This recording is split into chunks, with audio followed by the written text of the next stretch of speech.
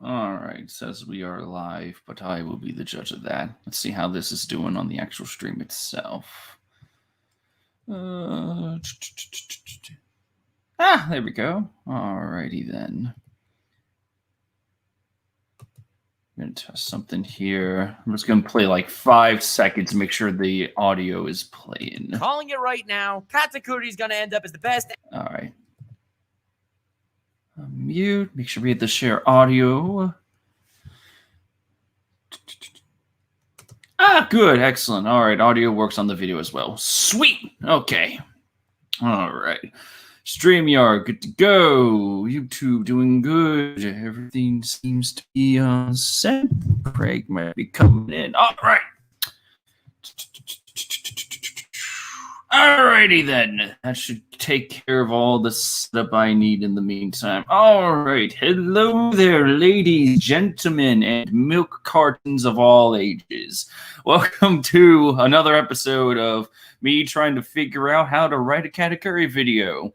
So if you do not know what this whole project is about, I want to say like maybe a month ago, I decided to put out a poll and just like, hey guys, what do you want to see from me next? And then I put like 3 choices down, and then one of the choices was Katakuri. Everyone, and I mean everyone, just voted unanimously for Katakuri.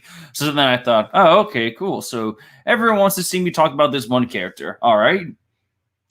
What the hell do I talk about? And then, because then I thought, like, should I talk about the faults of the character? Should I talk about his weaknesses, strengths? What I do? And then I decided to just say, fuck it. You know, fuck it. Let's just go all in, shall we? Let me do a whole long critique. I'm going to reread the file. I'm going to rewatch the anime in case there's anything I missed. And then I decided to just be like, all right, well, going by the objective standards of the story, how can I analyze Katakuri on the subjective level? Because he's a very beloved part of One Piece. Like, he's a very recent character in the grand scheme of the story, and here he is with thousands upon thousands of followers and lovers, and it's just like, oh, so he's doing something right. So then I decided to ask all of my friends, like, hey, tell me your thoughts on Katakuri. And then they would just be like, hey, he's cool, he's great. Or it would go to like, nah, he's shit. And I was like, oh, okay, can you provide a little explanation? It's like, okay, well, here's the reason. Interesting. So to adequately show you how serious I'm taking this, how this giant project of mine is, so these are actually, please know. All right, perfect. Yeah, these are actually the notes I have on every single chapter that Katakuri has been in the story so far. I made sure, like, anytime he spoke, I made sure to like put it in quotations. Anytime that Luffy said something, I would put it in quotations as well. So I will be referring to this. This is my master guide. This is pretty much the holy Bible that I have, because whenever I cannot speak today. So during the stream, when I talk about, or when I see someone talking about Katakuri, I can always compare them to the notes that I have to make sure it's like, wait, is that accurate or not? And then there is the video notes that I have. Yeah. So the last time I did this, Whawkins was gracious enough to join me. We looked at Grand Line Reviews videos on Katakuri. And I still had to edit, because I still had to go through the list here, because some of the things he said were false in his videos. Some of them were true, but they actually needed, like, commentary. So yeah, these are the notes I have. And now today, I'm covering Nux Taku's videos. How to write an overpowered character, the lonely philosophy of Katakuri, and then Luffy versus Katakuri wasn't about power, his art of a fight scene video. And then there's Tekken 101, who will be saved for last. I think he has another Katakuri video, but I will get to that when I get to that. For this stream, I just want to focus on Nux Taku today. So let me just go ahead, get the stream back up here. How to write an overpowered character. Excelente. So yeah, basically the point of the stream that I want to do today is that I want to just watch his videos, gather the notes. If there's something wrong, I will definitely jot that down. I want to see how the big names of YouTube and the big names of the One Piece community talk about Katakuri, so I can use them as reference for my own video when I release that in 38 and a half years. By the way, before I get asked, I don't know Nux Taku all too well. I think I may have seen him on Twitter a few times, but I never really talked to him, never really followed or engaged with him. Since I'm subscribed to Joy Boy theories, some recent activity was that Nux Taku declared war on the One Piece community. Good for him. I don't know the whole story. Again, I don't follow him, but he seems to be a One Piece fan. He has 3 videos on just Katakuri. So, yeah, I have my notes at the ready. And, oh yeah, before I get into this, I do want to say, for anyone watching now, if anyone wants to join in, I'm doing this whole stream on StreamYard. So if anyone wants to hop on in, just DM me on Twitter, and then I will send you a link. You can join the control room with me. We can watch together, because I want as many voices on this as possible to make sure I get my version correct. Okay, so enough to grandstanding. Let's take a look at the Nux Taku. All right, he has almost 1.5 million subs. Very nice, my man. Very nice. The like to dislike ratio. Dislike ratio is pretty substantial for this kind of video. Luffy versus Katakuri was probably the best fight in One Piece so far. Ooh. All right, rest in peace, Nice Lobby. All right, and this is my Katakuri analysis video, part 1. Okay, I guess the Lonely Philosophy is part 2 then. I'll analyze an OP character done right, and part 2 will be decoding the philosophy behind his character. As far as overpowered villains, One Piece has a lot of good ones, but not like my boy Dogtooth with the highest One Piece bounty.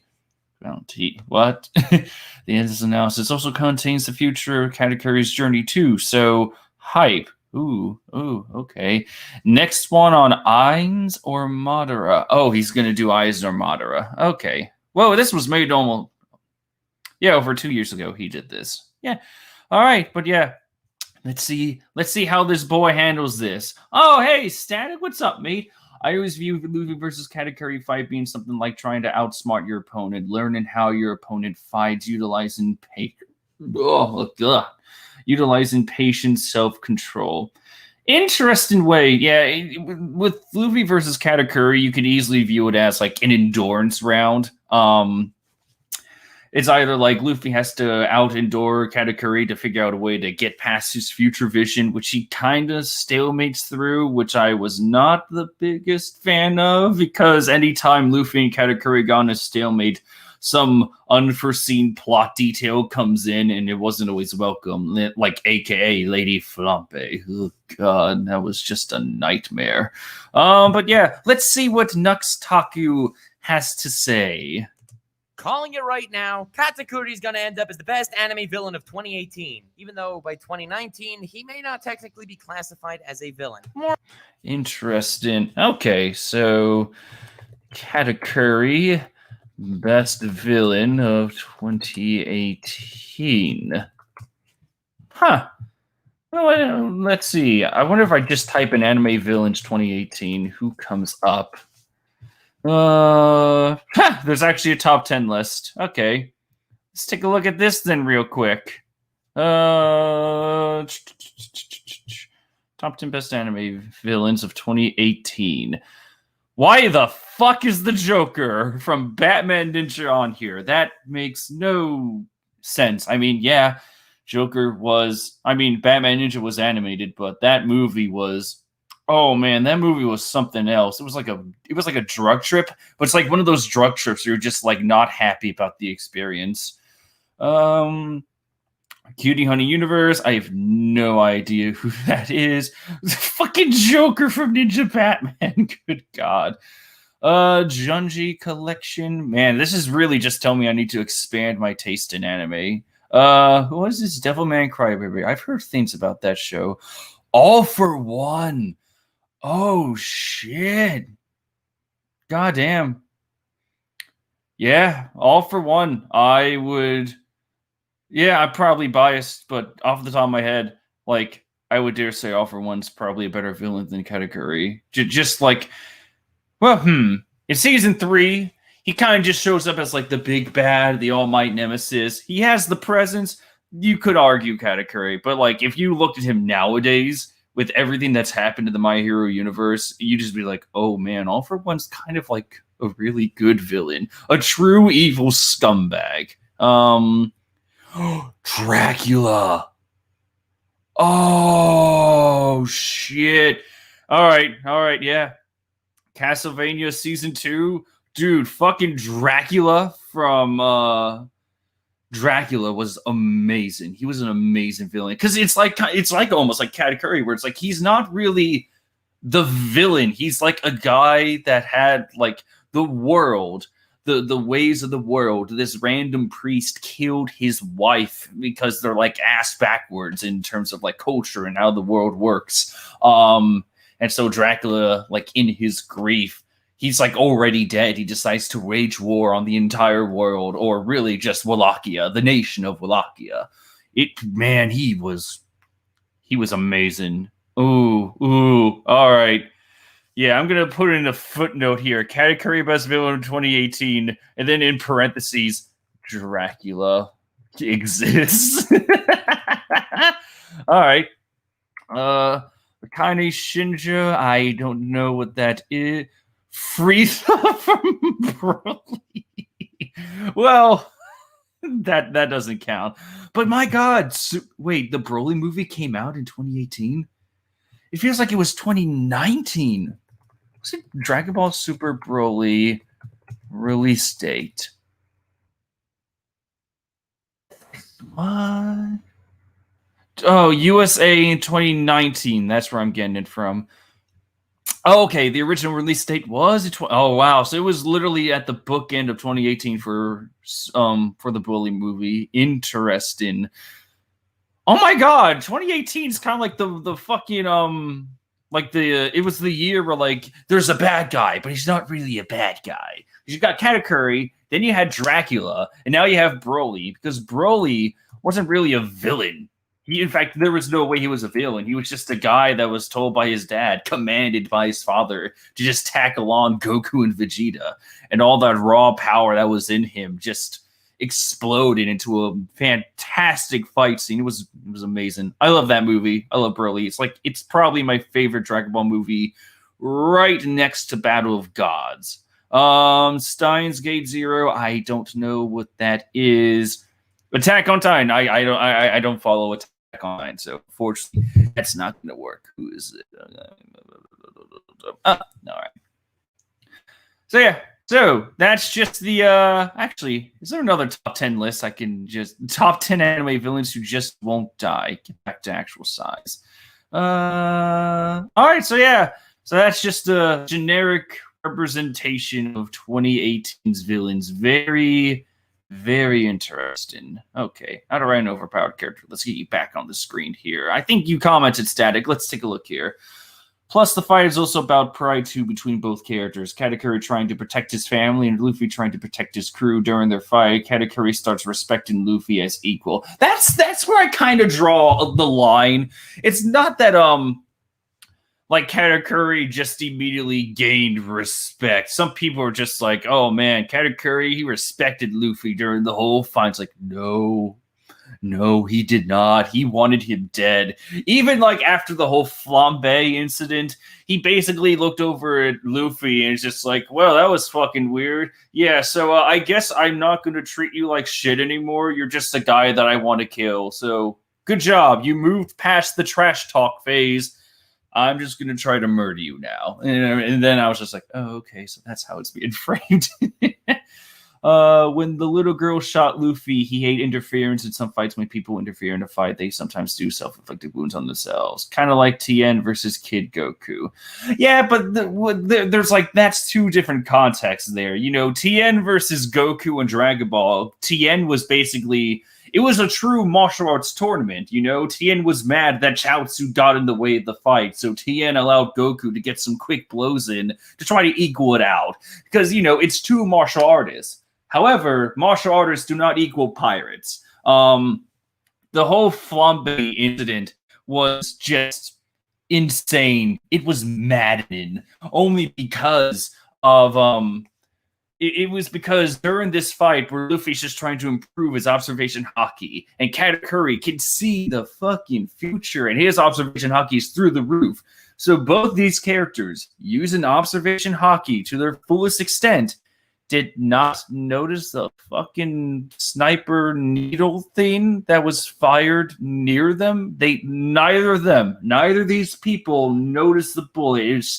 It was wrong. It was one of those instances where you could easily tell, like, if you were a generic reader, like, you weren't that invested in One Piece, you could easily be like, wait, now how does that work? It was very bad. What's this? There are also fighters too, though.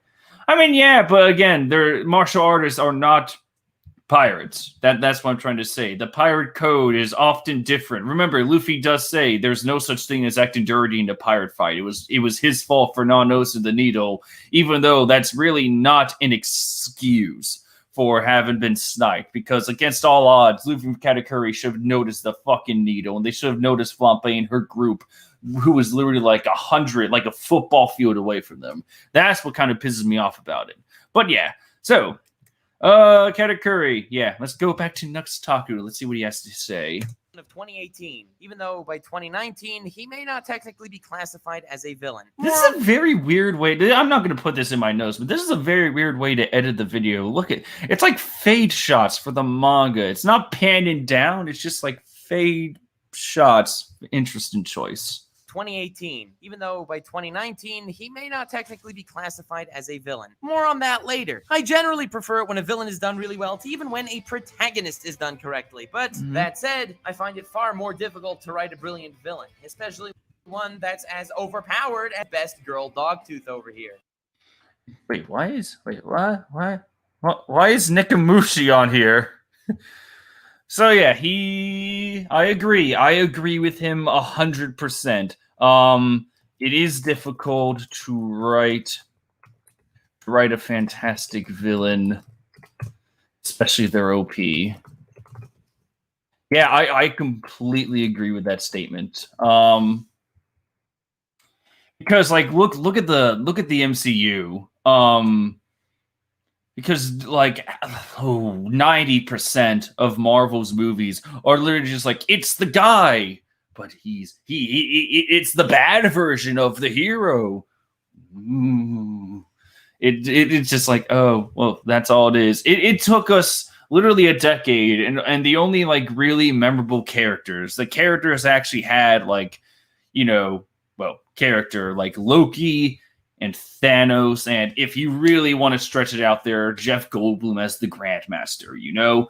Those three, you know, at least they had something. They weren't just the mirror version of the good guy. They actually had stakes and character and all that. The best version of the mirror villain was Killmonger in Black Panther. He did his job pretty well. You could say the same thing about Stain from Iron Man 1, but that's a stretch. Stain turns into a cartoon villain at the end of it, but in terms of the mirror, it works kind of well. What's this now? There's also the fight between Greymon versus Ogremon. When Ogremon allies to try and help him, he tells them back off. Oh, I don't remember Digimon too well. I feel like I know what you're talking about though with Ogremon. All right. But anyway, back to this. Here. Writing an overpowered antagonist altogether is kind of like unicycling on a tightrope above a vat of molten shit. And yes, I had to specify molten. Wait a sec, hold on. I need to rewatch that. Also, what was that you mentioned earlier? It's kind of like unicycling on a tightrope. Right, one more. Dogtooth over here. Writing an overpowered antagonist altogether is kind of like unicycling on a tightrope above a vat of molten shit. And yes, I had to specify molten shit because there's a recent trend in my comment section that whenever I use a metaphor to prove a point, there's always a few people that point out that what if he was immune to fire, for example. So please take note, countermeasures have been taken. Wait, what? So he continues the analogy of writing an overpowered character, like an overpowered villain, is like tied rope over a vat of molten shit. Okay, I got that, but what was this part again? Best girl Dogtooth over here. Writing an overpowered Missing antagonist something. altogether is kind of like unicycling on a tightrope above a vat of molten shit. And yes, I had to specify molten shit because there's a recent trend in my comment section that whenever I use a metaphor to prove a point, there's always a few people that point out that what if he was immune to fire, for example. So please take note, countermeasures have been taken. What a weird thing. So wait, are you complaining the fact that if you make a metaphor, if you make like a little comparison, people call you out on that? Yeah, I think he's talking about his own writing style. I guess that's why I'm feeling in the dark here. I don't watch his content all that much. Okay. As I was saying, writing an overpowered character, especially a villain, is incredibly difficult to pull off from every angle. As far as his introduction, it has to be well established that he is overpowered as opposed to ass-pull power levels that make him as strong as the plot needs him to be. And why did you show Ultra Instinct Goku as an ass pull? What? Used Ultra UI Goku as an ass pull. You gotta be kidding me. There's no. There's a difference, you know? Like, I can't believe you're gonna force me to defend Dragon Ball Super as Ultra Instinct, because it's like, it's one of those things, it's like, it was actually built up throughout the series. Literally, the whole point of Dragon Ball Super, if you really want to get in like on a symbolic theme, it was literally, how do characters surpass the gods that govern everything? Goku learned, like, he first heard about Ultra Instinct through Whis, and then he fought against Zamasu, and then there's the Tournament of Power, pushed to absolute breaking point. There was no more room to go. He tried everything, but Jiren sparked the fan, like Jiren sparked a flame, and that lit Ultra Instinct. Ultra Instinct Goku is not an ass pull. It's been built up for ever since, like, what, episode 16 of the show?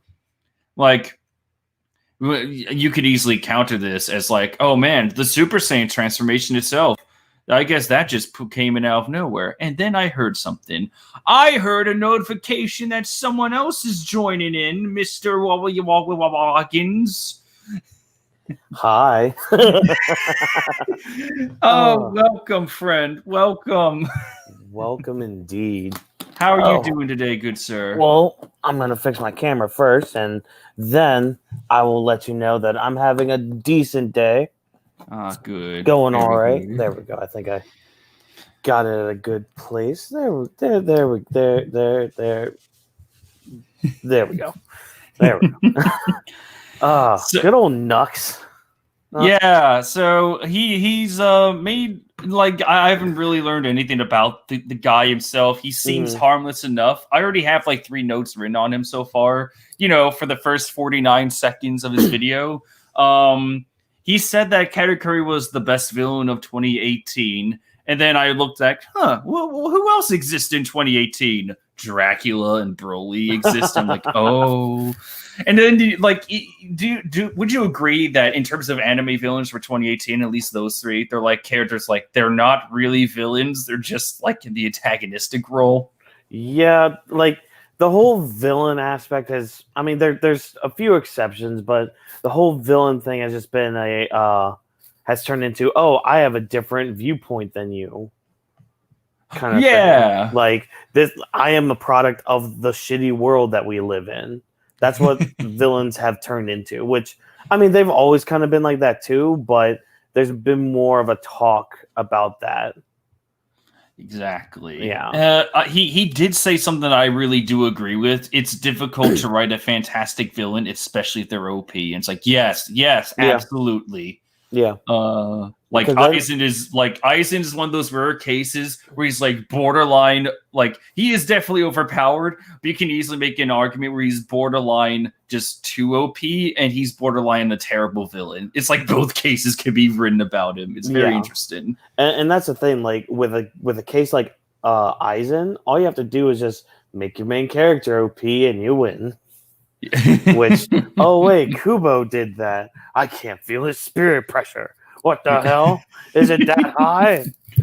Yeah, it's like, but didn't you say earlier that you couldn't sense his power because he traded it all away? And then at the end of the fight, you're like, why can't I sense his energy? You said so 50 minutes ago. Yeah. Also, he did something. He said something that kind of got me pissed off a little. He said all right, I'm gonna let this part play for you. He is overpowered as opposed to ass pull power levels that make him as strong as the plot needs him to be. Yeah, Ultra Instinct, according to his edit, is an ass pull. Okay, well, a couple things. Yeah. One, the most I know of Nux Taku is he's a bit of a troll. That's the most I know about him. Okay. I mean, this is a guy who got a borderline hentai to be on my anime list #1. Above, that's right. You told me about that stuff. Yeah, like he's a meme lord, but he does make some good points from what I've heard about things. The second thing is the concept. I mean, you can argue that Ultra Instinct was kind of an ass pull. I don't know about that. Like it was foreshadowed ever since like Goku and Vegeta trained with Whis. And that's the thing, it was, but you can argue that it just happened. Goku just happened to start unlocking it during the Tournament of Power. And yeah, you can argue, but the Spirit Bomb explosion forced his body to, but at the end of the day, my thing is, it's Dragon Ball. Just let Dragon Ball be Dragon Ball. Yeah. Oh no, Killian, caught me at a bad time since I'm just about to work. Hey, no worries, Killian. Knowing me, this stream is going to go on for all day, so it might be to the point where either A, you come back and I'm still live, or B, you come back and you have a full stream to watch. I would say take some of his jokes or things with a grain of salt. Yeah, I gotcha. Yeah.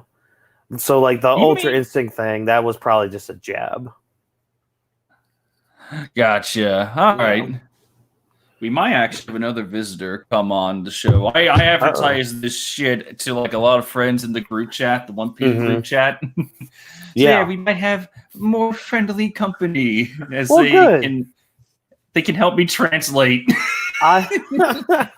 Hopefully, because I also have barely watched any of Nux's stuff. I wanted to watch his video about his war on One Piece. Because I heard he had some good points on that. I watched another buddy of mine he's been getting some traction, and he actually made a response video, and some of the stuff he was responding to was like, because some of the stuff Nux talked about was like power scalers and all that. My favorite. Basically negative people that ruin fandoms and all that. People like that. Yeah, but I haven't watched it myself. Gotcha. Yeah, but I'm at least gonna be able to be here until 3, and then I gotta do some stuff. But I'm at least here till then. Gotcha. Knowing me, this will probably like go on to like 10 p.m. There's 3 videos. That's fine. Yeah. So yeah, door is always open. I always say this to everyone, even now. Like even if you can only be like if you show up for like 5 minutes, that's fine. Like so long as I am live, the link I give you will always work. Excellent. You can pop in at any time. Yes. But I guess we should continue with this. He is overpowered as opposed to ass pull power levels that make him as strong as the plot needs him to be. And as far as his conclusion, he needs to be beaten respectfully, meaning he can't all of a sudden be way weaker than the feats he's already accomplished in the past. And it also can't be because the protagonist managed to develop some ridiculous, unexplained new power for the moment where... Oh no. Enter Snake Man. Enter the snake. like Orochimaru just pops in the corner. You rang. Yeah. That's very interesting. Like how he said, like the character can't just pull a new form out of nowhere, can't pull a new power, but Luffy kind of did that. Yeah. Like there's the thing, you can argue both for and against. That's like, well, Luffy did train for 2 years. It's like only natural that it's only natural that Luffy might have gained something other than just Gear 4 Balance Man. If there's a Balance Man, there's got to be something else. There might be a Snake Man. So it's just a very interesting edit choice. And I guess you can, if you're basing some of your argument off the anime, they did kind of hint at Snake Man being a thing because Rayleigh bitch slapped Gear 4 Luffy. Like, he's like in the anime, he just straight up almost murdered Gear 4 Luffy, basically saying, oh, this is a great transformation, but you need something a little faster if you're gonna be able to do anything else. So I guess the concept was there. Maybe he didn't really figure it out until maybe after Dressrosa or something. I don't know. Like it was kind of like the thing where it's like when he was fighting Doflamingo, it was pretty much like, all right, Gear 2, you have the speed, but you don't have the power. Yeah. And then with Gear 3, it's like, well, you have the power, but there's like you're too slow. So like Balance Man is like that perfect mix because Luffy can go flying and he can send people flying. With Snake Man, it's pretty much like what Doflamingo said. It's like it's pretty much all about speed. And I imagine that if he tried to if he used Gear 4 Snake Man and the arm starts bouncing everywhere, that might not be a good fit for a guy that has like unlimited strings that can like basically one wrong move and like Python, like the Python arm can be caught just like that. Like it's like useless. You kind of need that sheer power of Bounce Man to get through. Yeah, so I agree with the choices. It's just like you just the choice of edit he has. It's just like, well, you can't just pull a form out of nowhere. It's like he kind of did though, and like even with the anime, you basically is just like, oh, here's flashback. It's like the same thing with Whis. Whis shows Ultra Instinct because he basically is Ultra Instinct. Or I said it before you popped on. It was the Super Saiyan transformations. Like you could argue that came out of nowhere. Why should Goku be tied to any prophecy? Just like what, a repeat of Dragon Ball? Okay, you could easily make an argument for anything at this point. The one true Gear 4 form that came out of nowhere was Tank Man, and that was because Luffy was full from eating all those biscuits. To be fair, that's just like an adaptation. That was like Nami and Cracker's faults. They caused this. It's your fault. Love it. I'm gonna finish replying to Angel here. He's potential guest here. Oh, nice. I'm gonna fix my camera again because I keep looking at the computer like we're on a CBR stream, and I'm like, wait, but let's see how it looks like this. Let me try that. Okay, fuck it. I'm doing that. That's fine. Backstage logistics here. He said, like, so the idea of the video is like a Katakuri discussion. I'm like, kind of. Something like that, yeah. Yeah, like word for word. I'm watching videos by Nux Taku and commentating over it, point out things I agree and disagree with. Yeah, that's pretty much the simplest way I can answer that. I like what Killian says here. In general terms, seeing Bound Man as the all-rounder general offense, Tank Man's the hold the ground defense countered, and Snake Man is the quick long-range sniper. Oh, I like the sniper. That's pretty cool. I do like that. Seastone's in the chat. What's up, mate? Yeah, Seastone. If you ever want to join in, just DM me on Twitter. I will send you a link and hop on in this beach. Alrighty then. I guess we should just let this continue then. Yeah. be because the protagonist managed to develop some ridiculous, unexplained new power for the moment, where all of a sudden, whoa, would you look at that? His long-lost father was actually a nine-tailed Saiyan death god that secretly entrusted a one-time use power boost that we never heard of before to Protagonist Jr. Katakuri totally... Oh, interesting. What a very interesting Full Metal Alchemist. Or saying your dad was really a Philosopher's Stone, which, by the way, that is a brilliant character twist. It is. I would have to say. Yeah, Hohenheim is great. I will not take any slander of his character. He was amazing. I love him. But yeah, from Full Metal Alchemist, I'm a Philosopher's Stone, to no, you're secretly the nine-tailed fox in Naruto, and now you were Super Saiyan. But really, nine-tailed fox Super Saiyan was pretty much the fucking god power up in the Ninja War. That it really was. Like, after Naruto got like the Sage power, it was just Super Saiyan Fox mode. Yeah. That's all it was. It pissed me off so much. It's just like, yeah. I think it was either it was during the Team 4-Star playthrough when they did Ninja Storm 4, and there's like a scene, I don't remember if this was in the anime or in the manga, but there's a scene where Madara just has like this giant meteor and he throws it down onto the planet, and then Naruto with Susanoo, they just start firing, like they put all the planetary Rasengans together and fire it up, and they blow up the meteor. And like, I think it was grand. It's just like, I remember when ninjas did this. Just out of nowhere. Yep. It's just like, yep, yep. It turned into a Dragon Ball. It was like the Goku and Vegeta show, but with teenage ninjas. It was. What a magical time it was. What a grand time. And now it's all about science and sci-fi and little parasites that came from outer space that take over people's body and, hold their data inside of a seal. And then, let's revive a dead character that would have decomposed in less than a week. Oh, good. You read those tweets I sent out. Oh, I saw. Yeah. Dude, I'm still working on that. Like, I don't know how long my little rant for you is going to be when you do your Jiraiya arc video. I'm still working on it. Yeah, it's just like it's already 2 pages long. I was like, do you want me to just go full rant mode on that? Just like, how does this make sense?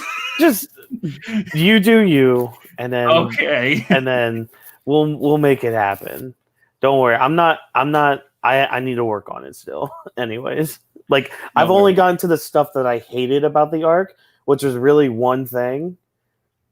So I haven't gotten to talk about like all the awesome, lovely stuff, which, spoiler alert, the only thing I didn't like in the arc was the big elder toad guy being like, hey, there's a prophecy, Jiraiya. Follow it. And I'm just like, oh, so Jiraiya is just going to live his life based off of prophecy and not do anything else. Great. Limit yourself, Jiraiya. Awesome. Well, I mean, like, yeah, it does suck, but like he does take it straight. Like, at least he doesn't like spend his whole life on like that one missionary. It's like he does his own thing, and then he notices Nagato. It's just like, I wonder if that's the boy the prophecy spoke of. And then it turns into like this tragic backstory, tragic turn. Like he actually creates the Akatsuki in a dark, twisted way. And then Naruto has to come in.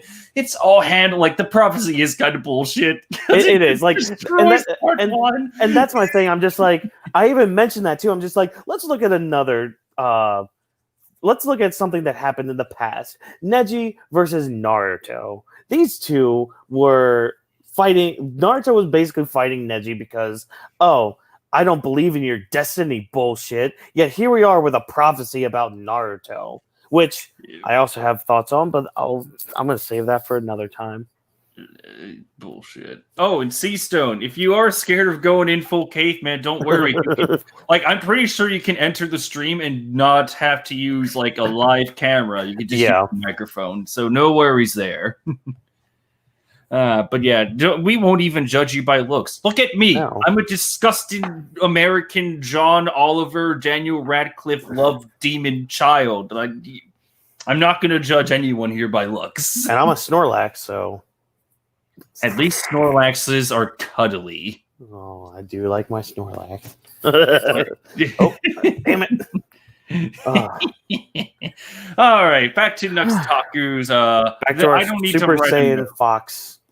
Yeah, God thankfully I mode. don't need to write a note on that. Though I do No. agree. Like Naruto, in order to get to the end of the story, it went through bullshit. It did. It went through it was decent and pretty cool stuff, and then let's just have a fight between who's going to be the next 10-tailed beast, Jinchuriki. And then this lady god comes who is from outer space. That's where Makes your sense. chakra come from. Makes and then sense. so you have all that bullshit, and then Makes sense. Naruto versus Sasuke again. Though that made fine. sense. Yes. Unironically, that made sense. Yeah. And then I'm still salty about the last episode. Like, it's one thing to have your wedding, but the show needed to see Naruto as the Hokage. Nah. We could have the OVA for that. Fuck that. Where Naruto doesn't even get to attend his own Hokage ceremony. I'm Konohamaru still became pissed at Hokage. He's just like, sorry, Naruto, I'm transformed as you. Just like, fuck off with that. Whawkins, didn't you agree, though, that in terms of subverting your expectations, it was very well deserved that Naruto got one-shotted by his daughter so that he could miss the most important day of his life, the day of his life that he was working every day to achieve? I think it subverted your expectations, and I think you just hate Naruto because everything in that is perfect. Fucking piece of shit. I'm not even going to comment on. Play the video. Damn it. Entrusted a one-time use power boost that we never heard of before to Protagonist Jr. Katakuri totally blew my mind as far as writing an overpowered villain, to the point that in the video I made discussing what I believed Big Mom's role was in One Piece about 8 months ago, that video did not age well. Okay. The only reason I paused is I do like how I use the JoJo symbol for breakdown. I like that. I like that too. I approve of the thumbnail. Yep. All right. What I believed Big Mom's role was in One Piece about 8 months ago. That video did not age well. You may not want to see it. It's after the chapter Katakuri was revealed that he was able to see slightly into the future. And at the end of that video, I stated that I was already looking forward to cover Katakuri in the future because from his first meeting in the manga, I already knew he was going to be a pretty major badass villain. Yeah, true. Yeah. I mean, the guy literally had a full page reveal, and it was like one of the most detailed characters we've ever seen in the arc so far, aside from like Cracker and Smoothie and Parasparrow. Oh no, why is he using the Viz translation? Is that the Viz translation, or did they actually call him Katakuri? I'll have to use research. I remember like on day one, everyone was like, it was Dogtooth. And I remember for, like when I did my own chapter reaction to that, I remember it's like Dogtooth. And then I looked at Katakuri and it's like, he looks like a Devil May Cry character. I know. Especially with the name Dogtooth. I was like, okay. Oh my God. Oh, wait, what's this? Prophecies suck at times. Half of Greek mythological figures got screwed over through prophecies, including all of Troy. Yeah, the gods are dicks, especially those 3 fates. Like, fuck her. Like in Hercules, the movie, I hated the fates because they killed Meg. Fucking bitches. Yeah. Not talking about the looks, this Seastone. Oh, okay. I'm sorry if I misinterpreted, but you are always welcome on here, mate. Killian, who would win, Kaguya or Asura's Wrath Chakravartin? I don't know because I haven't beaten the game yet. Oh, no. Like, I played the first level, but this is exactly like Shantae all over again, where like I played a little bit and then I just did other things and then I just kind of left it. Like, it is downstairs right now. It is downstairs in my PS3 box. It's like one of the only things I haven't unpacked yet, but there's no room I can put it yet. So working around that. Kaguya was disappointment, still wondering who she boned. She boned everyone because all of her chakra is in the whole cast of Naruto, which is love. She boned a tree. Yeah. Oh, wait, no, she became the tree. Never mind. Big, beautiful tree. Uh-oh. Uh-oh, I heard a notification come in. Oh, I no. think Seastone's Like- joining in. Can you hear me, guys? I don't even know if you can hear me, dude. Oh, I can hear you just we fine. got you. Hey, what is up? What up? What up? How you doing? Doing good. How are you doing today, good sir? This is the first. You're on my It's channel now. Yeah, it feels weird, man. It feels weird. It's a little bit scary, man. I don't know. It's probably the first time I go live in like anything, honestly. No worries. You got the setup, you got the appearance, you got everything. We are all. I mean, good. kind of. I'm just missing the head, and probably like the English. I may go a little bit caveman. No, you Like, bring you're good. culture into this stream. Hold on a second. So what are you guys talking about now? Naruto. I was hearing a little bit of Naruto, Yeah. like a little Someone in the Naruto comments. run in there. Yeah. Yeah, we love bringing up Naruto just because it's like Nux Taku is like, yeah, you can't really have an OP character, and if you bullshit it too much, you might have a case of Naruto or Kaguya. And it's just like, yeah, we agree wholeheartedly. Don't be like Naruto. I mean, I love Naruto, but that's a good example, and just bad character writing, right? Yeah. Like in my opinion, it just doesn't feel like it makes any sense in the rest of the story, right? Yeah, it's like one of those memes where you could say like Kishimoto wanted to end the story after Pain, Probably, and then he realized like, oh shit, I still have like 4 other Akatsuki members to take care of. Fuck. Okay, you need to die, and you need to die, and Though I gotta say, I loved the first part of the war. It was really cool in my opinion. Some fights were fucking cool. yes, Like 100%, man. The fucking like Ace Father, third Raikage, I believe it was, second Mitsukage and stuff like that. Those fights were amazing in my opinion. yeah. Yes, I loved it, and I'm making a little rant for Whawkins here because he's doing like he's going to talk about like the Jiraiya like Jiraiya versus Pain arc, and he asked me if I could do a rant because we can't. We're On we're at a Jiraiya? point. Yeah, because Who we're at a would like- point. Well, Who would want to? oh, well, here's the thing. Do you know anything about Boruto?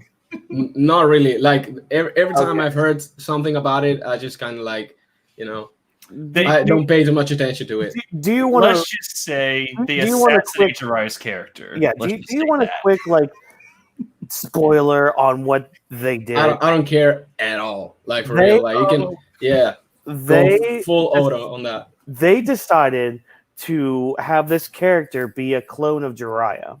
Oh, for real? Yeah, and it's like You don't gotta Yeah. do him like that. no, not at all. And like, it's just so stupid. Just even as a concept, because if it was a clone of Orochimaru, fine, whatever. I would even take a clone of Tsunade, whatever. Yeah. But Jiraiya, who Yeah, you died, kind of gotta give him more respect. yeah, He earned it. Yeah. it's just Like- so stupid. I make it a point in my little rant I'm making for you, Whawkins, but it's just like there's a reason he was dead. There's a reason he stayed dead. There's a good reason why And the way he died, though. Kishimoto didn't bring him back for the war. There's a lot of reasons for that. We don't need to bring him Yeah. back all of a sudden. Just let him die. He had his story. There's nothing else he can do. But nope. Now there's a clone, and he's a modified, perfected clone that can just go Is into he- stage Is mode. he like with 100% no help. looking like Jiraiya? He looks Yeah. like a young Jiraiya. Yeah. I'm gonna check that out on you. Yeah, well, here I got It's like- it for you. Oh, you got it. Yeah, I don't know how I'll- this thing works, honestly, though. No worries. Yeah, it's even like to the point where like he has mastered sage mode, and I'm like, oh, that thing where thousands have tried and they turn into like just horrific monsters. Okay, sure. There he is. just mastered sage mode. Yeah, there he is. Good old Kashin Koji. Oh, It doesn't even look like from Naruto, though. No, well that's He's giving me like Berserk or something like that. yeah, kind of vibes. the guy who draws this Boruto manga. Not the same. Yeah, Not it's Kishimoto? not Kishimoto. Yeah. I mean, Yeah. makes sense. Like the dude just wanna retire and Yeah. spend his money. This is basically the GT of Naruto, but worse. Bro, that's weird though. That's weird.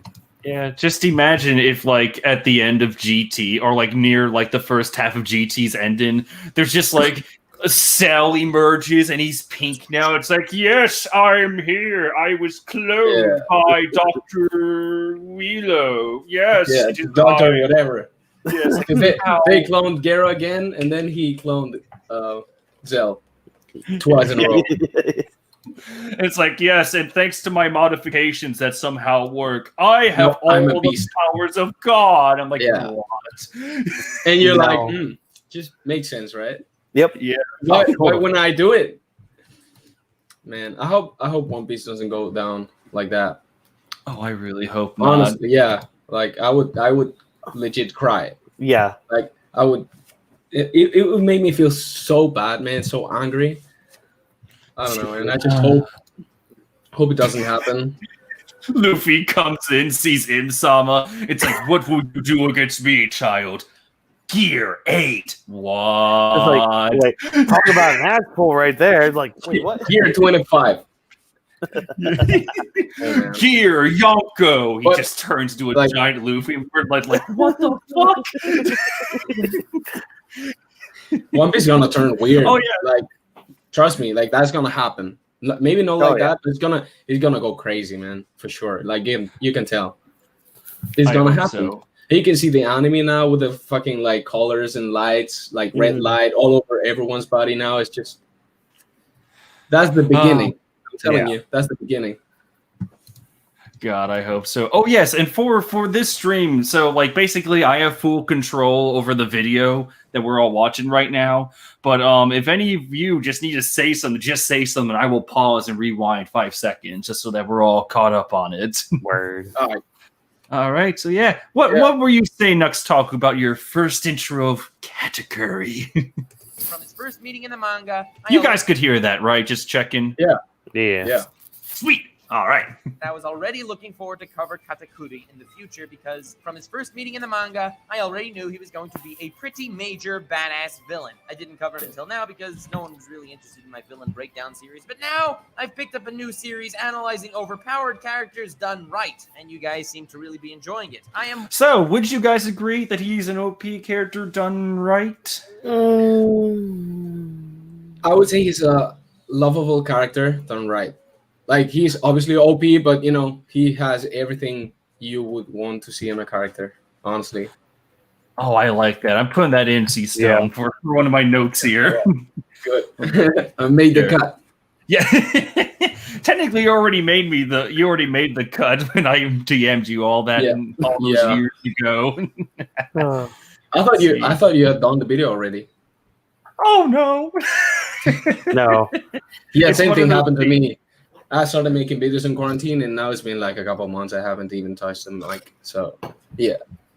Yeah, it's like one of those videos where I'm gonna have to really take my time with, because this is a character that he showed up just a few years ago and everyone loved him, and I was like, I want to make sure that I get him right on the objective level. I represent him well on the subjective level. I want to get everyone's thoughts on this before I introduce what their thoughts are. It's going to be a massive project. This is probably a This is gonna be like a long ass video, right? Yeah. Like 45 minutes or something like that.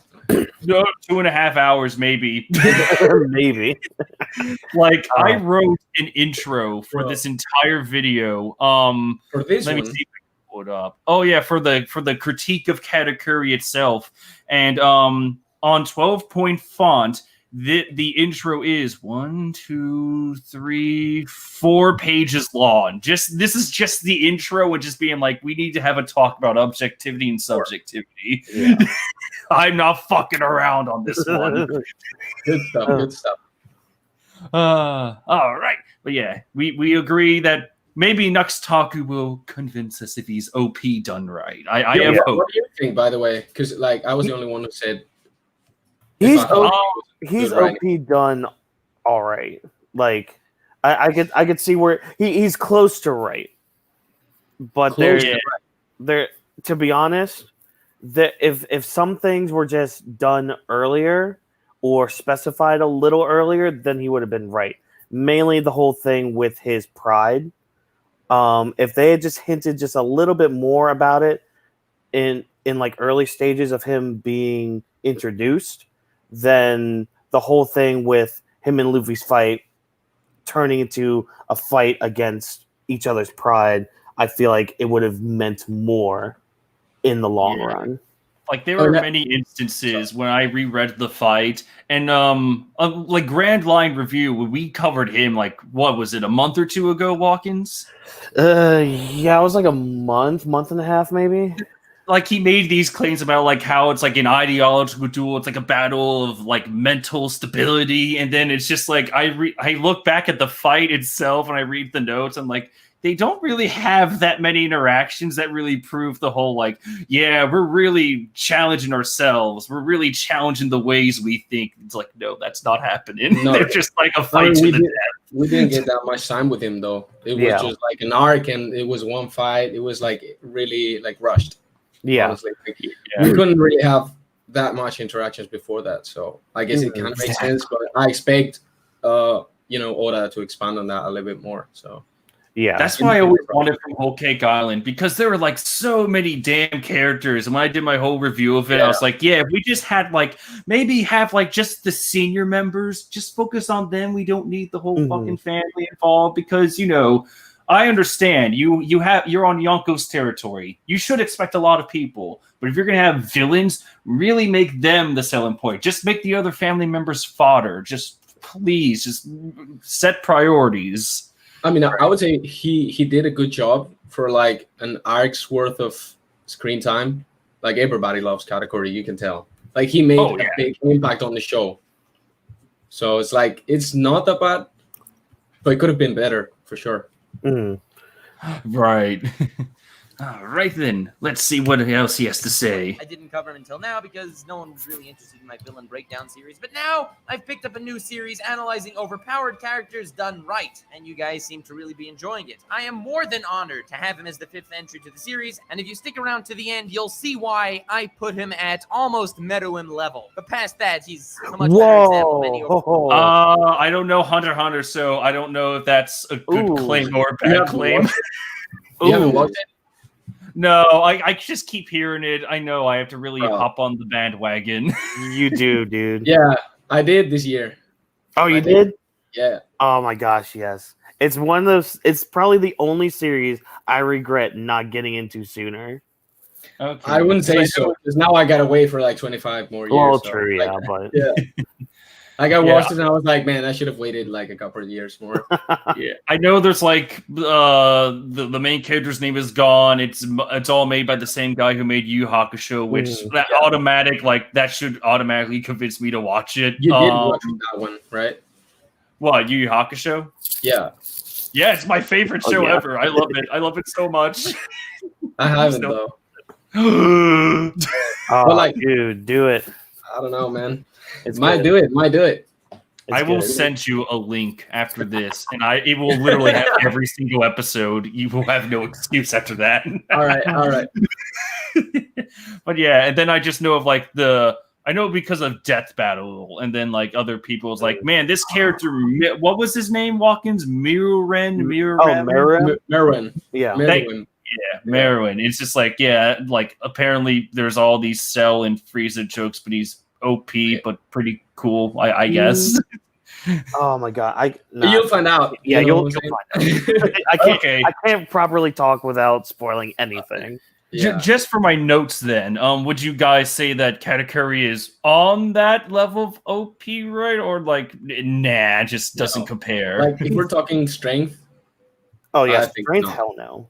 I think but I have to say those like Meruem looking kind of bitches from Hunter x Hunter are fucking busted. Like they make no sense in powers levels terms, in my opinion, though. Okay, they are out of this world, man. Strong. Would you say the character themselves are handled better than Katakuri, or nah? I would, at this point right now with Katakuri, I would say yes. Okay. Just at this point, because if Oda does some more with Katakuri in the future, that boosts him up, he could probably get closer. But even you can tell he's gonna do more with him. Yeah, for sure. Yeah. So until we get that, I'm gonna say he's nowhere close, because in my opinion, Meruem is probably one of the best written characters in anything.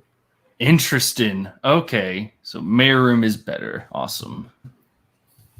Alrighty then. That's one strike against you, Nux. Just take that. What did he say about Merrim? He said they're on the same level for him. Like in terms of character. Yeah. I don't know. Yeah. It's not like an understatement though. Like it makes sense, but you can share it or not. But it kind of makes sense to me. Yeah, for someone like him to say that, right? Yeah, and again, like I could see that, but I just need a little bit more from if he's gonna reach that level. Yeah, but that's the thing. Like, well, I'm not gonna talk too much about Merrim, but like, dude just got started with Katakuri, right? Yeah, so like,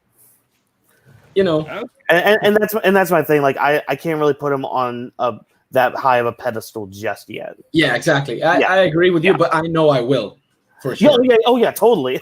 Exactly. That's what I'm talking about. Trust me, Katakuri is my second favorite character in the whole series. Oh yeah, right behind Odin. I love Odin. Right behind who? Odin. All right. Yeah. Cool. How dare you? No, there's no mention of NL, you scumbag. NL's fine. NL's fine.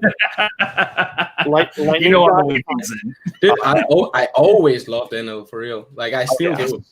I still do. Yeah. Underrated.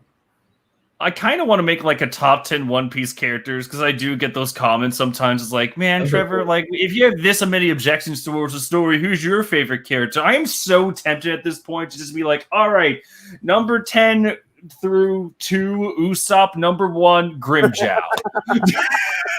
Trevor, you can be the tier maker though. Like it's really popular right now. That would be a cool stream, you know?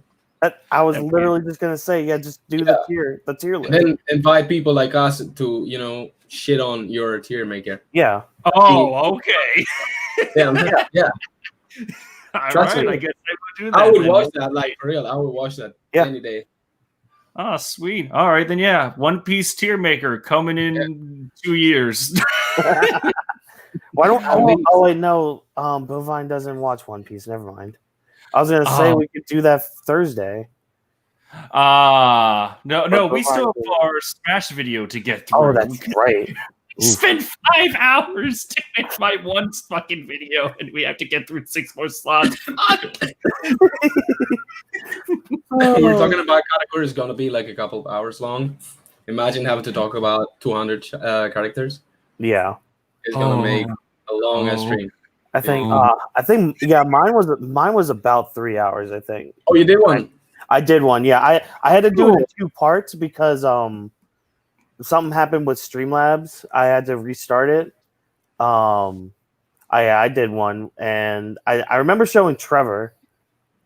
Oh, that's right. That's right. I do remember that shit now. Yeah, and I was like I know the internet's gonna crucify me for this one. Yeah. You made some controversial statements. I know one was. I'm trying to find it right now. What's the Katakuri? You could just tell like number your top 10 or something like that. So Oh yeah, well I separated the Straw Hats with a top 10. That makes sense too. I mean, yeah. I'll try to find it and I'll share it with you guys. I remember the highlight of that conversation because it was during that tier list, Whawkins, where you said your fiance Miranda. She said that Brooke was like nowhere near her favorite character. I'm like, blasphemy. Oh yeah, I was like, right now. I was like, do we need to talk about our relationship because And how's she doing on her One Piece run? So we finished.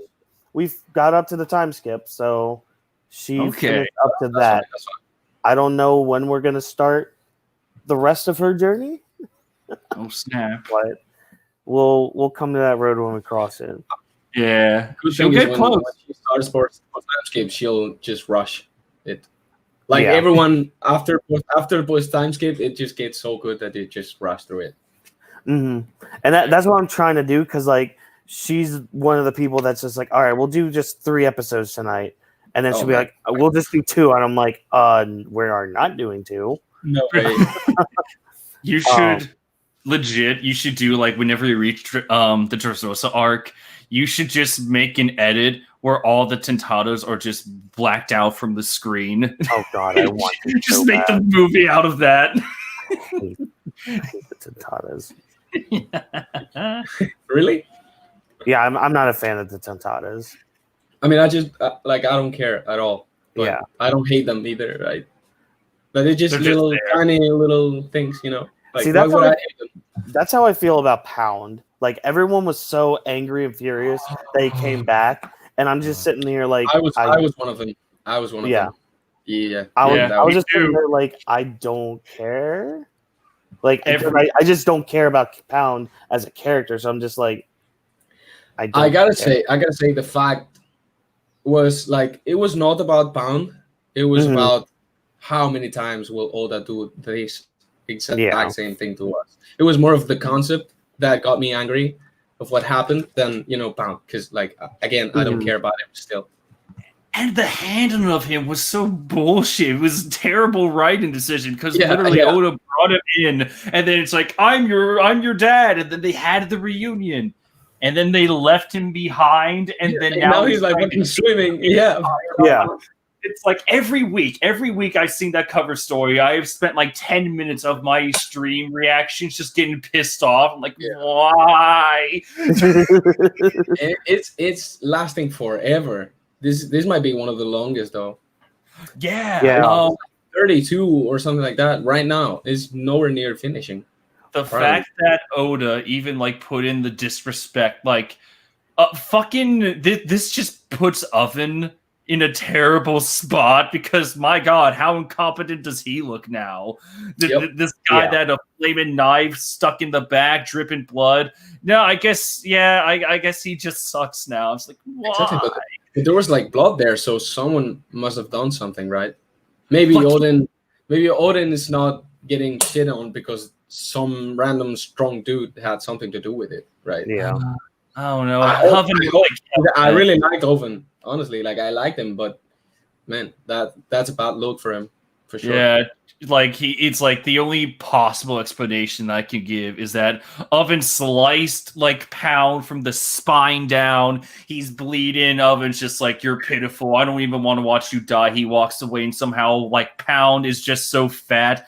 Like the fat helped seal the wound, and he just got up on a random raft and sailed away. That's the only explanation I will ever take. Maybe Katakuri stopped the blade with the hand, and that's why we see blood dripping because he was It's like, just a random like, hole that you appears ain't out of killing this dude. Katakuri just makes like a random donut hole Yeah. in space and time, just stops the blade. It's like, no, not yet. Exactly. Like, what? Oh, I love it. Oh yeah, we should probably let Nux talk again. Oh, Hey, I'm sorry, man. Like I go. Nah. sometimes. No, this is good. I love having these conversations. They're great. Cool, man. Cool. Same. Why I put him at almost Meruem level. But past that, he's a much better example of any overpowered character that I've analyzed to date. Feel free to subscribe Oh, if you're okay. interested in this overpowered analysis series. And I am personally so glad I Bro, started it fucking because otherwise I subscribe, would man. never. Oh yeah, I will.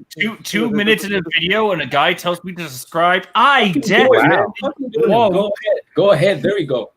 Yeah, I don't. Should I, audience? Should I? Oh my god. Oh my All god. right, Yeah, there we go. I'm gonna feel bad because he has like 1.49. I'm gonna kind of feel bad if I was like the 1.5 million person to do oh it. God. Now he's gonna expose you. Yeah. Probably. I have Trevor a feeling- Tiger exposed. Yeah. Like exposed. I have his name in the tag, so like I don't know if he's gonna catch wind of this stream. If he does see this, he is more than welcome to join in because I would love to Yeah. hear his thoughts if there's any like major disagreements we have in this. For sure. Yeah.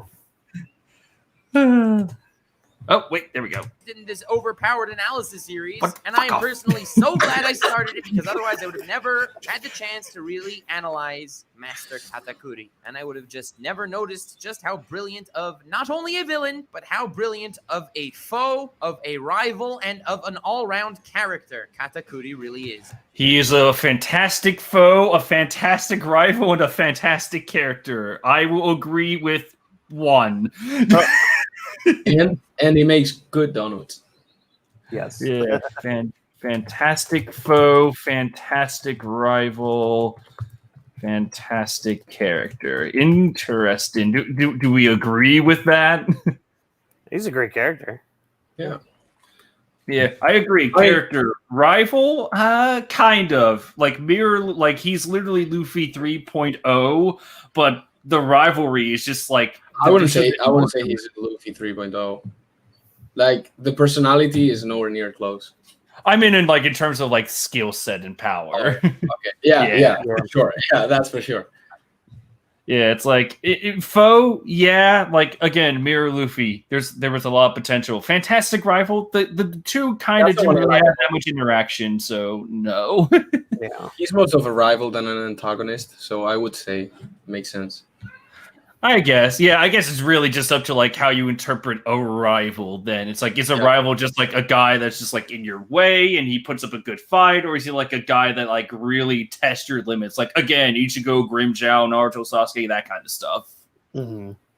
All right. Of a foe, of a rival, and of an all-round character, Katakuri really is. While in my intro, I stated that everyone overpowered needs to have feats from beforehand, the beauty of this guy is the vibe he emits when he's first met, being the first henchman character in the entirety of the One Piece narrative that is hyped for achieving a power boost we have yet to see, being his fascinating visual premonition haki. This was not following the One Piece lackey style. I'm going to stress the introduction of his character a little more than I usually do, because it'll be overly important to understand the purpose of his entire character later. Yes, I had to rewrite a big chunk of this to actually get it to flow the way I wanted it to. To put him in perspective, the first Logia opponent that was truly revealed to have this tremendous offensive and defensive power was Crocodile, the main villain of the saga. The first reveal in Awakened Paramecia was Doflamingo, the main... The random shot of his crotch almost in center frame. I mean, it is Doflamingo. Doflamingo's one cool dude. Yeah. Yeah. Like I don't know if he said it in the beginning here, but he loved like he's would you agree Seastone that Katakuri was the best villain of 2018? No. Asking you for the other villain is Big Bum, right?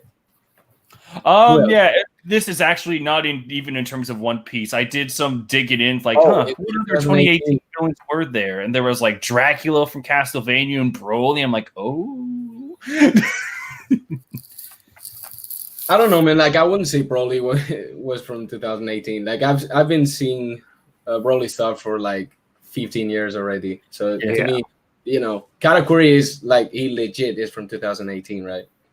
Broly was literally on the tail end. Yeah, of Broly is like whatever. I don't know. And Castlevania, like I watched Castlevania and I didn't even think it was good. So I mean, between those, yeah, man. I mean, you can try. I'm far. I will hurt you. I will break your neck off on the floor. Oh damn! Oh damn! You Whawkins, I say this exact shit to you every time we disagree on something. Yeah, I mean, it's fine. that or when I go, ooh. No, we are not bringing Ben Beckman into this. The audience doesn't know the context. Yeah, we could. No, thing is, I would have to search, 2018 characters and stuff. But yeah, I mean, he's probably on the top of the discussion there, right? Katakuri as a villain from 2018. Yeah, probably on the top. Yeah.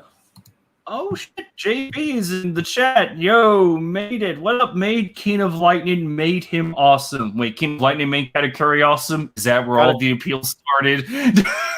I mean, he is one of the creators of the Holy Mega Church of Katakuri, so... I can't believe that shit God, exists. we forgot to do our daily prayer for that. No. You doing what? Don't you know about the Church of Katakuri? You're doing what? No, I'm not in any kind of church. Not even Katakuri. There's a meme about and it's mainly from. I know. I watched King of Lightning. Oh, okay, so I thought it was like more of your stuff. Like you guys made one. Oh your- no! Oh not yet. no, it's actually much worse because here's the account.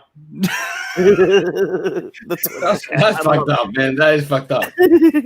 That's a cult. Yeah, so That's a like cult. I do like the stained glass art, but I keep saying this every time I see it. Katakuri has a church. Where the fuck is my Kaido church? Why isn't that a thing yet? Well, because Kaido isn't the character yet. You Because- gotta wait. Kaido's church is a bar. Yeah, I would maybe join that one. See, Yeah. Like, that makes sense. That would Hey, be look! amazing. Nux is on here. That makes What's up? sense. Check Ooh. check. Nux! What's Oh, up, shit. Nux? What's up, mate? How you doing? Actually happened, bro. What is up, mate? Yeah, I'm for your context here, Nux. What's happening is that I'm actually writing my own video for Katakuri, and I'm just going through all the takes on the character. And then, like last time I did this, I did grand line reviews, and you were next up on the chocolate block, mate. So yeah, I'm just going through your how to write an overpowered opponent, the lonely philosophy of Katakuri, and then your art of a fight scene. So yeah. If you ever want to like actually hop in here and just watch your videos with us, I don't know if like if you're, Watch if you're your one of own those people content. that hates watching your own videos, then yeah, you don't have to join. But if you want to offer your own voice, just DM me on Twitter and I will bring you in, good sir. But yeah, I hope you're doing well, and hopefully you approve of our of our just commentation over this. I mean, points are being made, which are fine. You know. Yeah. Yeah, mostly I have agreed so far It with brings a lot of things discussion, you said. right? Yeah. Yeah. The only thing I don't see is the whole mirror rem because I just don't watch Hunter x Hunter yet. Yeah. That is you. Alrighty then. Let's see what else Mr. Nux has to say. Revealed to have this tremendous offensive and defensive power was Crocodile, the main villain of the saga. The first reveal in Awakened Paramecia was Doflamingo, the main villain of his And saga, Dolphin's and so on. An Yeah, Dolphin. I can't get over that. I love how he just. Yeah. It's kind of like zoomed in. It's almost center frame. That's a very love Dolphy it. view, right? I mean, if you like, I can completely understand if someone wants to edit in the fact that like we've seen Doflamingo's face all the time. Why not focus on the good stuff, you know? Yeah. I mean, In Paramecia- Violet saw it a lot, so. Jesus, that took a turn. Nice turn. God, every time I keep forgetting that they were legit, like a couple, and then I just feel terrible about it. I know. was Doflamingo, the main villain of his saga, and so on. An underling style character like what Katakuri was at first thought to be shouldn't get that hype boost. Furthermore, if you were to look at basically every single lackey character in the entire series thus far, they're made Fucking like, I'm about to say like, oh man, don't do Yamcha like that, and then it's just like, wait, it is Yamcha though. Yeah, so don't do Cracker like that. Yeah. Oh man, Cracker's part of the shot. Yeah, Cracker, man, Poor I would call him the Yamcha. At least he did put up a Would fight you? before being I sucked call and thrown Snack out. the I think Cracker's really underrated, honestly. Yeah, Oh yeah. I loved him. That- and he was cool, man. He was really cool. I'm telling you. Oh, Nux, Law, thanks. I love my own videos, but these are old ones. Understandable, mate. No worries. We will try to do something right. It like again, and the door is always open, mate. Door is always open. Yeah, I like if you guys ask me, it's like if some guy in the future, if for whatever reason I make it big, and it's just like let's watch I Trevor's. mean, you were on the Monday drawing of the One Piece YouTuber, so you kind of made it. I'm Oh, still yeah, don't you know how I were. made that shit. Yeah, he was. He was. I still don't know how I made that shit. You did.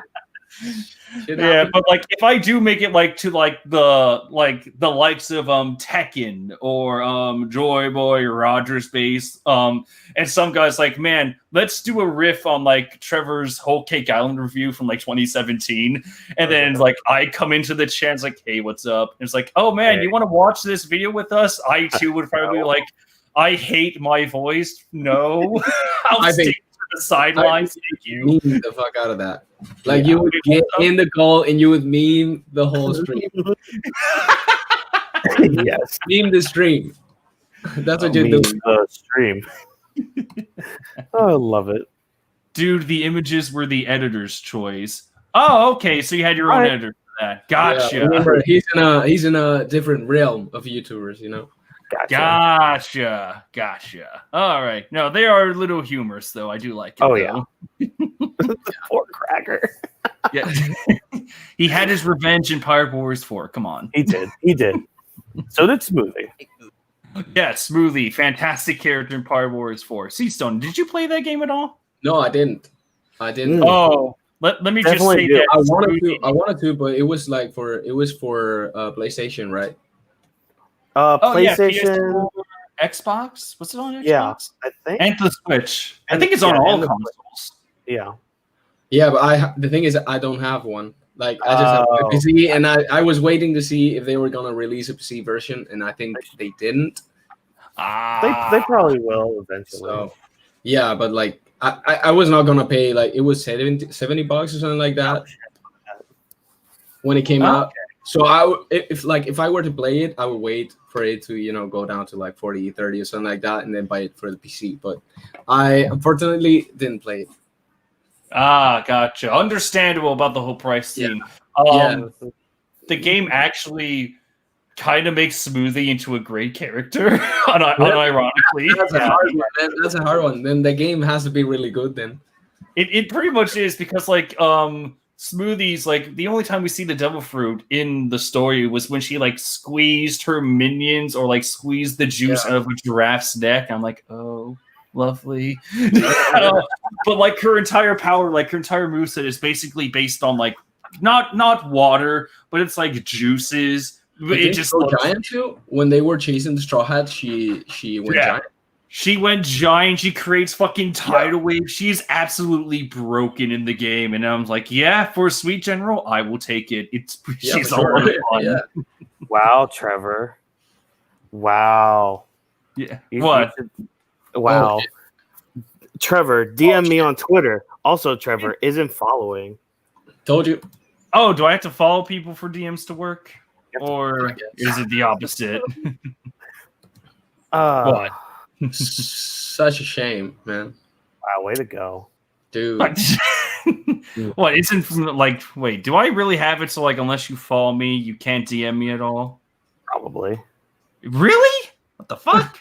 I thought my DMs were open to anyone. Either that or shit public. Or the fact that we're watching one of his videos and you don't follow him. Again, I didn't really know his stuff beforehand. I can't control that. Let's see. Oh, hey, Strix is in here. What's up, Strix? Yo, what up? Nux. Yeah, I don't know myself sometimes. You don't say Nux, you don't say. Glad of you to make it, Strix. What's up?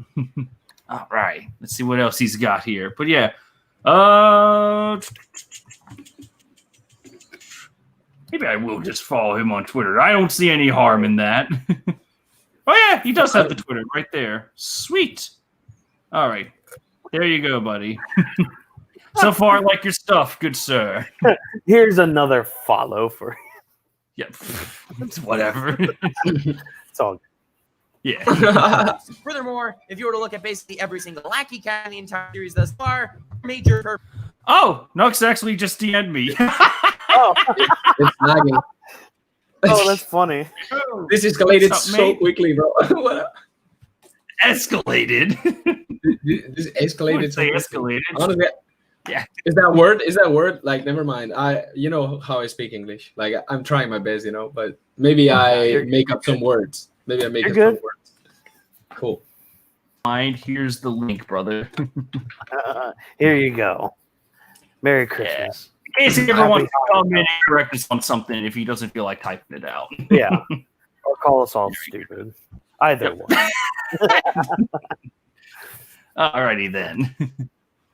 Furthermore, if you were to look at basically every single lackey character in the entire series thus far, their major purpose was to hype the big boss, and all the awe and fear inspired by their own personal presence served the greater purpose to hype the major antagonist of the individual arc more than even them themselves. Take even Katakuri's brother Cracker as an example of this. Even though I will not be analyzing his fight today, his battle focused on the impenetrable might of the Charlotte family, making much mention of all the people that failed to even pass him, something Katakuri didn't need to express because that's not his character's point. Cracker's purpose was to hype the Empire, was to hype the Sweet Commanders, and to hype Big Mom herself. Would you guys agree on that? Like, Cracker was supposed to be the hype man in that? Yeah, Lucky. pretty much. Luffy was so lucky beating him, honestly.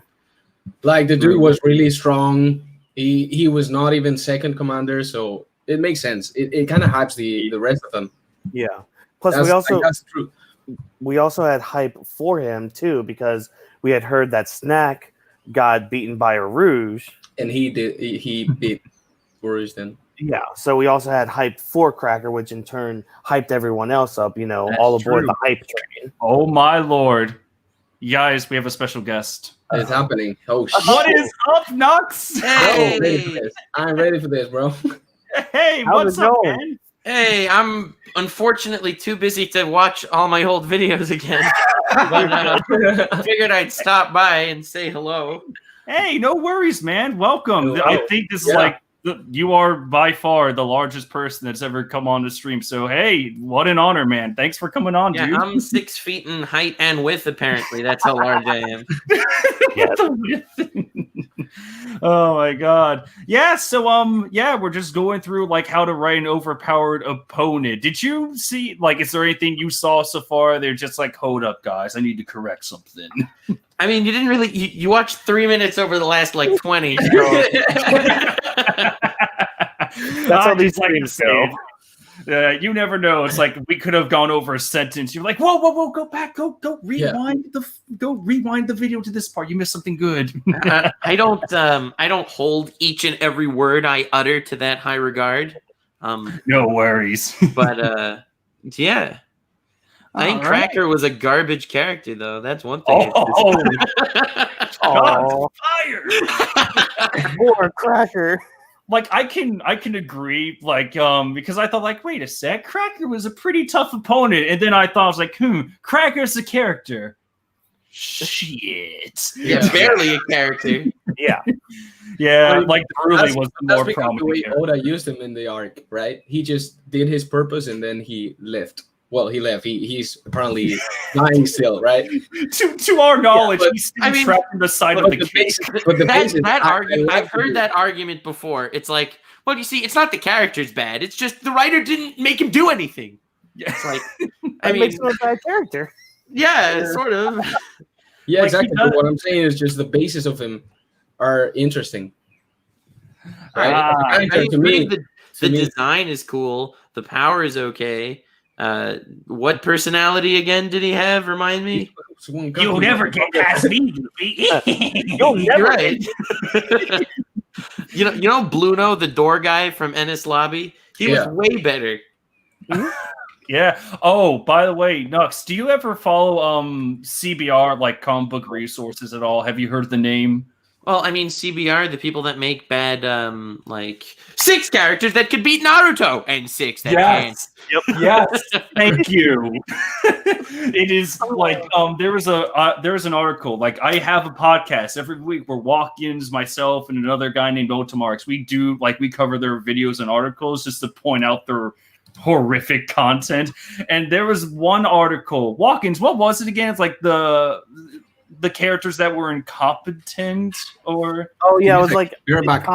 10 incompetent characters or something. yeah, and Bluna was on there, and the main reason why Bluna was incompetent was because he lost to Luffy. I'm like, what? Yeah, they should have put Cracker there. What were they thinking?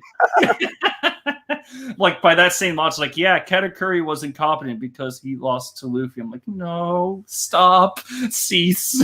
Oh, it was the 10 powerful devil. Was it? It might have been 10 powerful devil fruits with incompetent users. Ah, Yep, and there he is, right. number 8, Bluno. I hate that so much. Did you literally type in Google Bruno incompetent and that's what came up? I typed that in CBR. Son of a bitch. But yeah, so Nux, if you haven't used StreamYard before, basically I have control of the video, but anytime you guys want to say anything, I will pause and rewind 5 seconds. No, I'm not going to stick around long. I just kind of popped in to say hi. No worries, mate. But thank you. Thanks for the invite. I hope you enjoy these old videos of mine. Hey, no worries. Yeah, depend on how this goes. I might watch your current videos. I might hit that lovely subscribe button if you keep feel telling me free enough. to do so. Why not? Oh, there's a bell button. The join button's there too. What? That's crazy. Trevor. Oh, the peer pressure from the man. No, don't do it. I was kidding. It was a joke. Oh. Yo, this man didn't even leave a like on the video. Like you said, 3 minutes in, we got to see the full 12 minutes first. I expect people to like my videos within the first 15 seconds of the content. The IGN way, of course. Yeah. I mean, that's what most people leave their comments anyway. So. Oh, shit. But yeah, Nux, thanks for stopping in. Hell yeah, my pleasure. I am actually very proud of my Katakuri takes. So awesome. All right, yeah. If I have any questions, I will probably just DM you on Twitter and be like, hold on. Yeah, feel free. All righty then. But yeah, thanks for coming on, Nux. Hopefully I will talk to you more in the future. Sounds good. Take it easy. Thanks, brother. You as well. See ya. Peace. What a lovely guy. That was cool, man. That was cool. Yeah. I appreciate how that. dare he leave that stream, piece of shit? No, I'm just kidding. That's my joke. Every time someone like goes off the stream, like, wow, really? You can stay the whole time? God damn it! No, I'm never like that. So when I leave, I gotta check the stream, right, just to see if you if I make any bad comments about your passing. I'm gonna unsubscribe. I'm gonna leave, and then I'm gonna watch the live version, and then I'm gonna hit the unsubscribe button. You're just gonna come back on. You're just gonna be like, you're gonna expose me in our group chat. Like, guys, Trevor called me a piece of shit. It's like, and then I come in like, dude, they'll be like, welcome to the club. Yeah. Yeah, Whawkins has faced my criticism. Ultimarks. I've been kicked off. I forget when Craig did his live stream, his first live stream. Were you on that too? When who? When Craig, or in our group chat, Craig, when he did his first live stream. I think that's the guy that came like a couple months ago or something. Yeah, and he held his own live stream. Did you join that by chance? I don't know. I didn't know he was making those, honestly. So because like these couple months I've been like out of my house constantly, so I haven't really been watching stuff. Gotcha. Oh, that's right. It was Angel, Corey, myself, and Craig. Yeah, and I think it was Corey. No, Angel. I am Angel. Yeah, I wasn't in the later months discussions. Man, I still loved the fact that how as soon as Corey left on stream, I was like, weakling, and everyone's just like, whoa there. I'm like, joke. I do it all the time on streams. Yeah. Man, that was, oh my lord, that was unexpected. Yeah, that was fucking weird, dude. That was an honor having the almighty Nux come down. Hopefully we agree with his takes. Next time we'll get. Well, he shitted on me for saying that I like Cracker. So I mean, this shit happens, right? Expose him. Make a 33-hour long, make a 30-hour long rant video. I'm gonna comment. Cracker is amazing. I'm gonna comment on that video right now, and I'm gonna leave like a 30-page comment there explaining why I like them. I have a response video on YouTube that's 20 minutes. No, that's not gonna happen anytime soon. Sadly. In response to Nux Taku telling me that Cracker was a bad character. Yo, I fully expect you, if you ever do make that video, Seastone, I expect, like, after, when he magically showed up on Trevor Tiger's stream, go check out Trevor Tiger, subscribe now, do it now. Yeah, I will for sure say that. Like it has to be like one of those last like whenever you do like a medical commercial and it's like Viagra is not responsible for all purposes damages. Oh my god. Incompetent big Strix commented a lot. Cracker was there to hype up Bobbin. That's the whole cube. Incompetent is a big meme. My guy is Angel Di Maria. And yo. We are 3 minutes 55 seconds in, by the way. Like I'm yeah. Oh yeah. I told you we can go on for talk hours. A lot with 4 minutes of this video.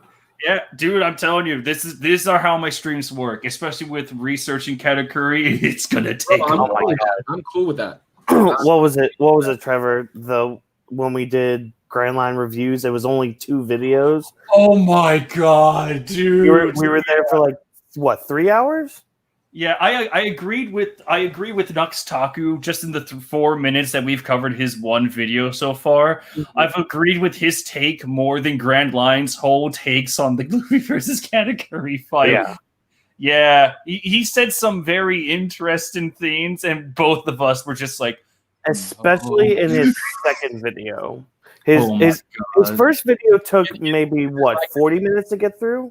Yeah, because it was like literally the Katakuri explained, and he basically like just summed up the character, which is fine, you know. Yeah. Like some people have a career of just like taking a Wikipedia article and just be like, "Here's a video about it," so that you guys like if you guys have trouble reading, this video is for you. That's fine, you know.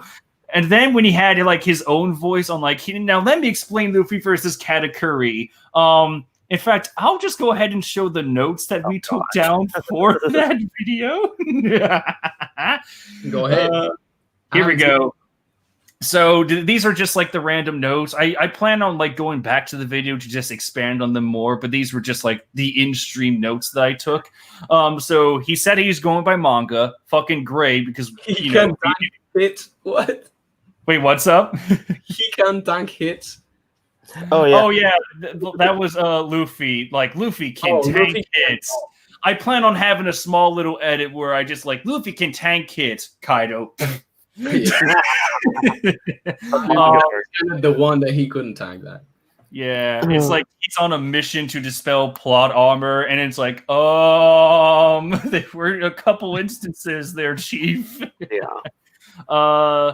And then at 1 minute 1 minute 26 seconds, he actually did sum up like, yeah, this is kind of a divisive topic. And we're like, oh yeah, that really does make sense. However, this was the bit that got us. He said that Luffy was never rested before the fight, and magic, like, not even the milk helped him. And we're like, what the fuck? We had an entire scene where the milk killed him. What? Luffy was he said that Luffy was also unprepared for the fight, and it's like that's pretty much the entire like third act of Whole Cake Island. He said that antagonists succumb to Luffy, and I'm like, Katakuri didn't really succumb to him. He basically is just like, yep, I'm done. We have to see more from him. Katakuri believes in his life, fake persona to a fault. Luffy challenged the beliefs of Katakuri. That was the one that caught me in Whawkins dead. Yeah, well, like he said it in a way where it was stated that Luffy knew Katakuri's beliefs.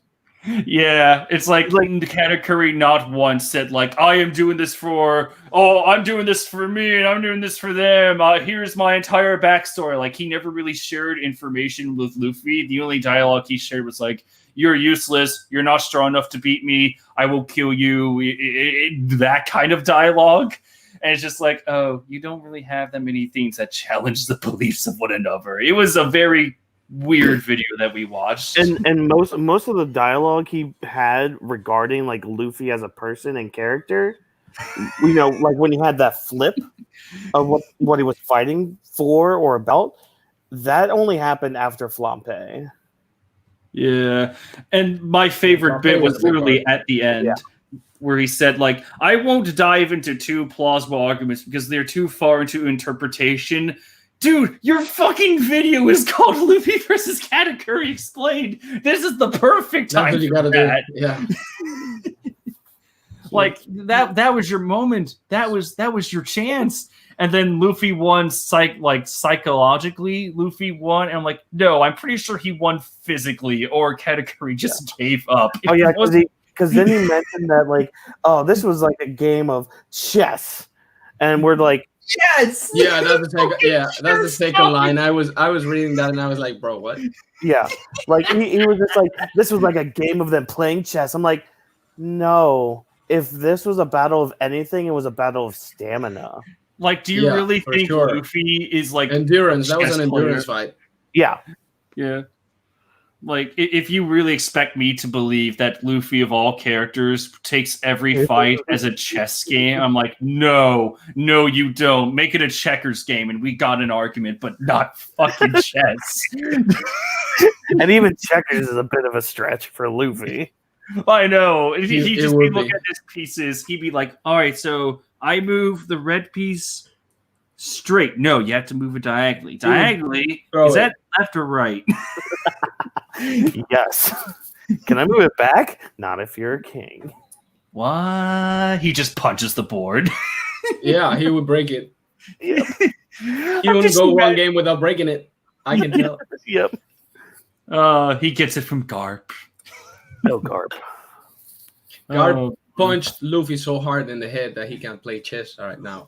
Yo, there was a beautiful take I saw on Twitter. It was Whawkins, you know her, Bella Nort. Oh yeah, because she's been watching One Piece lately. Yeah, she's been doing like her own One Piece thread over Twitter. And what was really adorable was the fact that she has reached the part where Garp heard Luffy from a punch. It's like, what? How does that work? And then she elaborated, oh wait, it was a punch of love. And then she had like a gif that's like, or I'm like, oh, yep. Now doesn't know much yet. Just you wait. I wanted to comment on that and be like, yeah, it's filled with something. I was so tempted, but she's already blacked me for all the times I made fun of Kyrie's death in Kingdom Hearts. So I mean,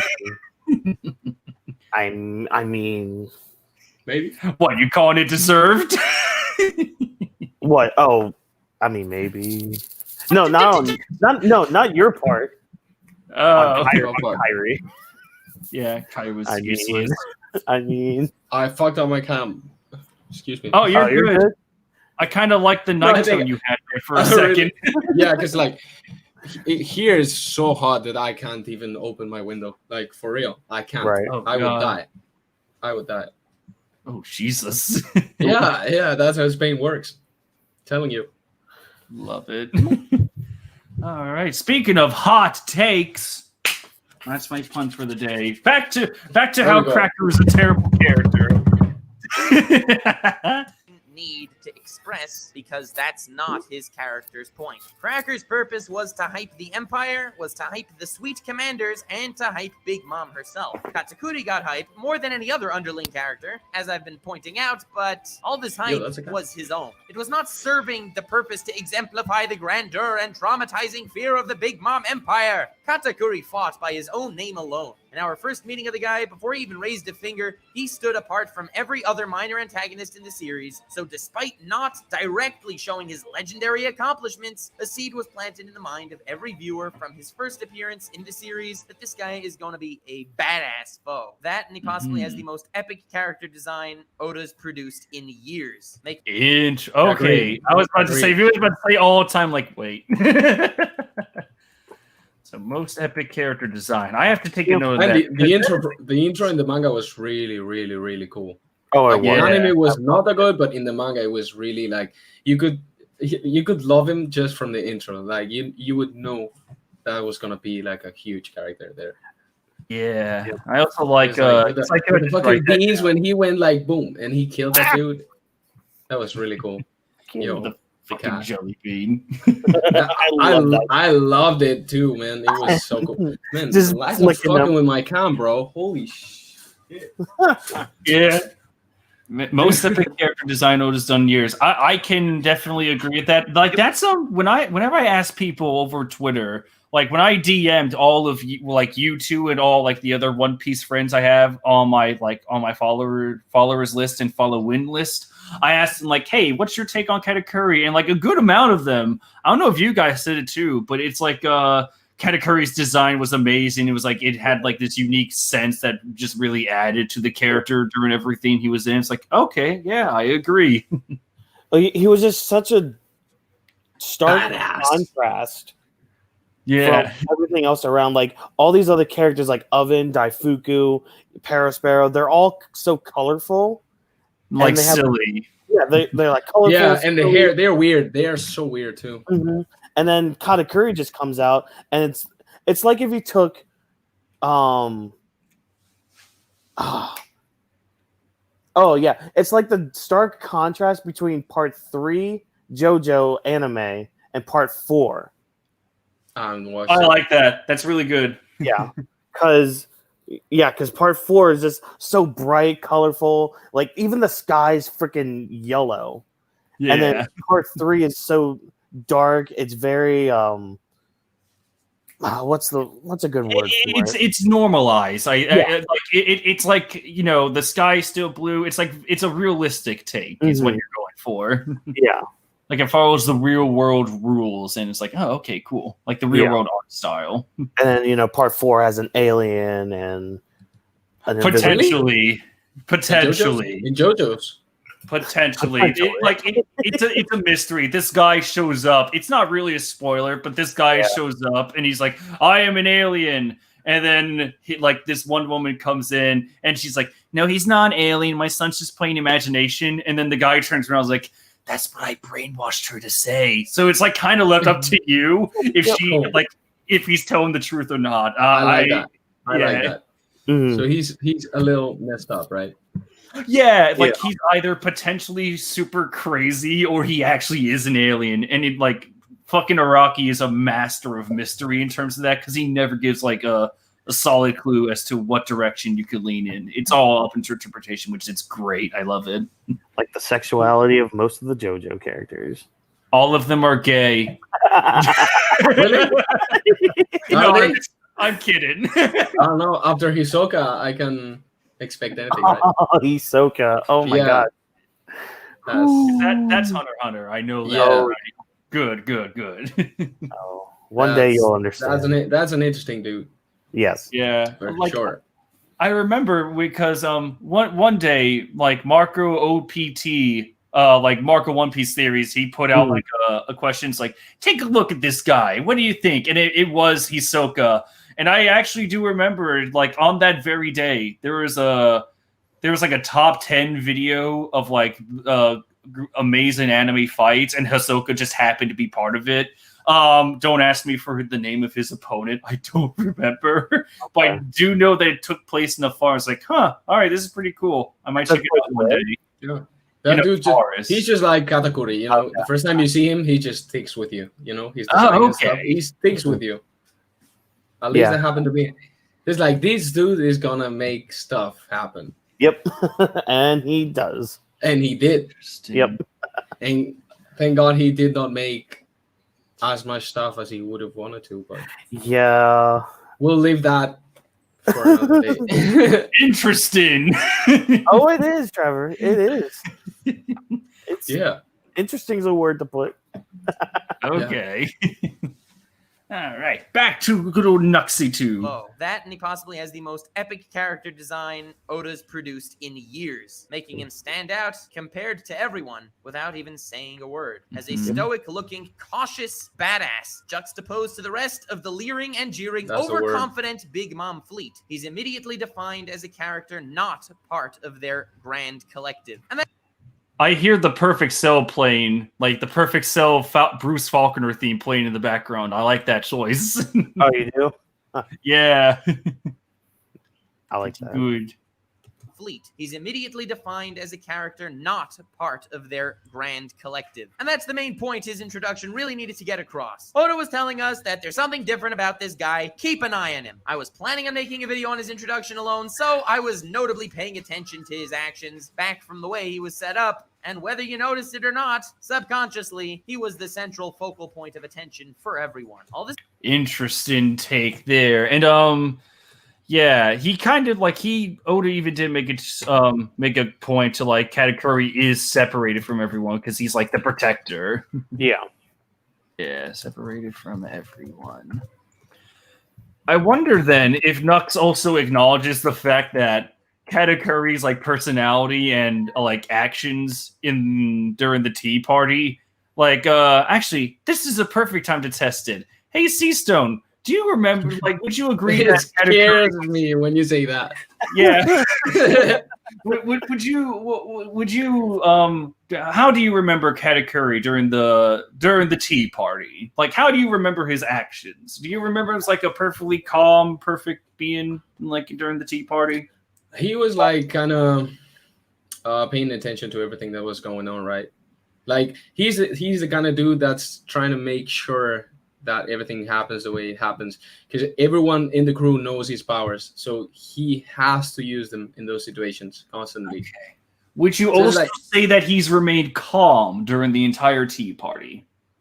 Not doing well. Probably yes. Probably even when everything when the Brook shattered Mother's Caramel picture, he was not like out of his mind. He was like, all right, we're in for a good one, but he was kind of calm, like I would say. Interesting. He was a little like, he had this point of being a little scared because he didn't know what Mama was gonna do.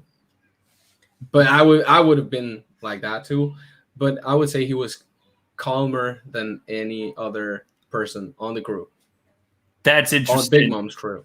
Yeah, because when I reread every chapter Katakuri was mentioned and featured in, like during the tea party, like I don't remember how the anime portrays it, but during the manga, he gets angry and like he gets emotional a lot, even before the photo was smashed. Yeah. Does he? I'm pulling up my notes right now on it. No, the priest was a shot.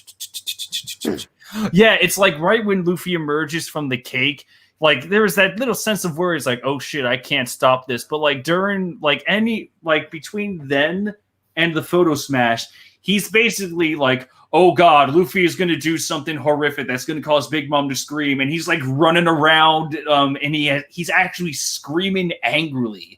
It's like, Sparrow, kill them now! I got to stop the.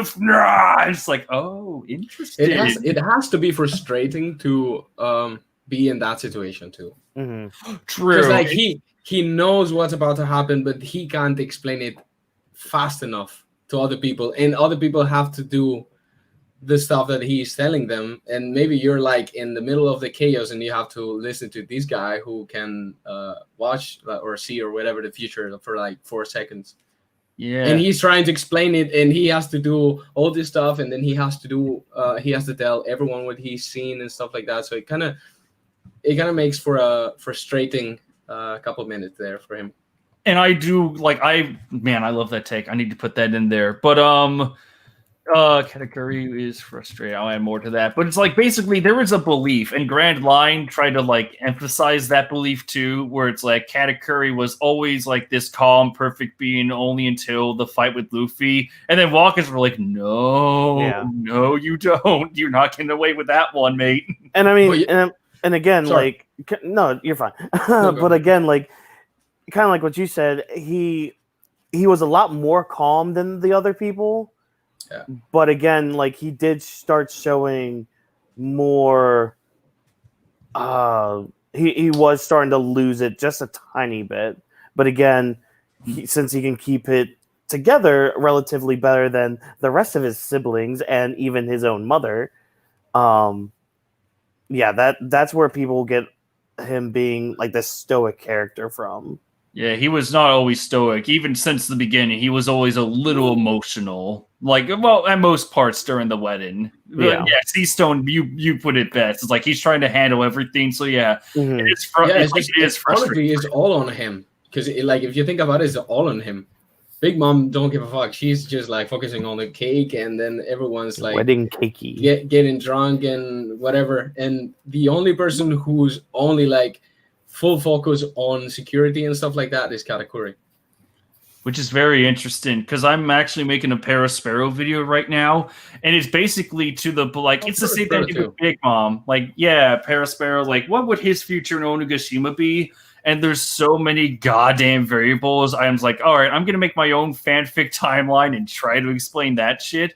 But it's like, if he fails, if Big Mom actually does like die at Onigashima and the family doesn't make it in time, Parasparrow is not going to be the captain. It's probably going to be like Smoothie because she's like the only sweet general left that's not been tarnished.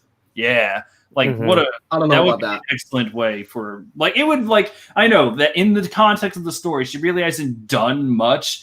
But like if Parasparrow fails and Big Mom is just wiped out, the next logical leader would probably be Smoothie because she has shown nothing but loyalty towards the crew and her mom the whole time. Right. I don't know. I mean, it will probably like this thing I've been thinking for a couple of like months and stuff. It's probably the Big Mom Pirates will shatter into two groups, right? Like Katakuri has this new Big Mom Pirates kind of thing, and then Smoothie just takes over like the old crew, and like she would do things the way her mom would do him. And stuff like that. But I would say about Parasparrow, he's giving me some freaky vibes lately. He is. Like the chapters, I don't know if he's even gonna betray Big Mom, if he wants to do his own thing. I don't know. It's just weird. It's weird to me. I do highlight that because like it is to the point where it's like Parasparrow could easily look at the situation. Like this is kind of like a little spoiler for my video, but if Parasparrow does make it to his mom, Parasparrow is still surrounded by all of his enemies. He's just completely surrounded by everyone who wants to kill him because he's against everyone in this scenario except for Big Mom. So he wants to help her out. And then it's like, all right, Big Mom, let me help kill Straw Hat and anyone else. And then Big Mom and her stubbornness be like, you think I need your help? Fucking piece of shit, get your family or get the fuck out. I don't need your help. And then Parasparrow's like, all right, fine, you do your own thing. If you die, I get the crew. Let's go. And well, I mean, he could try. I'm even surprised you just broke it up into two groups. Like I could see it going into like 3 or 4 or 5 makes sense too. Definitely. Factions. Because I mean, you have Katakuri, who is technically the strongest. You know, there will be people who follow him. There'll be people who follow Smoothie because she'll want to keep going with Big Mom stuff. And then there's the people who want to follow Parasparrow because he is the eldest. Yeah. I could see 3 groups there. I don't know if Smoothie would be fine joining Parasparrow as a leader. That's an interesting take. Like I would like to see that play out because she hasn't really shown that much in terms of leadership and stuff like that. Like you can tell she could do it. She could, but not maybe over his elder brother, right?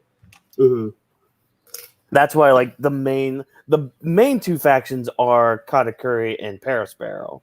But again, Smoothie would be more of the loyalist party, I guess. Probably. Like still wanting to be loyal to Big Mom even though she's gone. Yeah. Yeah, like we're going to do things like Mama would do them. For sure. Yeah.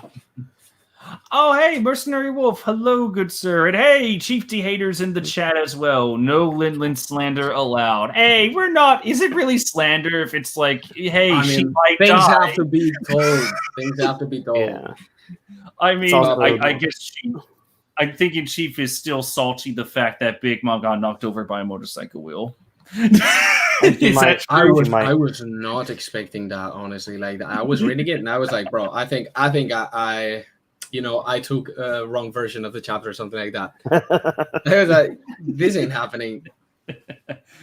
I still love the fact that even after she got knocked down, there's just a motorcycle tire track across her face. I really at least just want that. Did we see her face? We didn't see her face, right? Like the chapter stopped when the motorcycle was in her face. Oh yeah, you saw the motorcycle hit the face, and then there's like a panel to the left of that, and it just shows Big Mom. I haven't seen that. Around. Yeah, I haven't seen that, bro. Where is it? Oh, I'll pull it up right now. Show me, please. Show me, please. Yeah, I haven't seen that, dude. I'm bringing up the chapter right now. Oh, I got it. Don't Oh, worry. you do? Okay, good. It's been so long from the last chapter. I even forgot how to read manga. Oh, Yeah, it's That's still how it fresh works. in my mind because I did it yesterday. yeah. Oh, you did it yesterday? Let's You read see. yesterday? Yeah, I was Wow. at a wedding for the whole weekend, so I didn't Oh, get wow, a for the real whole good weekend. chance to react. That's some cool Yeah. wedding, man. I want my wedding to be like that. Sorry for the wait. Hey, look, what pisses me off? Yeah. See, if they had just Oh. ended it on the previous volume of that, I would have Here been it is. fine. If I can There's zoom that. in just a little bit Yeah. more. Oh. God damn it. No, here it is. All right, so here, look to the panel on the left in the center. There's her face, and you can tell there's just like a Oh, yeah. motorcycle tread. Yeah. Imagine, I don't know where I read this. I think it was Rogers or something like that. And he was like, imagine Big Mom got amnesia again. Oh yeah, there have been rumors about that, like See, predictions. Trevor, and this is the first time Trevor listens to this. everything. This is, like, if that happens, I'm gonna lose it too. I'm gonna, Yeah. I swear to God, I'm gonna drop One Piece.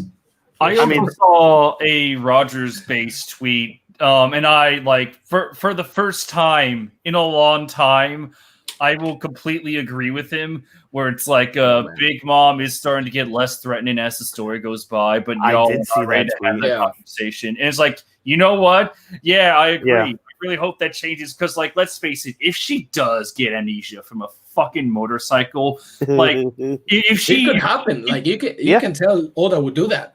if she keeps falling like this, though, why would she be a Yonko? Like it's just like a completely different character than the Yonko that we probably would have saw from like the God Valley incident, and how the Yeah. fuck did she rise to the top? If like whenever you have to defeat her, you just conquer on the noggin and that's it. Like if that happens, I You would go and hit her head like this, and you're done.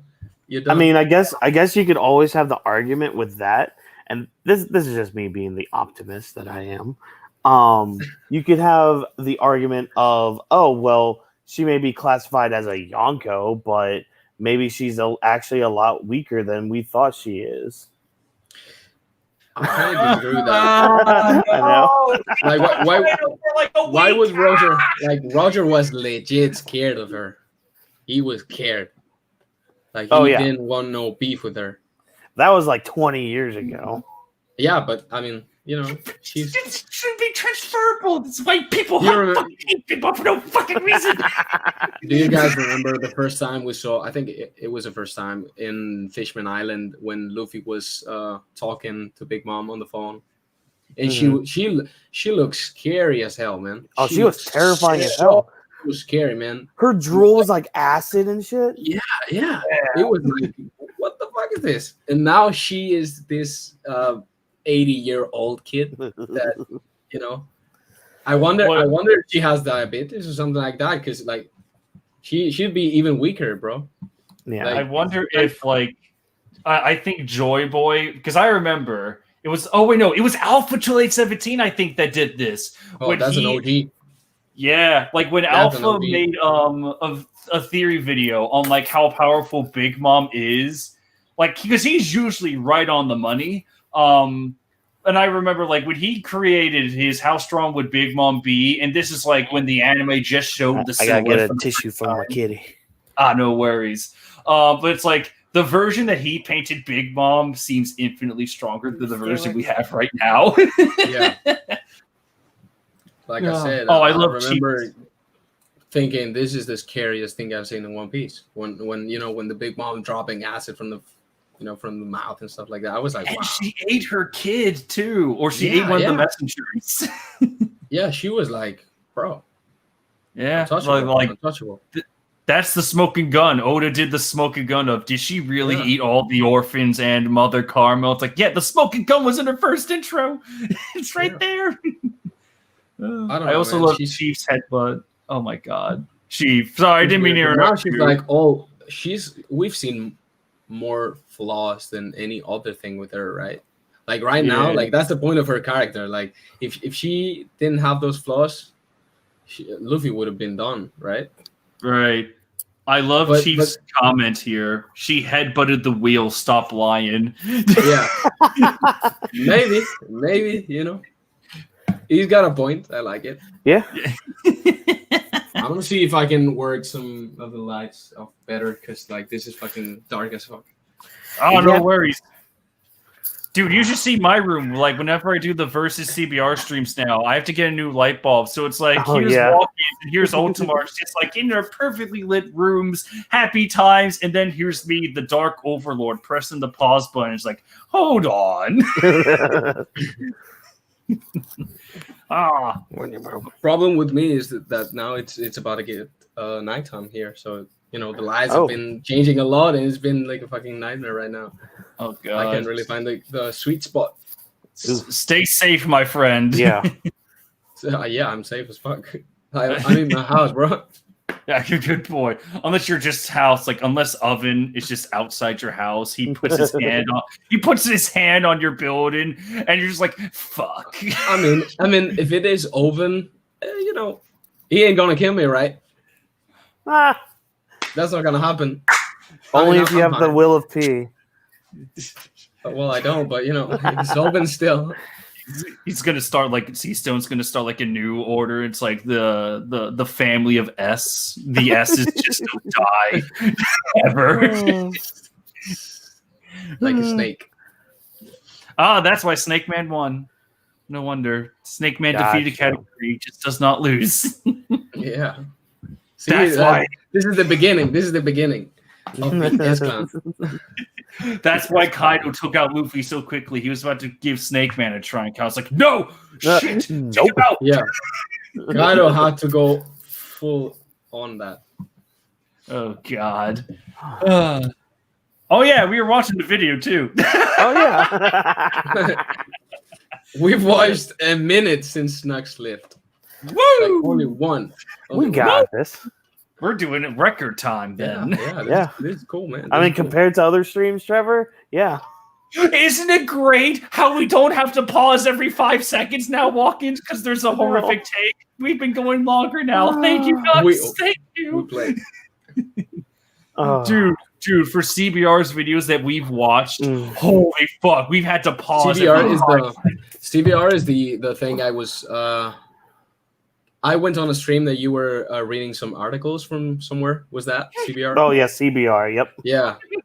I jumped on the stream and that was hilarious, man. Like, I don't know who writes that, but he definitely doesn't watch One Piece. Oh, Ray Pember, Suzail Ahmed, Daniel Oakland, Lewis Kemner, Suzail. Oh God, their names are engraved in my fucking head. They're such pieces of garbage. By the way, Trevor.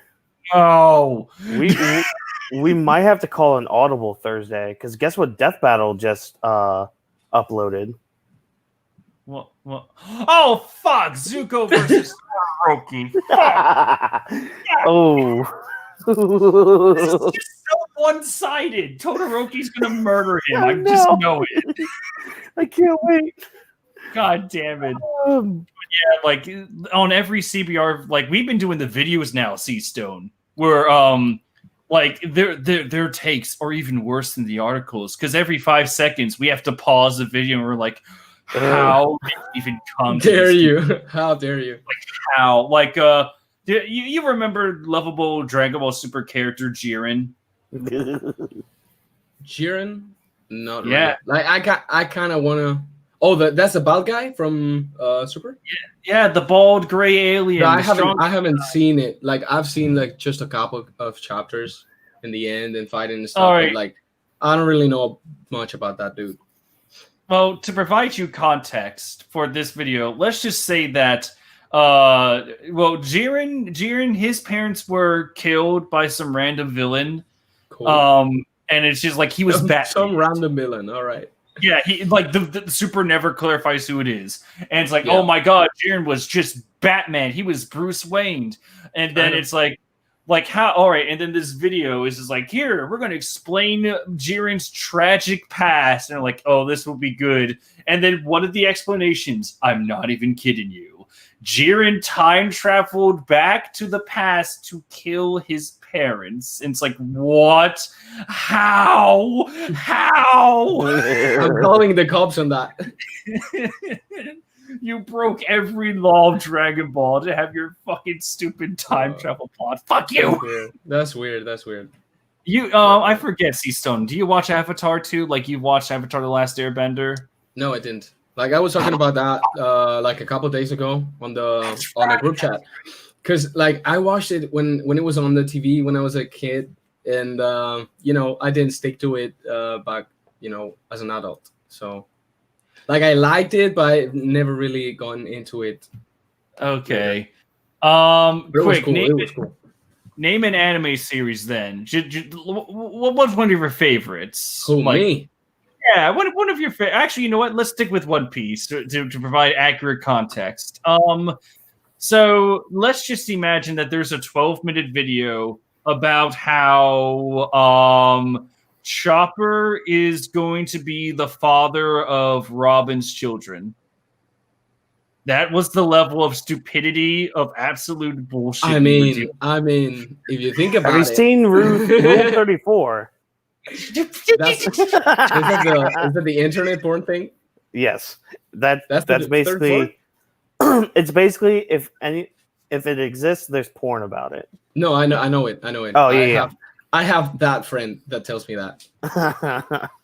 That was the level that we were dealing with, and it's like, don't you guys remember this sign? And you could just have it like the scene would just be like when Robin gave Chopper a random peanut, and then he would be like, look, that's how they're gonna fuck. Yeah. Yep.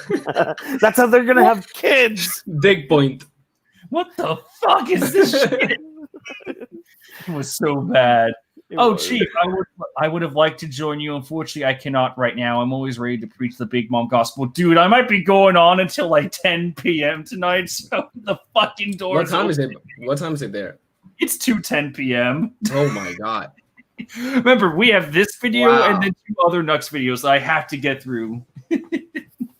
It's like 6 hours. Where were you guys from? Well, I don't know if you can say it live. I'm from Pennsylvania in the States. Oh. Yeah, I'm in Virginia in the States.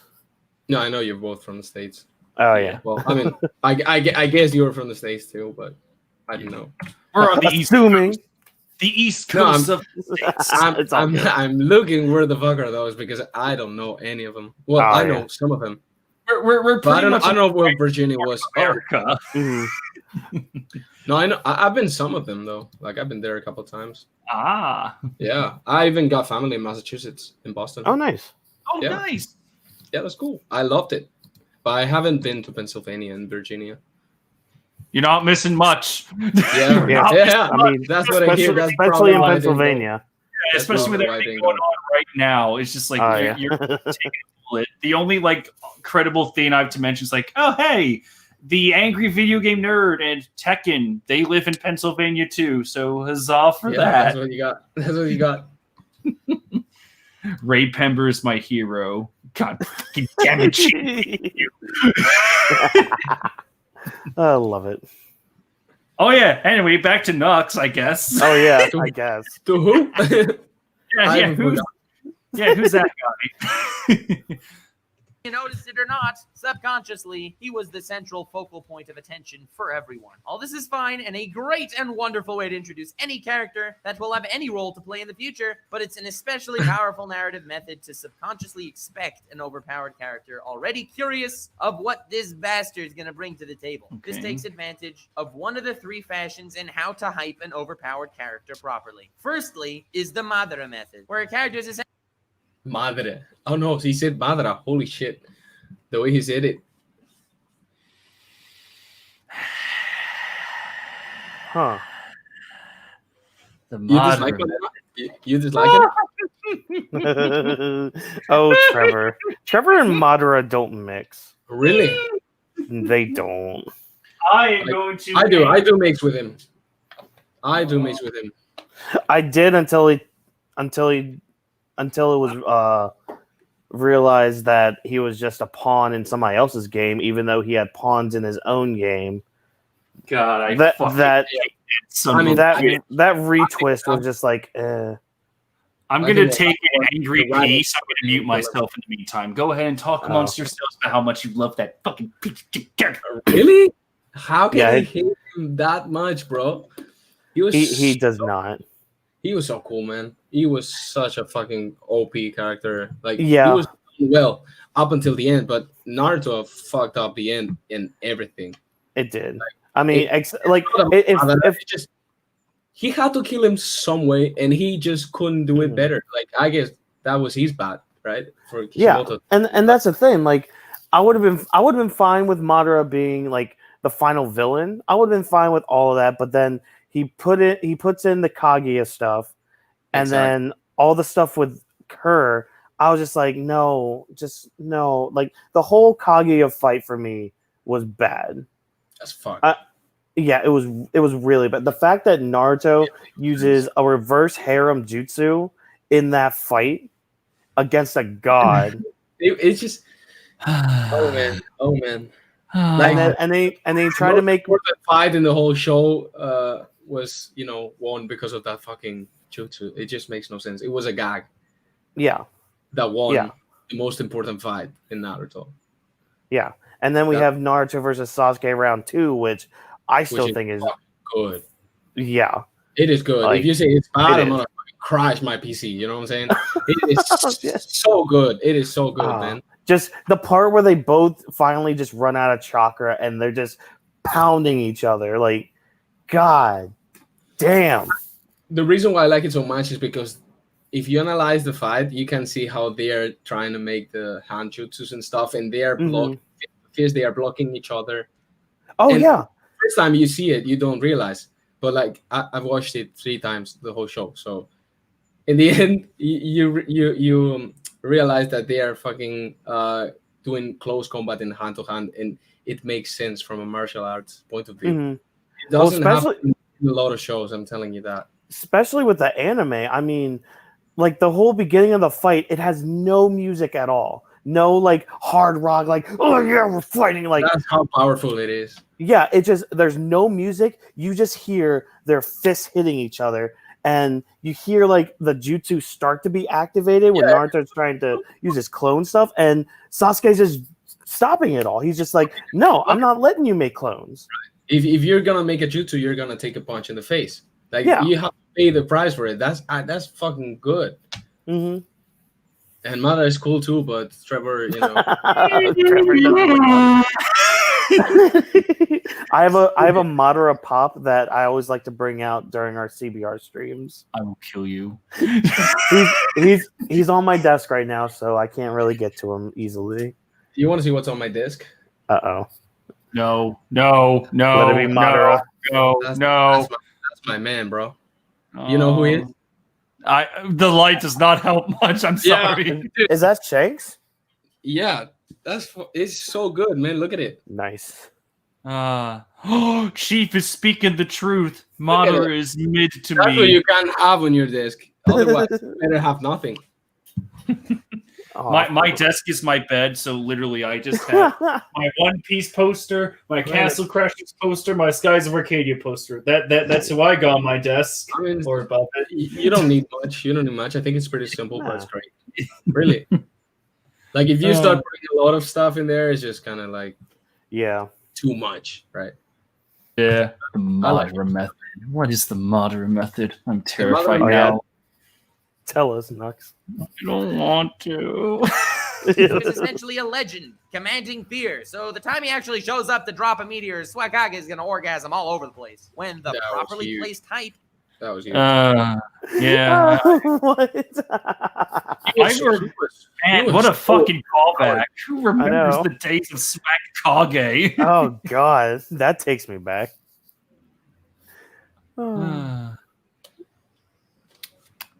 Oh boy. Alrighty then. Rewind, damn it. Actually shows up to drop a meteor, Swakage is gonna orgasm all over the place. When the properly placed hype is actually realized, and yes, Madara is probably gonna be getting his own episode of this overpowered analysis in the future because please say it's done wrong. Please say it's done wrong. Please say it's done wrong. I really don't like him. I don't like him at all. I just fucking hate the character. Oh, Okay, should I explain why I despise that character? You probably should. Okay, so like I understand the hype that this man got. Like ever since what was it? Ever since like the Star Shippuden, or really like the Invisible Factor was like when at the Final Valley the first time we saw these two statues of Madara and Hashirama, and we're like, who the fuck are these two? We don't know shit. Yeah, at the Final Valley, and then here comes Shippuden, and then there's like everyone just starts like, I haven't seen something like this since Madara, and then oh man, I haven't seen a ocular jutsu like this since Madara. Such ferocity since Madara. It's like, yeah, all right, build up the guy, you're gonna get somewhere. And then the motherfucker was brought back into the world, and I'm like, okay, and then he just wipes out the Shinobi Alliance. Okay, I mean, all the hype that was created, it was paid off. Yeah, it was paid off when he first showed up. I'm like, okay, I am on board. Let's go with that. Before you go ahead, like, did you like his introduction when he was? Yes, it was good. Yeah, like, it was really good. That is one of those introductions that you're watching a compilation of like YouTube of best introductions in anime. You watch that and then you start watching Naruto. That's how good it is. In my opinion. That's why everybody shows that one GIF on Twitter of him just like having his eyes go back and forth. Yeah, it's just so good. That and Kakashi versus Obito. You can't do it otherwise. Yeah. Like, Trevor was saying it, and he's right that he was really, really, really hyped. So that's the only way you can bring that character back, right? Yeah. Then we get the part where it's just like, okay, Madara is here now, awesome, cool, whatever. And then it's like, it will take the 5 Kage to stop him. I'm like, yeah, fucking let's go. What a perfect way. Like Madara symbolized everything that was like wrong in the old generation. It's like war was the only way. I'm going to destroy everything, blah, blah, blah. And then here comes the new generation. It's like, all right, we have to represent us moving forward. We're coming together, not being separate. That was the perfect fight to have.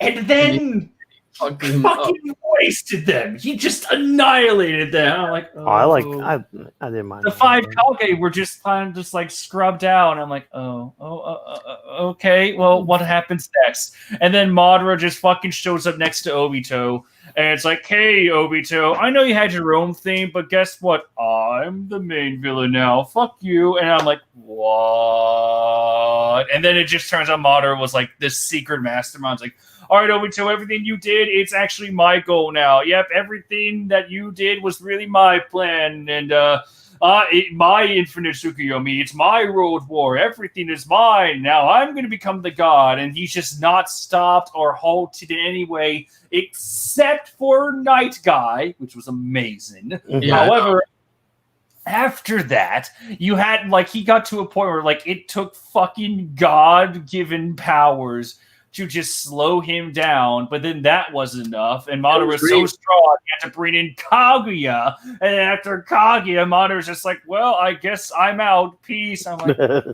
what did I agree with you.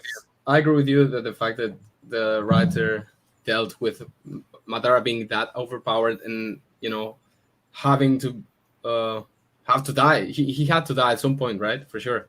It's like it was just like you had something really good going on with just like the 5 Kages, but then you put Madara as like you let the hype of Madara dictate what his power level would be. It just went like too far beyond the realm of possibility. It was like, come on.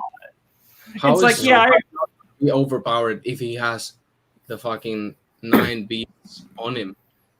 Yeah, it's like oh wow, like that. Out the roof. That pissed me off so much when he just effortlessly took down all 9-tailed beasts right there. I'm like, nope, this character, no, I hate him. I despise it. It's like you like retconning, like making part 1, like hypocrite in part 1 of Naruto. That's a meme at this point. It's whatever. But like destroying the very story structure of part 2 in like 2 chapters. Oh boy, I hated his character. I hated how Kishimoto wrote him. Oh, I just hate how they just like again. Kishimoto just took the hype of Madara, put him on a pedestal. It's like, yep, this is the overall power now. He can just summon all the meteors, all the god statues. He's just unstoppable now. This is it. I'm like, no. What happened to my beloved characters? What happened to just the smaller scale? You didn't need to be Dragon Ball. Fuck! The power scaling.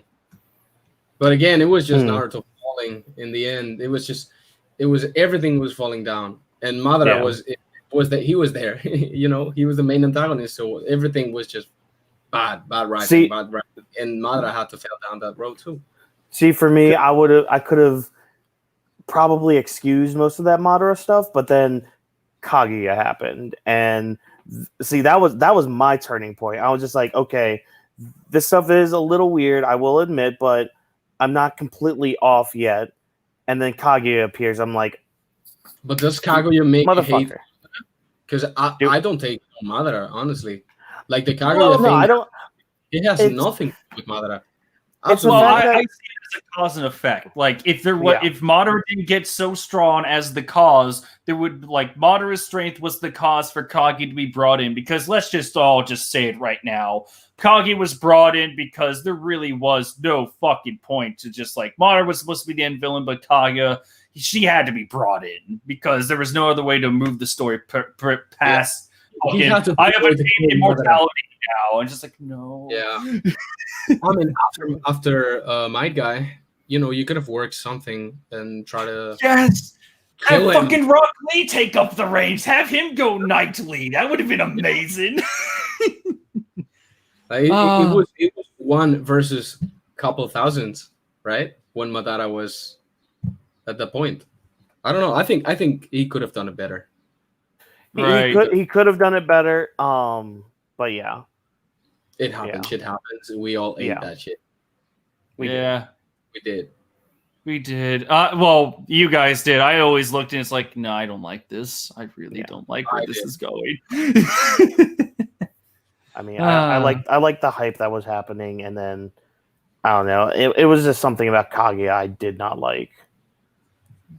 Yeah, it was so terrible. Chief agrees. Pretty surprising. I agree with Trevor completely. All blind. He defeated Naruto, Tobirama, Sasuke Killer, being like, "Yep, yes." But here's the thing, Trevor. None of them are Uchihas, and Uchihas are the best. Bro, I don't like Uchihas really. Oh, he left? I have full control over the stream, by the way. Yeah, this isn't his first time. I don't like Uchihas though. No, this isn't the first time where I've booted him directly from the stream. Really? He earned it. Yeah. Whawkins, you've earned that timeout. Fuck you.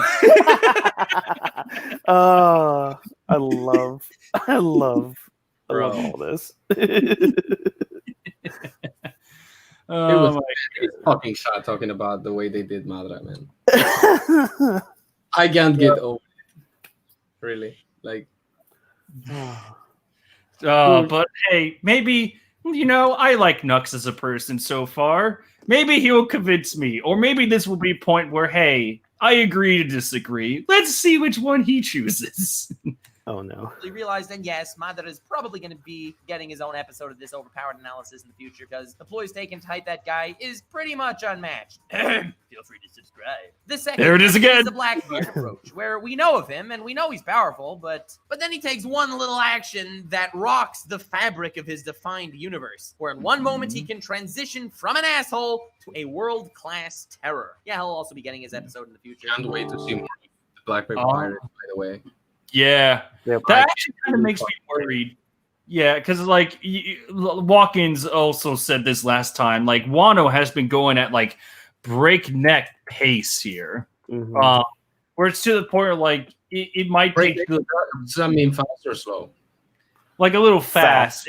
It worries me to the point if Oda is actually being rushed, if it comes to the Blackbeard Pirates, it worries me to the point where it might be to the point where Nami is on the battlefield and she meets Doc Q And it's like, oh, I'm Doc Q, and then they have a fight, and then there's a flashback, and that's it's like, oh, that's all we get of today. Okay. Like, Only two has been really, really rushed, honestly. Like, Yeah. it's been rushed. Like, the first part of Wano was so slow, and this one is so fast. yeah.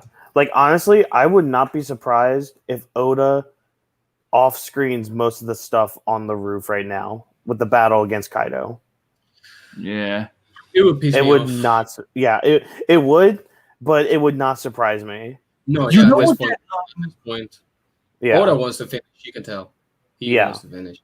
But see, that's the beauty of the anime right now, because besides one moment that they got absolutely dog shit wrong, they've actually been doing pretty good with Wano. I 100% agree with you. Yeah. Anime is expanding a little bit more on that on those rushed chapters. Yeah. It makes you kind of get, a little bit more. I Round up. cannot wait. Yeah, I'm excited to see it. I've called it out several times, even during this arc. It's like, yes, the still shots of people and Luffy versus Kaido. But yeah, that new opening, man, it caught me off guard. I'm like, all right, I'm on board. Let's go. I haven't watched it. Oh, the new opening. I'm terrified of getting spoiled again. Oh, yeah. It doesn't spoil too much. The last one did.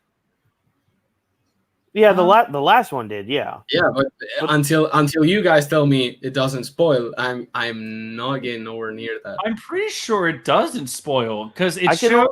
can think of one thing it might. Are you talking about the color schemes? I'll message you. You're talking about spoiling manga readers or anime? Anime. Oh, I don't give a anime damn. only. Yeah. Oh, okay. Yeah, message me real quick, Whawkins. The thing is, the last one spoiled manga readers, bro. That's probably the first time in history to happen. Like that was so weird when I watched it. Yeah. Oh, yes. Yeah, that part. Spoiler. Never mind. Yeah, never mind. There's at least one. All right. Yeah. For the anime, then I might just watch it later. You should actually don't even watch the opening. Just look up the music because the music is an absolute banger. The song is Really? great. I'm not a fan of the visuals. Interesting. I don't know. Yeah. I don't like them, honestly. So these might be the first one I honestly like. We'll see. We'll see about that. I'll tell you guys in the group chat when I watch it. Gotcha. Oh my god, Chief. Modder is far from the worst thing they did. Doc Q flashback. Once upon a time, I was the best doctor in the universe. But then one day I was diagnosed with an incurable illness.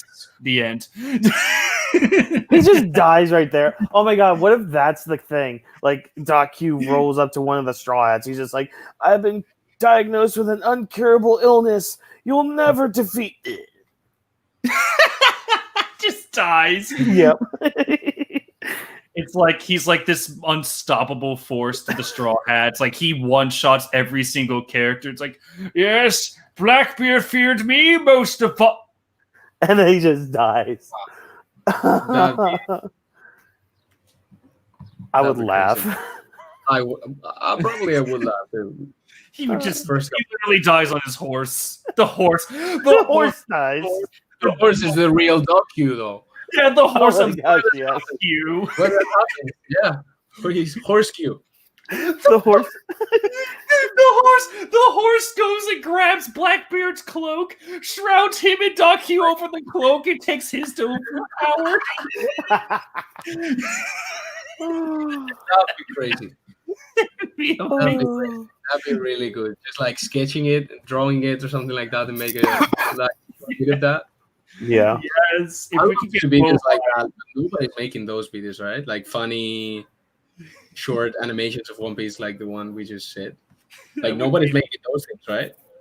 Yeah. Like Whawkins and I, like we've said so many things on the Versus CBR streams that we've wanted to have like drawn and animated. Oh my gosh.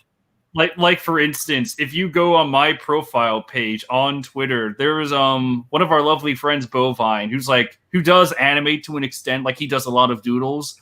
But one of my bits was like, what if there was just a captain, like a pirate captain of Wario and Waluigi? It was like this fused form of them and then just One Piece the fuck out of it. So this is what he came up with on the right.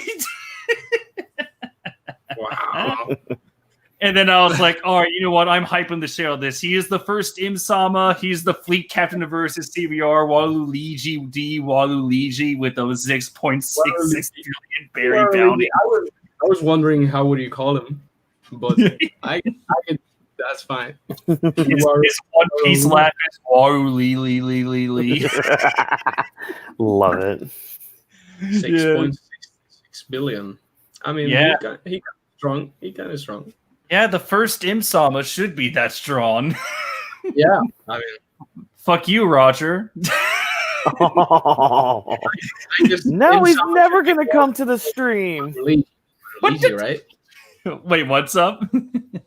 I guess Im-sama should be called the second Waluigi, the Waluigi. Yes. If Oda if no joke, if Oda actually does reveal like Im-sama and his name is like, my name is Waruli, and I would just be sitting there on reaction cam, I was just like, you might see me die on stream just from sheer shock face. That would be Oh my god. But yeah, if we could just animate Doc Q's horse, cloak over both of them, emerges with the trench coat and hat and just like spout like he breathes poison. I'm sure you get a lot of views from that. Oh, that'd be amazing. Yeah, Bovine, I'm gonna message you later. You better go on that shit for me. Anyway. On that note. Yeah. Who we're talking about? Yeah. A world-class terror. Yeah, he'll also be getting his episode in the future. Coming soon. I approve of this and I love it. Yep. That'll probably start off as analysis, cap off in the theory territory, because the way I see it, there's only one or two ways his character can actually go, and I fear even the mighty god Usopp would have a hard time defeating him. How dare you? How dare you? That is our Lord and Savior. God Usopp would have a hard time. No. That's like saying Buggy couldn't defeat Kizaru. Yeah, that's fucking bold. Yeah. I'm sorry, Nux. I'm calling you out on this one. There's no way. No. How dare you? God Usopp is a national treasure. He is actually the secret. He's the One Piece all along. Yes. The One Piece was the God Usopps we had along the way. Look at this image, everyone. Subscribe to God Usopp. Yeah, you could hit that.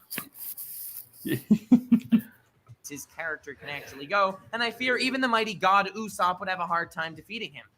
Feel free to subscribe. And finally, we have Katakuri, whose genius lies in his lack of action and his sheer lack of conventionality. As a seeming support villain that possesses more novel and overwhelming skill sets than even the arc's major antagonist, giving my boy Dogtooth the most formidable, overpowered foreshadowing in One Piece. Mm-hmm. That is, after our Lord and Savior Usopp-sama, that fucking badass. There we go. He corrected himself. Okay, good.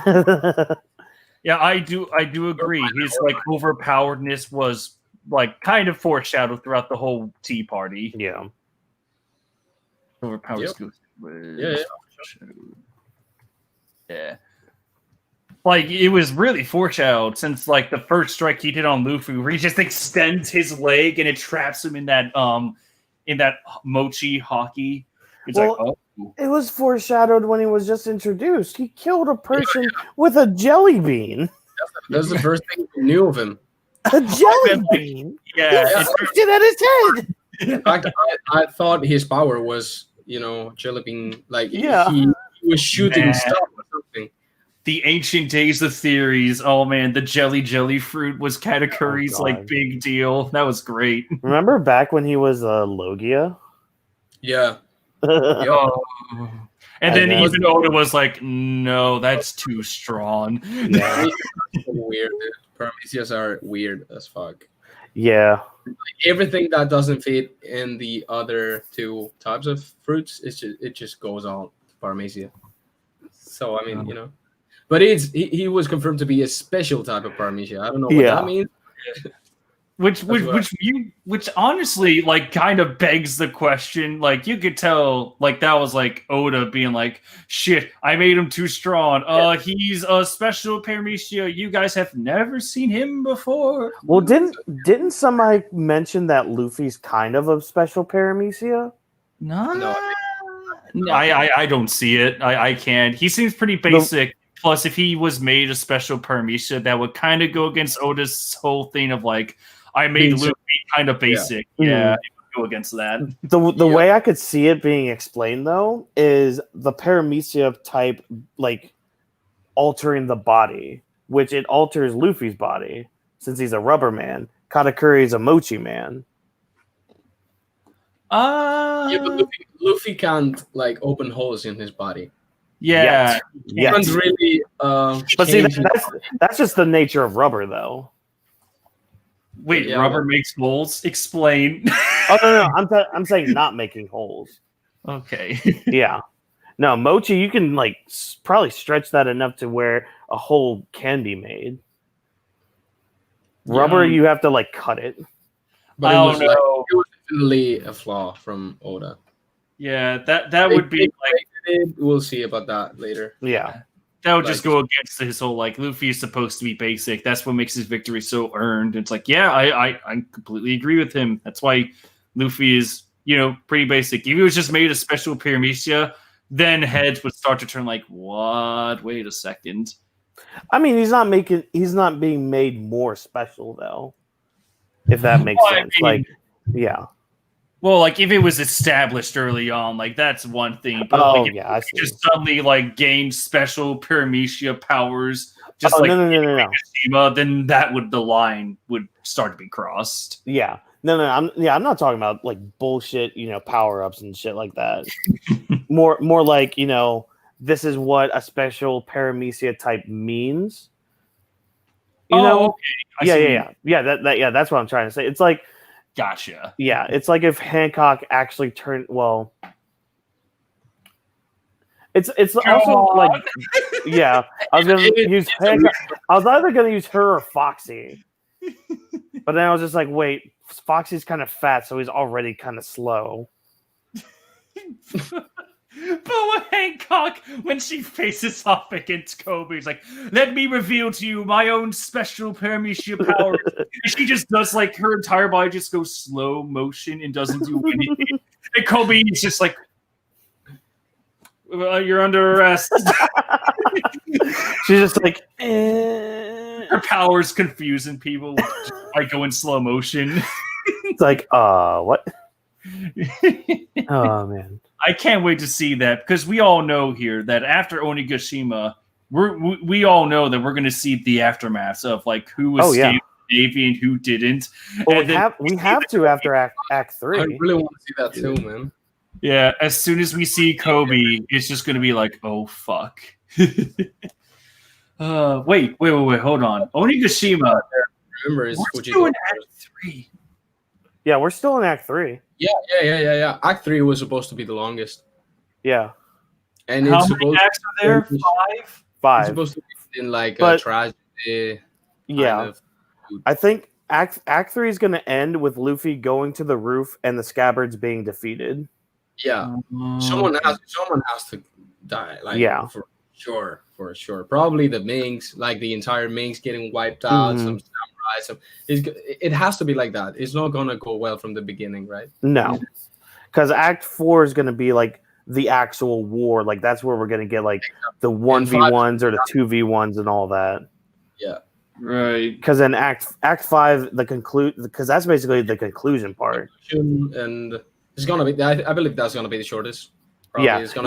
That's usually the shortest. We're gonna do this. Mm-hmm. I basically viewed it as Act 4 and 5 would probably be like, remember Kaido and Big Mom, like before Kaido went to the roof, a lot of people were thinking like, oh, he's going to ignore them. It's time to take off to sea and do their own thing. Yeah. But yeah, Kaido's like, all right, fine, bring it on. So yeah, Act 4 is probably the climax. I thought he was going to ignore everybody and just leave with Big Mom. That would have been just like our own shit to do. Some people were that. I'm thinking Act 3 is going to end on chapter 999. Oh, that'd be good. And then chapter 1000 is going to be the like Reverie catch up, because something big has to happen with chapter 1000. Yeah, I think it's gonna be Orochi back. Yeah. That's what I'm thinking. Okay. Man.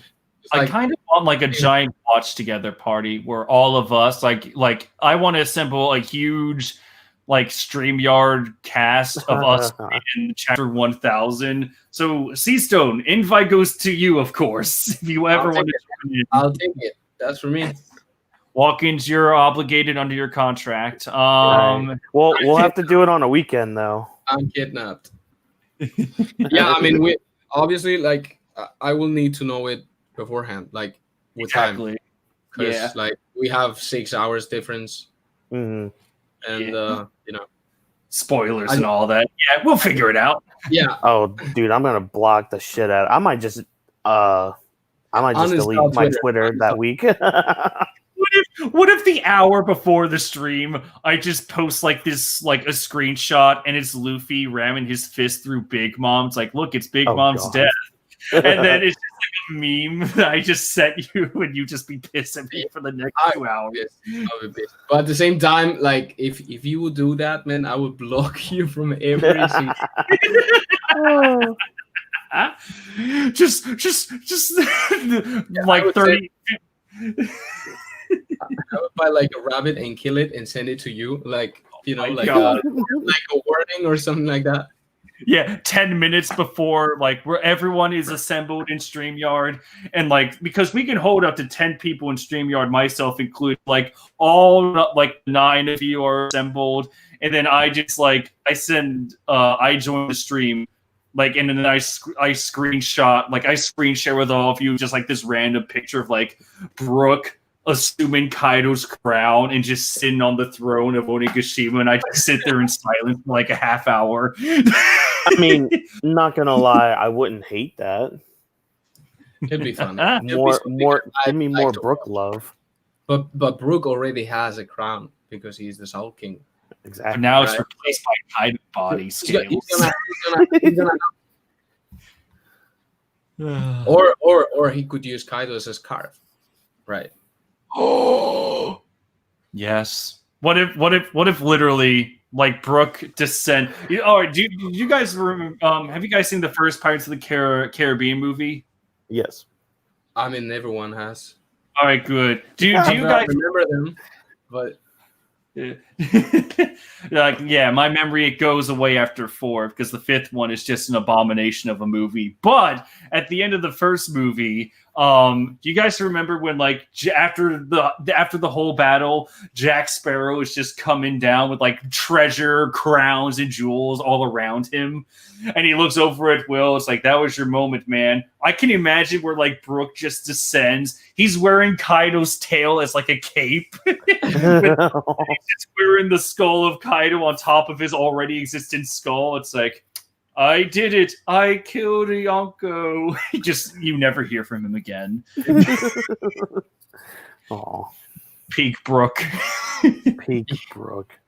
Peak Brook, young lady. He's too strong, man. Peak Brook could beat Madara 1v1. That's all I'm saying. Brook is undefeated. The only opponent that could ever challenge him, God Usopp. And even then. Yeah, I'm not too sure, right?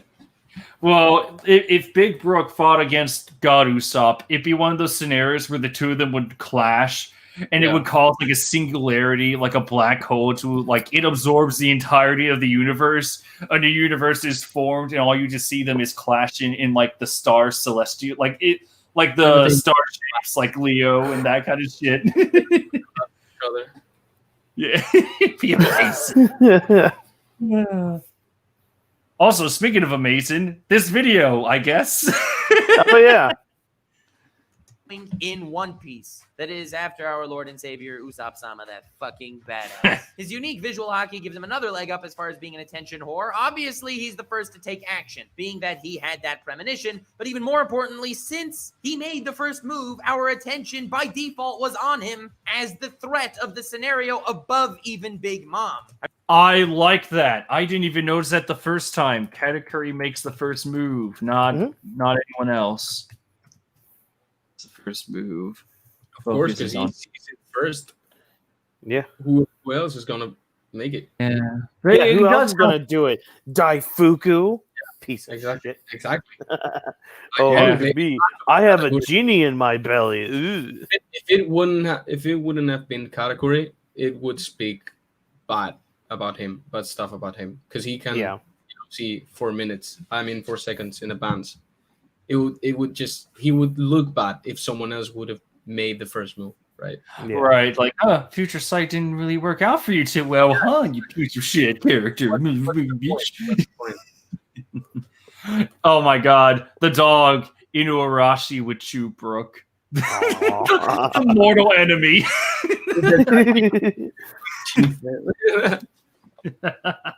By default was on him as the threat of the scenario above even Big Mom. I really didn't mean to spend this much time on this point, because even though first impressions are exorbitantly important and how they can alter one's entire perception of a character or story, his is crucial to understanding his role to play in his battle against Luffy and beyond. Because if you think of overpowered characters, we know they're overpowered before the massive clash. The reason that's done is simply because it makes the threat all the more real and all the more tangible for our protagonist. But the beauty of Katakuri is, unlike every other overpowered anime villain that I could think of, Interesting. All right. Why that a little bit for me? Yeah, Like Katakuri. 5 seconds or something like that. Could you? Oh, what's up? Go back 5 seconds. Yeah, please. Yeah. But the beauty of Katakuri is, unlike every other overpowered anime villain that I could think of, everything we know about him and all the perceptions we have of him are all given to us purely by his battle against Luffy alone. Interesting. So he says that Katakuri is done better than any character he can think of. Interesting. I don't know about that one because if you're talking about villains, fine. I guess fine. Like just as of right now, Katakuri is pretty good. I still think Doflamingo is better than Katakuri. Yeah, that though. Yeah, Doflamingo was kind of considered OP for a while. He kind of still is. Yeah. I'm not talking strength, obviously, because I don't know. I would love to see a Katakuri versus Doflamingo, but I wasn't talking about strength.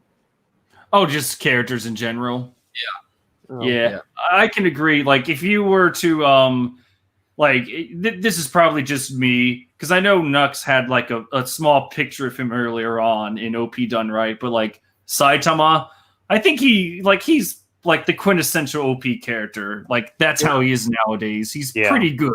That's what he is. Exactly.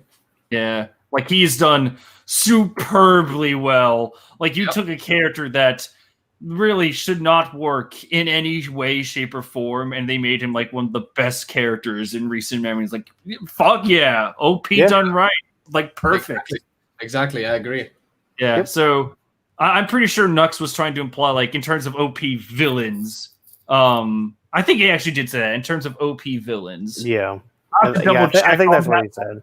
I think is when he says OP villains, he means overpowered or One Piece villains. I think he meant overpowered.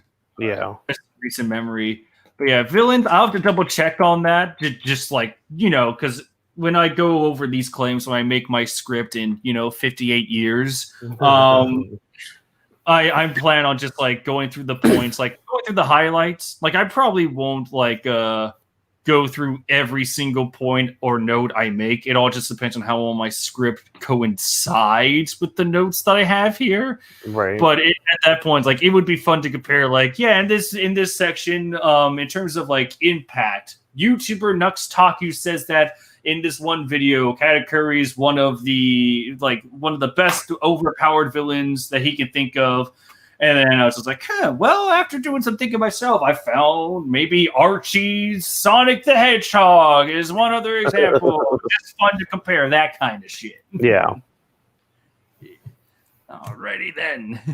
perceptions we have of him are all given to us purely by his battle against Luffy alone. And that fight completely built up and deconstructed an entire character and still made him one of the most impressionable characters of the franchise.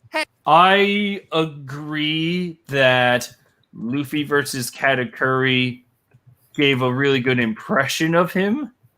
Yep. But I'm not sure it perfectly deconstructed the character. Yep. What do you guys think?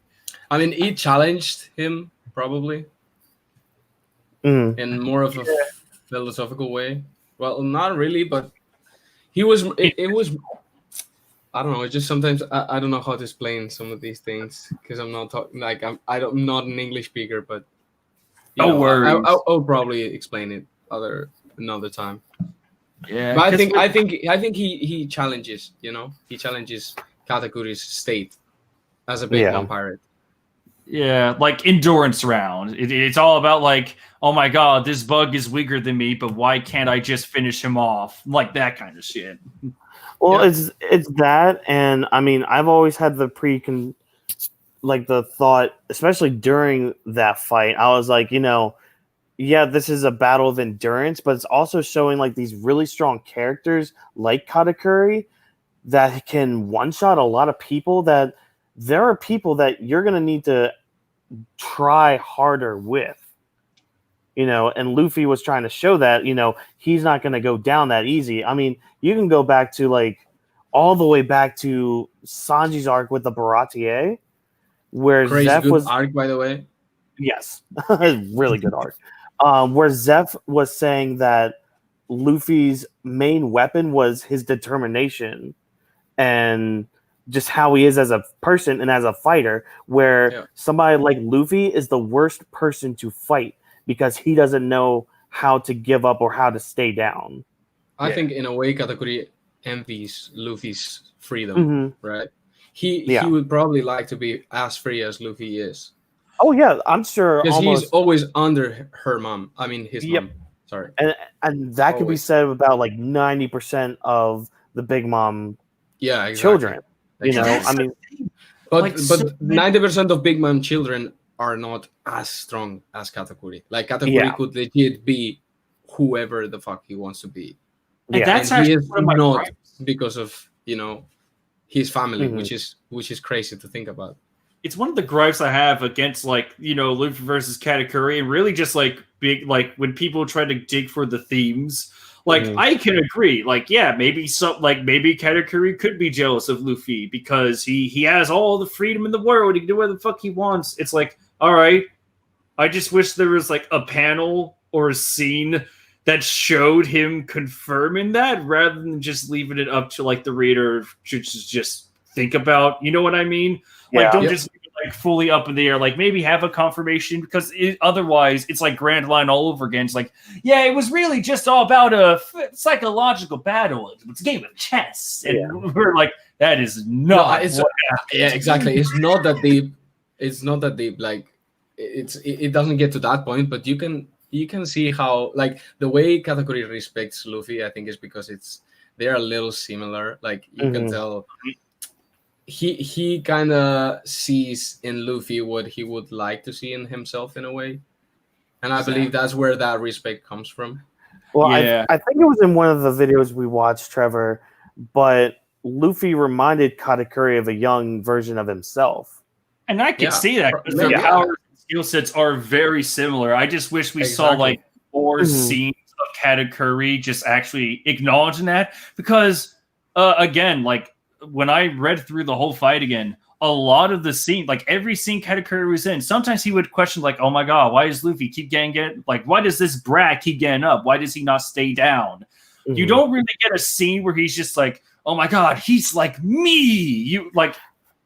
I wish there was some acknowledgement because during the whole fight, Katakuri's just no, you're weak, you're nothing to me. And then at the end, it's all right, I respect you now. Go ahead and hit me with what you got. And then it's okay. Well, you can almost argue that him just laying down for Luffy was that confirmation from him to Luffy. I guess, but it's there has to be the person I would lay down to is a younger version of myself. Yeah. Like, So he was fighting himself, right? Mhm. And the way they fight is similar. And then Luffy also got the vision haki to the same level as he did, which is the first person ever for him to do that. I don't know. It was Which just I call shenanigans. both. I still call shenanigans about how Katakuri is like, oh my god, he's reaching my level. I'm like, how? In just the Exactly. span of a couple hours? How? How the fuck? well, that was explained by Rayleigh being like, "Oh, hockey Oh, can get no, stronger no, in no. battle."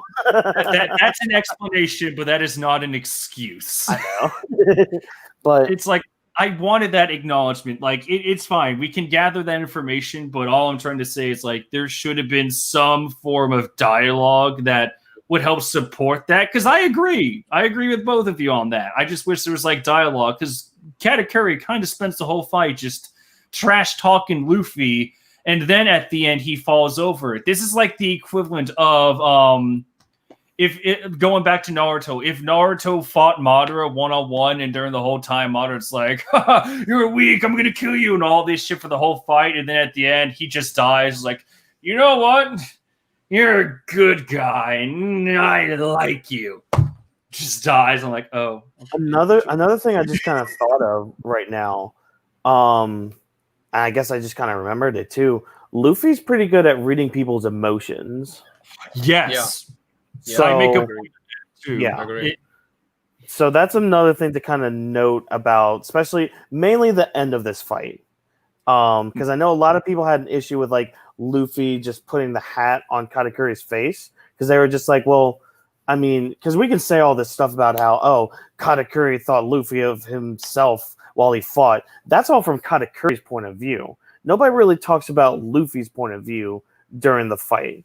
Except for, I need to beat this guy because I need to prove something. So in regards to like the whole like fight against beliefs and all that, nobody really mentions Luffy's side, but that's mainly because, again, he's good at reading people's emotions and understanding, okay, they're doing this for some reason that I can kind of grasp and understand. Yeah, it's a way where it's like he can read emotions, but I looked at it as not like a psychological or mental point of view. It's like in Rurouni Kenshin. Kenshin can read people's emotions, and that is actually like one of the secrets to his strength, because he can then read their moves. The only time where he has really any trouble facing off against a character is when there's a boy who literally shuts off his emotions to everyone around him, so Kenshin can't read this guy. Oh my god, Kenshin versus Sojiro is literally Luffy versus Katakuri. Oh, fuck. Wait. Oh my god, the universe just exploded in my mind. Oh, I see where you're going with it. Like, I can't, because I haven't watched it, but, Oh, I trust you, Trevor. I trust Add you. that to your list. I trust you. Oh, Trevor. Oh, Trevor. You there? You there? It all makes sense now. Are you there? This is the first time I see somebody not in live streaming. Holy fuck. Oh, it all makes sense now. Like, literally, Kenshin versus Sojiro. Like, these are the two characters. Sojiro is the boy where he defeats Kenshin once because Kenshin can't read his emotions. So Sojiro gets the win. And basically, Sojiro uses the same style of swordsmanship as Kenshin does, but he's faster. It's literally Kenshin 2.0, like how Katakuri is Luffy 2.0 in terms of like just skill set. And then when Sojiro finally cracks down because Kenshin like exposes a weak spot in him, it's like, oh, so you act like this because of that event, huh? And then Sojiro's just like, fuck you! And then Kenshin can read his emotions, and that's how he wins. It's like Luffy versus Katakuri. Oh my god, when Katakuri removes the scarf, Luffy can then read the emotions. Like, oh my god, I can read how he fights now. Luffy then gets into a slugfest, which kind of really doesn't do much because that slugfest goes for 2 hours, and then he goes into Snake Man, and then there's another slugfest that happens a little bit. I'm like, oh, Well, I wish we had the first Slugfest instead of just having 2 of them. Okay. But yeah, it all makes sense now. Oh my god, the fucking universe. Oh, the universe just exploded all over you, Trevor. Kenshin versus Sojiro equals Luffy versus Katakuri. I like that a lot. I like that a Oh. lot. Thank you, Trevor's brain, for coming up with that. You're welcome. And for anyone that does not watch Rurouni Kenshin, Watch it. Like myself. Yeah, I will definitely send a link to you guys, just like because the site I go to has all the episodes and it's great. Cool. How are we doing in the comments? Chief, present site is superior to future site fight meat. Killian's back. He's eating lunch. Good to have you back for, 30 minutes, if that's the usual lunchtime. He had experience bonus activated, plus a rank up event. There was nothing Katakuri could have done. Oh, God. Yeah, that's a fucking cop. You can see the +1 on Luffy's side. Oh my god. Anyway, Battle against We're Luffy about to alone. go And that- halfway through the video. That's woo! an Yay. achievement. Easy clap. We done it. Claps in chat. I want to see them all over the place. I want 57 of them right now. Go. Yeah, for sure. That fight completely built up and deconstructed an entire character and still made him one of the most impressionable characters of the franchise. Heck, a large percentage of the One Piece fanbase, me included, was rooting for Katakuri over our protagonist. And as Really? Okay. At some point, it was like, I mean, he could. I mean, I'll be fine. A lot of people were like, "Yeah, there's no way Luffy can beat Katakuri."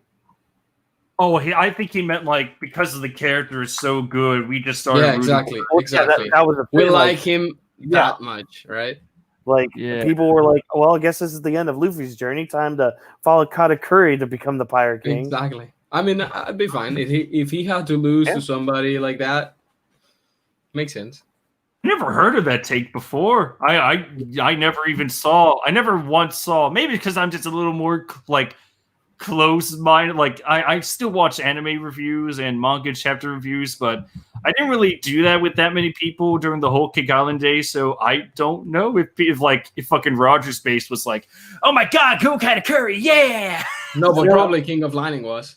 Yeah, King of Lightning was. Most definitely was. He was definitely like, I don't see how Luffy can beat Katakuri. Well, that part I understood. Yeah. Yeah, Like, I mean, I understand that, honestly. yeah, I I just understand never you saw. being like, Oh yeah. in a real world, he could never win. Oh yeah.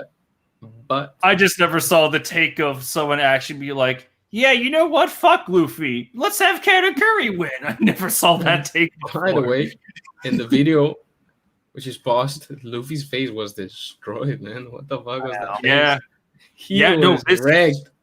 He was wrecked.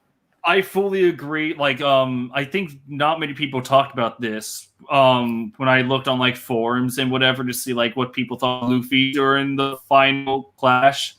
Like Luffy is like at lagging a death's bit. door. Oh, what's up? It's lagging a bit. It's only the on me, stream or is. no? You're getting cut. Yeah, it was you. Yeah, the sound is like stopping. Seems like it's fine now. Yeah, it All seems right. like it's fine. Yeah, go ahead.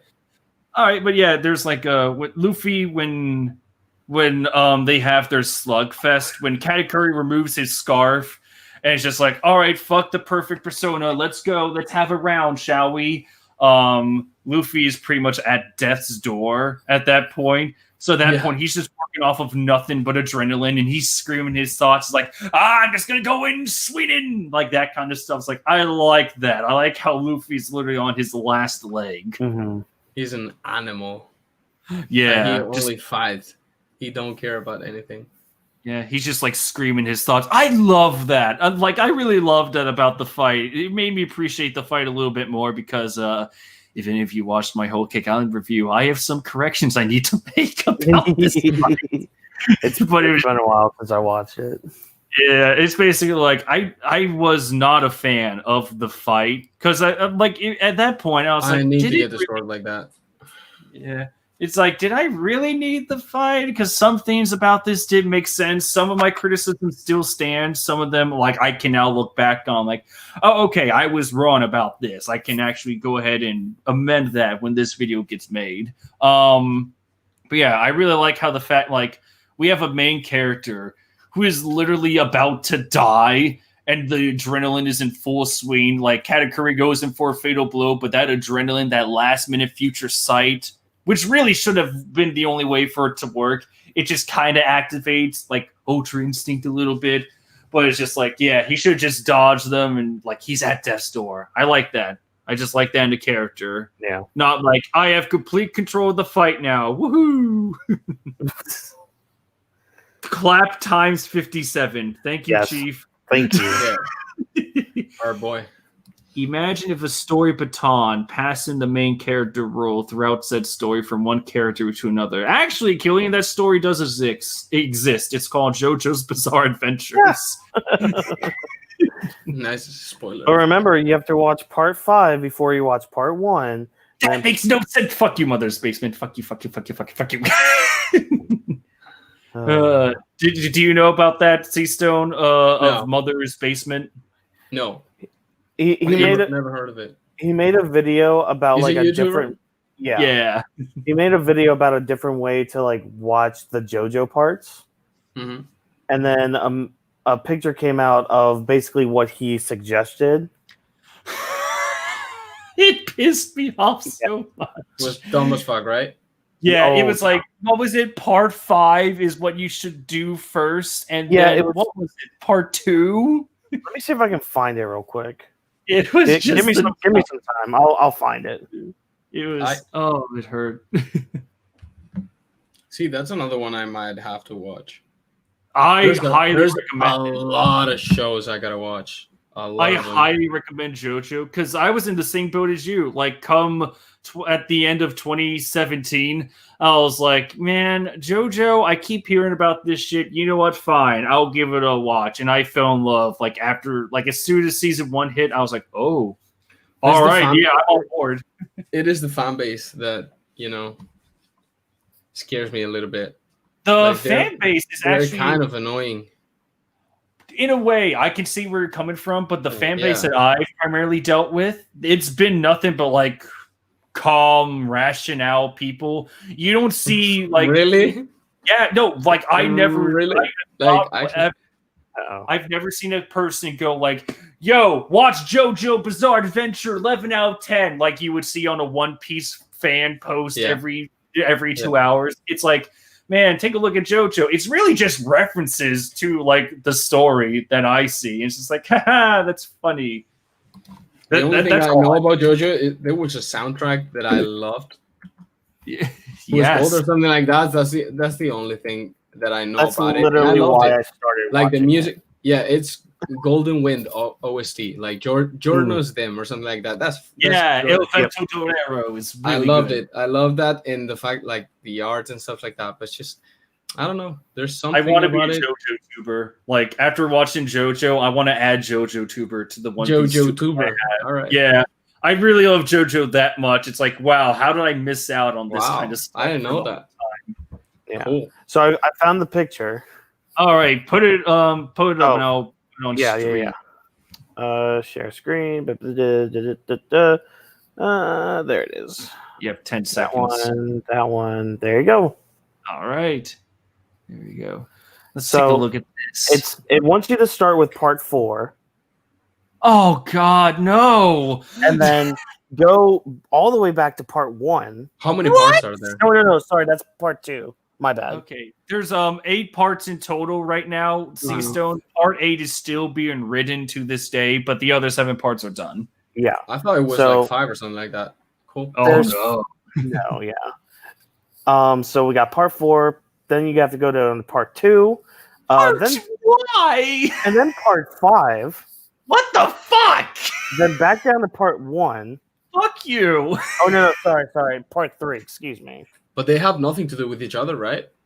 Well, here's the thing. It's all in chronological order. Every single JoJo part, like part 1 It has its own part. It has its own set of characters. It's like its own self-contained story.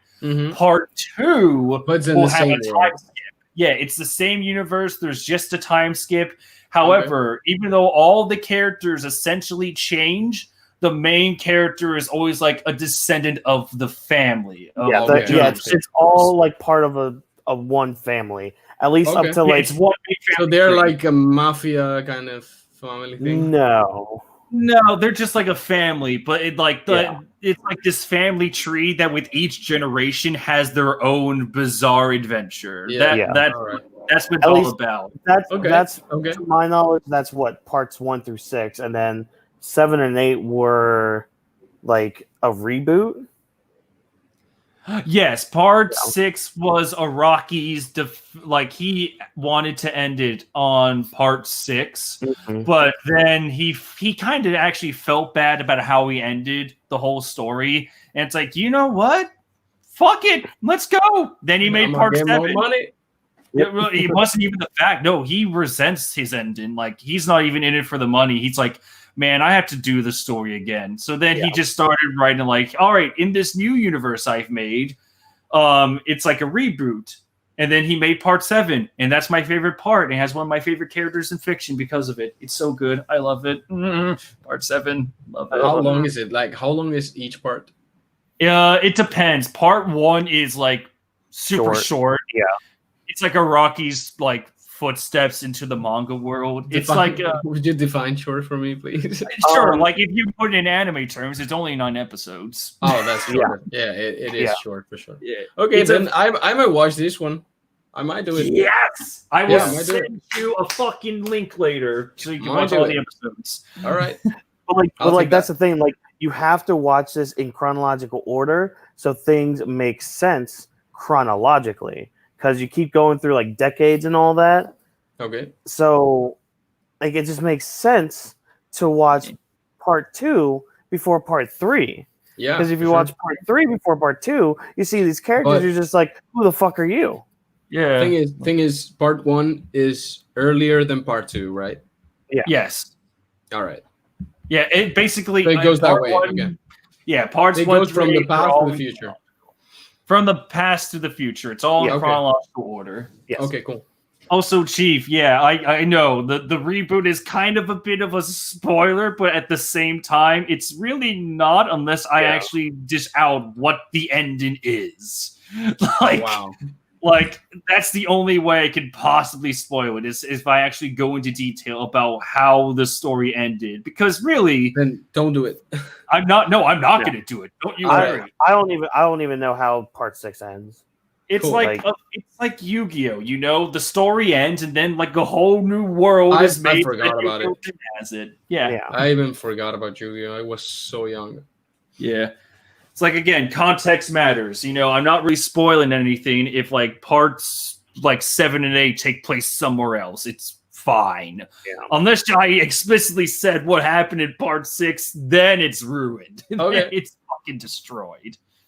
Yeah, just like when we had that Bleach talk.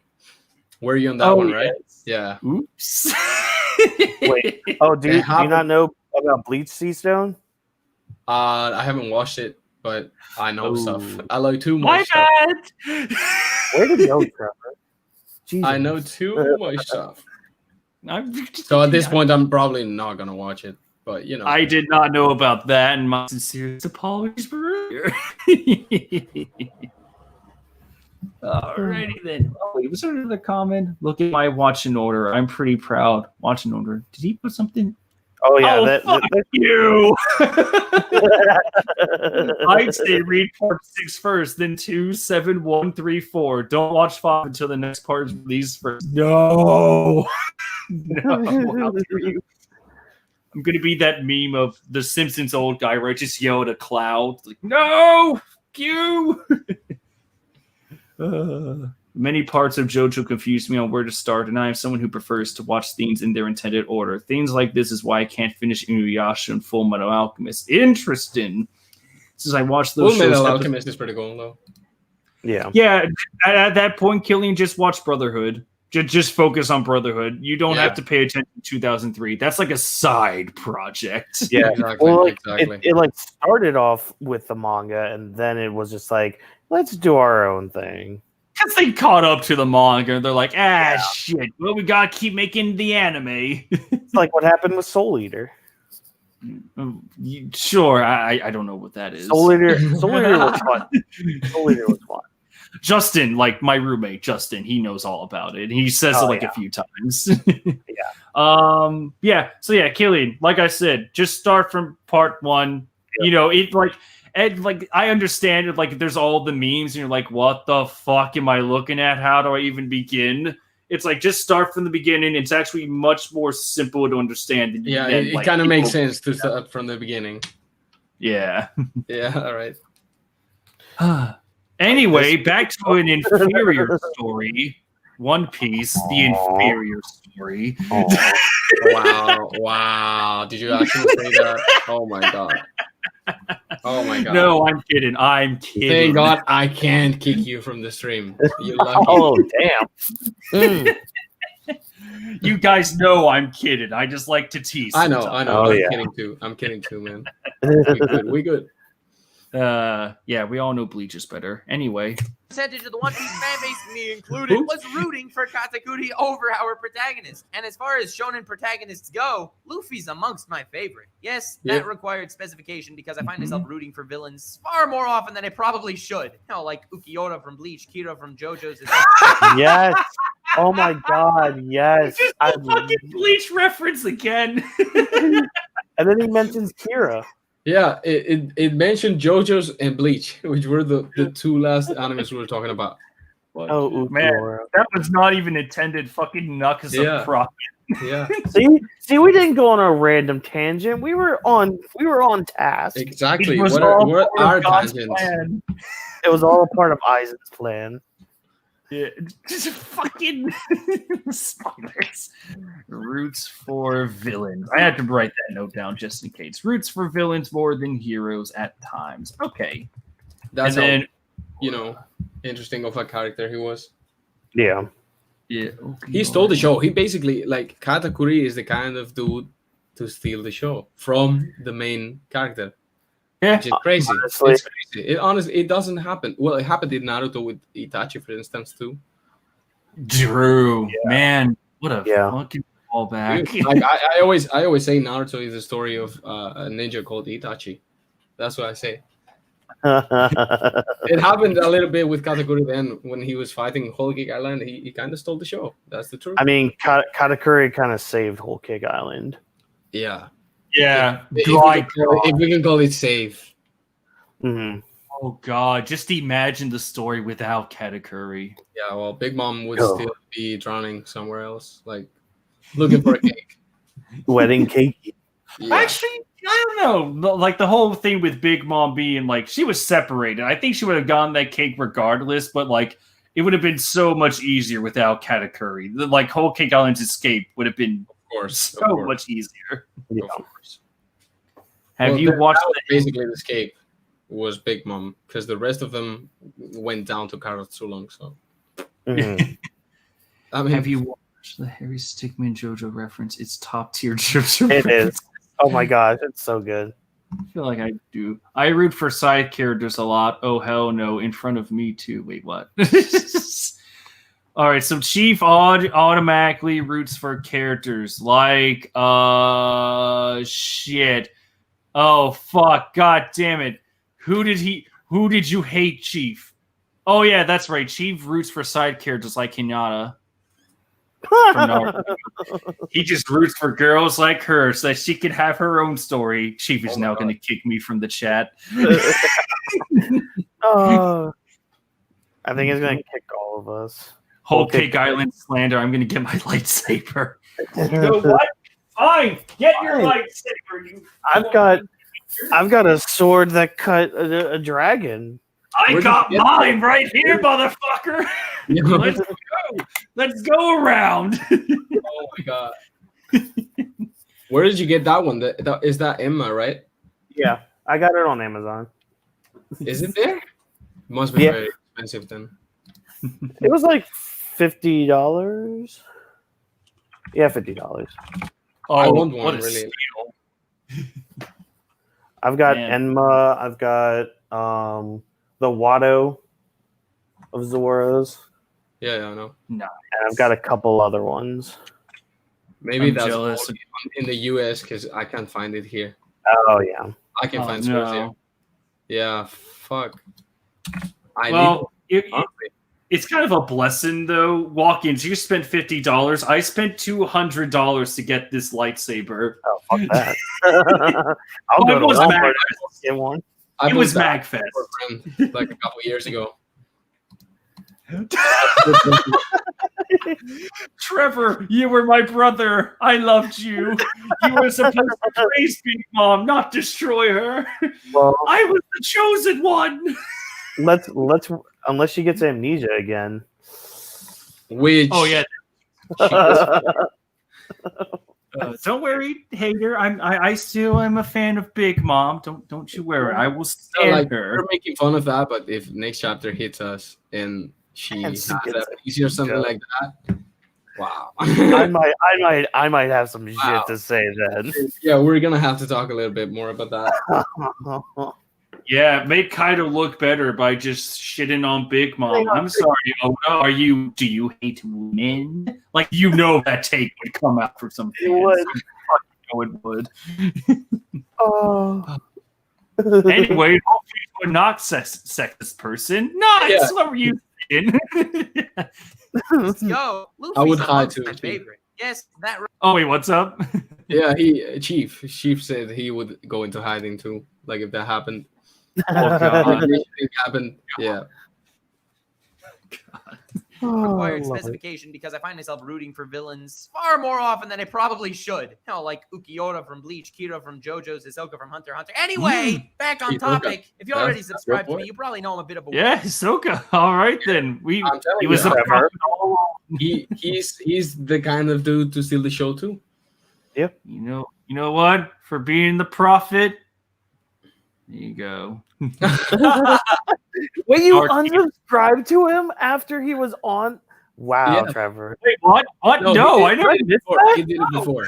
Like he subbed and then he unsubbed and then he joined and then he didn't sub. Oh, Yeah. shit. Yeah, left it I'm telling you, man. You should have. I was subbed. I was telling you. Oh, I have God. future sight. I have future sight too.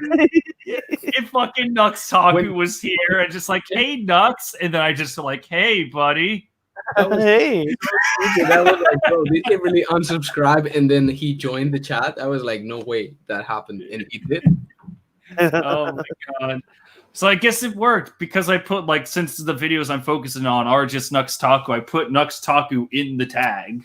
So he was alerted to our presence. He was like, hey, wait a He was minute. like, oh shit, I gotta go do some things. He sensed a disturbance in the forest, and thankfully it wasn't that much of a disturbance. He was pretty cool, pretty Yeah. chill. It was actually really cool though. Yeah, Yeah. yeah, that he takes a little time to do that. Like he Your got next tagging. it's got like 2 Yeah. million subscribers or something like that. 1.5 million. Yeah, 1.5 he's a cool that's dude. crazy. I like him. That's actually pretty crazy. Cool Yeah. stuff. I will never, ever, ever, ever, ever literally CBR has 3.2 million subscribers. I will never, ever expect one of their putrid writers to defend their trash content on a stream where we cover them. I would never expect that. I mean, we wasn't ranting either. We were pretty chill too, so it's not like. Well, actually, you could easily say that if we we were were- ranting. We'd be ranting. Well, if we were ranting, especially if Nux Taku, if Nux said at one point, it's you know what? I think Nami is a cunt. And then we all just started ranting against that. If Nux joined the chat then, I think he would have even more reason to join the stream if we were hating his work. Yeah. Probably. Yeah. 'Cause But we yeah, would kick him out if he exposed us Yep. in front of 1.5 million people. Yeah, I just see like a major increase in views. Like, oh, that's cool. And then Nux, it's like Trevor Tiger, the scum of YouTube. I'm like, oh, Well, that's that's free publicity, right? yeah. Yeah, true. Next time, you know what to do next time, right? Oh yeah, next time he just It's pops gonna be in. like, It's like, yeah, you're gonna be like, you're gonna eat shit, motherfucker. Yeah, This video hey, was so Nux. bad. Hey, what's up, Nux? You silly motherfucker, you. That's where the expose comes from. We just start like a never-ending war that just doesn't somebody's gonna clip this and is gonna send it to him like we were actually serious. Ah, actually terrified about if someone just takes like an out of context clip. It's like, for instance, hey Nux, you smell funny, and then like literally Nux's next video, it's just like a black and white image of himself with me echo and reverb. It's like, hey Nux, I think you smell. No, It would be funny. I like the guy. He seems kind of chill, dude. Yeah. Just the fact that he came here was pretty cool, though. Yeah, just to say hi. Like, I would imagine he would probably be busy, but hey, pretty dude cool. Might have a lot of stuff to do, and still he showed up. Amen to that. Of a weirdo, but I'm a weirdo that can at least back up my weirdness, so I therefore give he's a myself weirdo. a pass. At least that's what I tell myself. Thanks for the support, guys. Moving on, Luffy enters the ring with Katakuri, and before they even begin to square off, we can already gauge the power gap between them. From Luffy's past battle with Cracker, Luffy was only victorious because of 3 prominent conditions that favored him in that battle. Firstly, he got support from Nami, literally Good. dampening Cracker's attacks, allowing for some form of defense, with Luffy literally eating whatever was thrown at him. Secondly, no matter how much he ate, it does not hinder his fighting style because it can be molded into a new form of Gear 4th. And thirdly, Shonen main characters are bottomless fucking pits, and I wouldn't put it past Luffy to eat the entire fucking Sweet Kingdom. It's important that Luffy had this edge because without that, Luffy would be placed definitively to be of Yonko Commander tier, and there's no going back from that. I like that clip. Yeah. yeah. I mean, nothing else to say. If Luffy beat Cracker solo, he would be Commander. Yeah. I never really thought of that before. Which he would have never been able to. Yeah.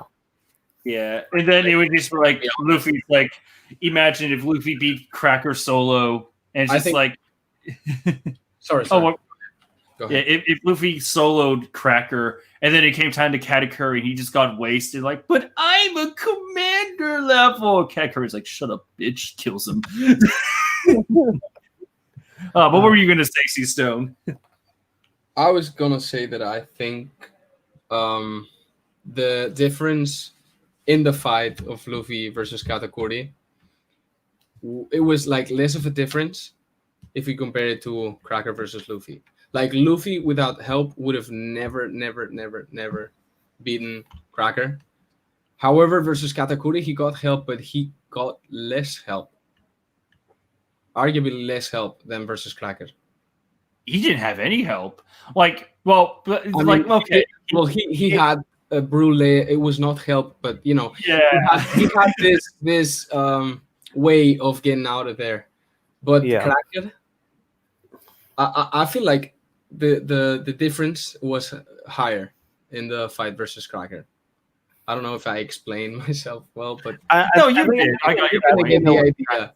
Like if you watch both fights, you're like, wow, thank God this dude got help versus Cracker. Otherwise, it would never ever get. Probably he would have never gone close to even see Cracker. Yeah, Probably. Yeah, like probably not even. Actually, wait. Yeah, no, he still saw Cracker's true form. It was because Luffy went Gear 4, got the con gun in that broke what the Biscuit Soldiers think. Cracker revealed himself, but he would have never got into the body himself. Not even close. But it was not even close.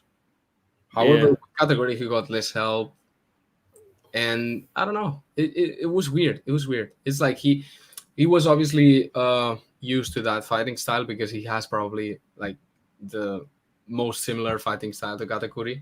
But besides that and Brûlé, I don't know. That's why I think Cracker versus Luffy is interesting.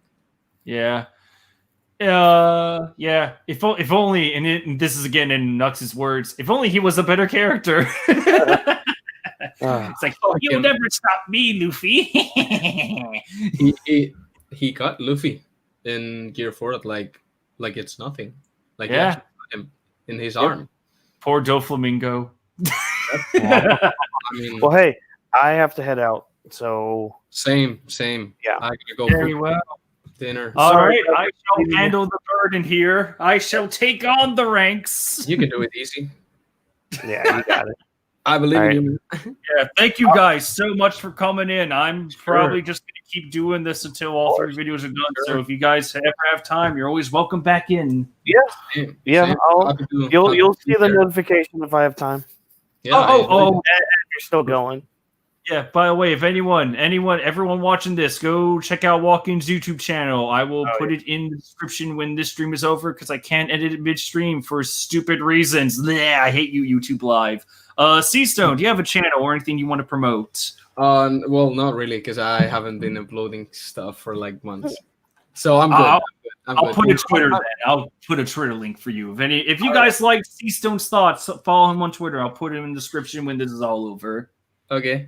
You know, it was just fine, like being here and having a little chat about One Piece. It's cool enough, bro. No worries then. All righty. Well, thank you both for coming on here. Sure. Won't be last. All right. See ya. See ya, mate. And then there was only one remained on the battlefield because I am not weak, you two fools.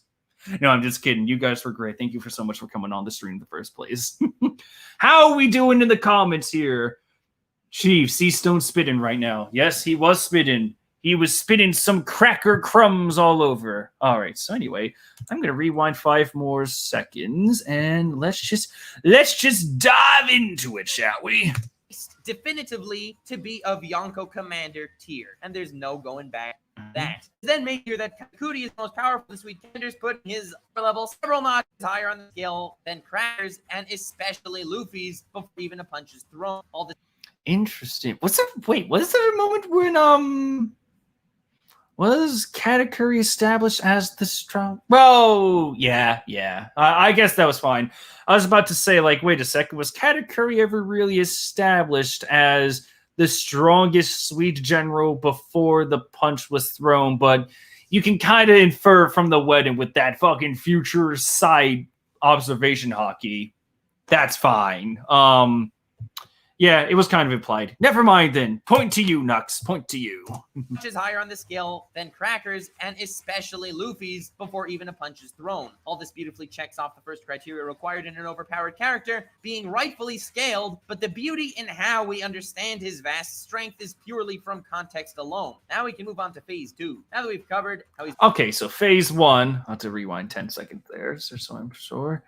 So phase 1, establish character through scaling.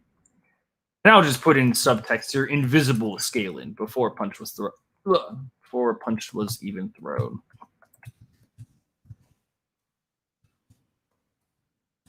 Okay, phase 2. What was that, Nux? An overpowered character, being rightfully scaled, but the beauty in how we understand his vast strength is purely from context alone. Now we can move on to phase 2.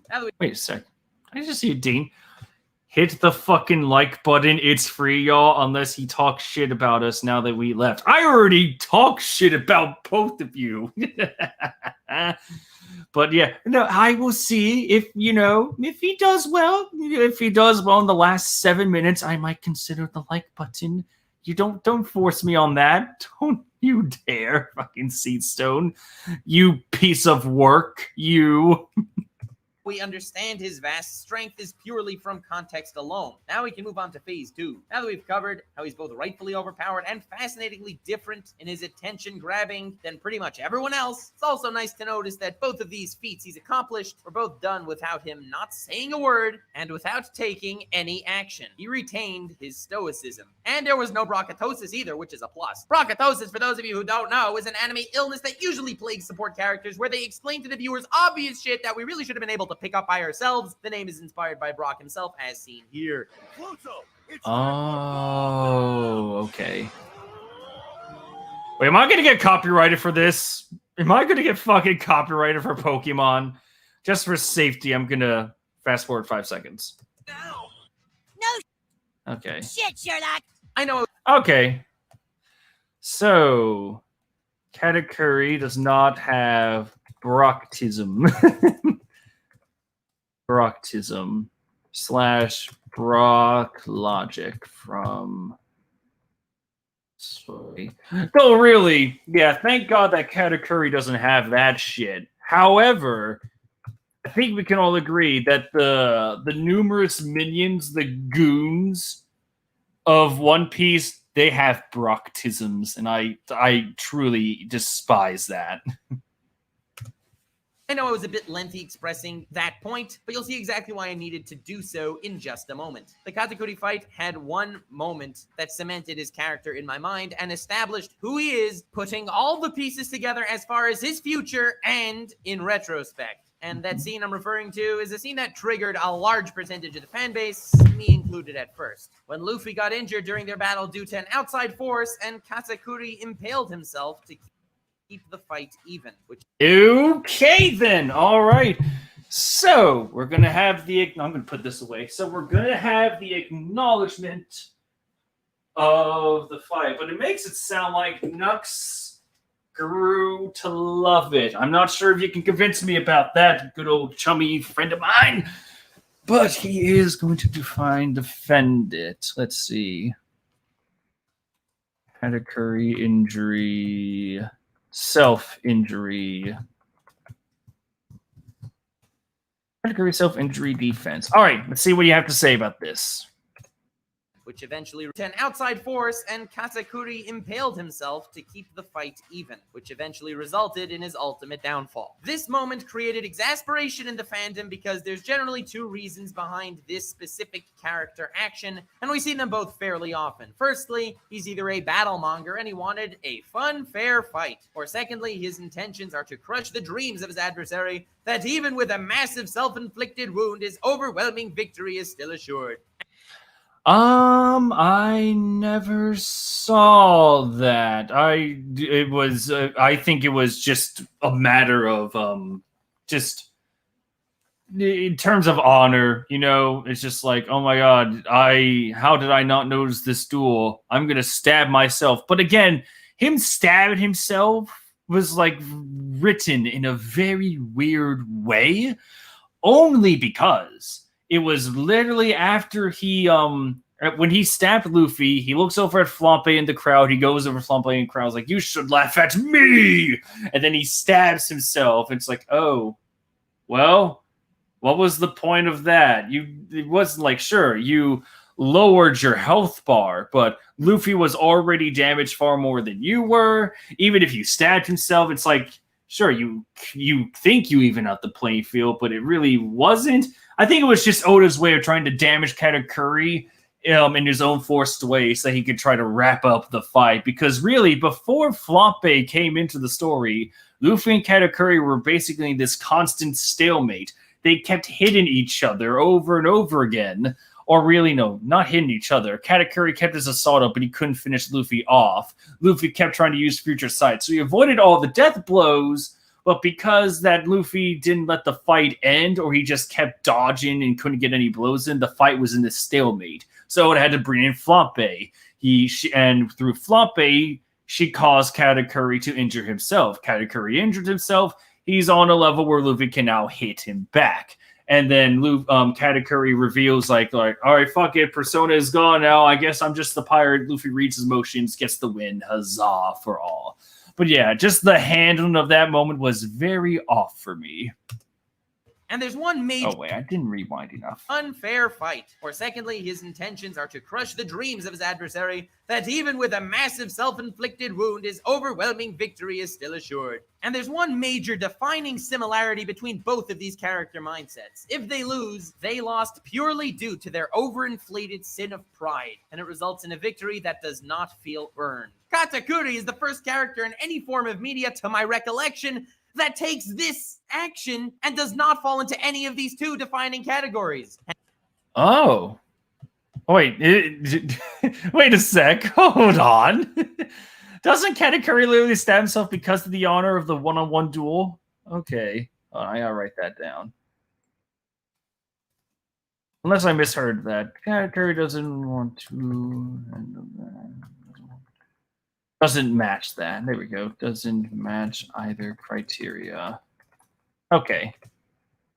And instead uses this moment to paint everything we've seen until now in a completely different light. That's why I believe everyone loves this character, even though no one credits it to this scene, and that just makes it all the cooler when it's actually realized. I get a lot of flack for this type of analysis in the analysis community, but I find analyzing the emotional state of the characters and viewers to be fascinating, and I hope you will too. At the start of the battle, the Luffster was getting wrecked. And every time he fell, Katakuri would grab that chance to deal a decimating blow. But by the end of the battle, if you noticed, whenever Luffy would get knocked down, Katakuri would ask him, "Is that all? After all this, you're just gonna stay down? You're more pathetic than I thought." Those words driving Luffy back to his feet, making him a far more threatening resistance to Big Mom's entire empire. Towards the end of the fight, he no longer used Luffy's exhaustion to his advantage, or as an edge in battle. Towards the end, he did everything in his power for this fight to continue as long as possible, and to end it in the most climactic fashion imaginable. I only noticed that while I was researching for this analysis. Wait a sec, hold on. Did you say that Katakuri was trying to prolong the fight?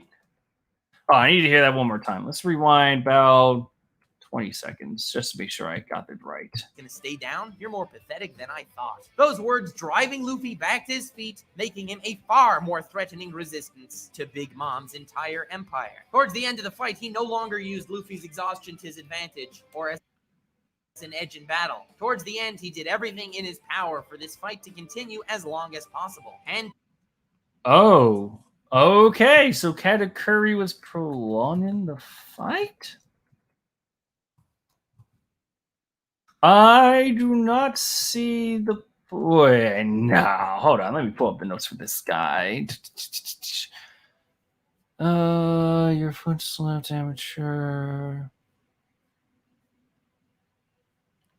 Yeah, Katakuri still wanted Luffy dead. Like, really, the only thing that changed near the end was just the fact that the two realized, like, all right, this is it. This is the final confrontation. We're going to end it right here. And Luffy even says it, like, all right, I'm going to bring out Snake Man. And Katakuri's like, all right, go for it. Bring it out. Let's finish this. I don't think he was trying to prolong the fight. I think at that point, it was just like, all right, I'm just going to keep trying to wail on him and see if he ever stays down. Oh, what's this, Chief? Flampe calls Kata to hit Luffy too. Also Flampe is top 5 Charlotte children. I want to kick you from the chat. I want to kick you from the chat so much right now.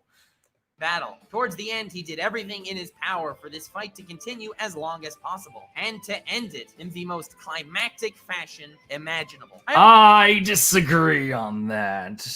I should have put that into wanted to make it climactic. I don't know. We can already say that Katakuri just wanted to, like, him respecting Luffy enough to remove his scarf and to take him on as like an equal.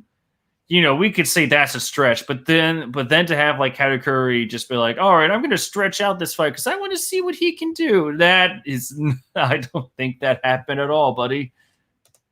I only noticed that while I was researching for this analysis, and it is so fucking cool how it plays perfectly into the thought I'm trying to promote exactly. The turning point at the core of the battle was the block of time from when Luffy exposed Katakuri's true identity to his siblings until Katakuri impaled himself, where Luffy said, "Hey, we're pirates, no need to play fair." From Luffy's perspective, he was against the ultimate overpowered stumbling block, which possessed an evolved form of all of his powers, from his devil fruit to his conqueror's haki. And because of that, the fanbase regarded Katakuri as the ultimate obstacle presented to spike Luffy's growth. But most of us, including me initially, disregarded Katakuri's own perspective, which is arguably far more important than even Luffy's in this scenario. He's lived his entire life sheltered in his own mind, from even his family, to the point that they knew nothing about him. They've never seen him eat, they've never seen him lie on the ground, and they've never seen his mouth. The only psychological reasoning for why Katakuri was actively suppressing his own nature was because he felt different and alone. In his mind, he was always an outcast, so he had to take the stoic badass role.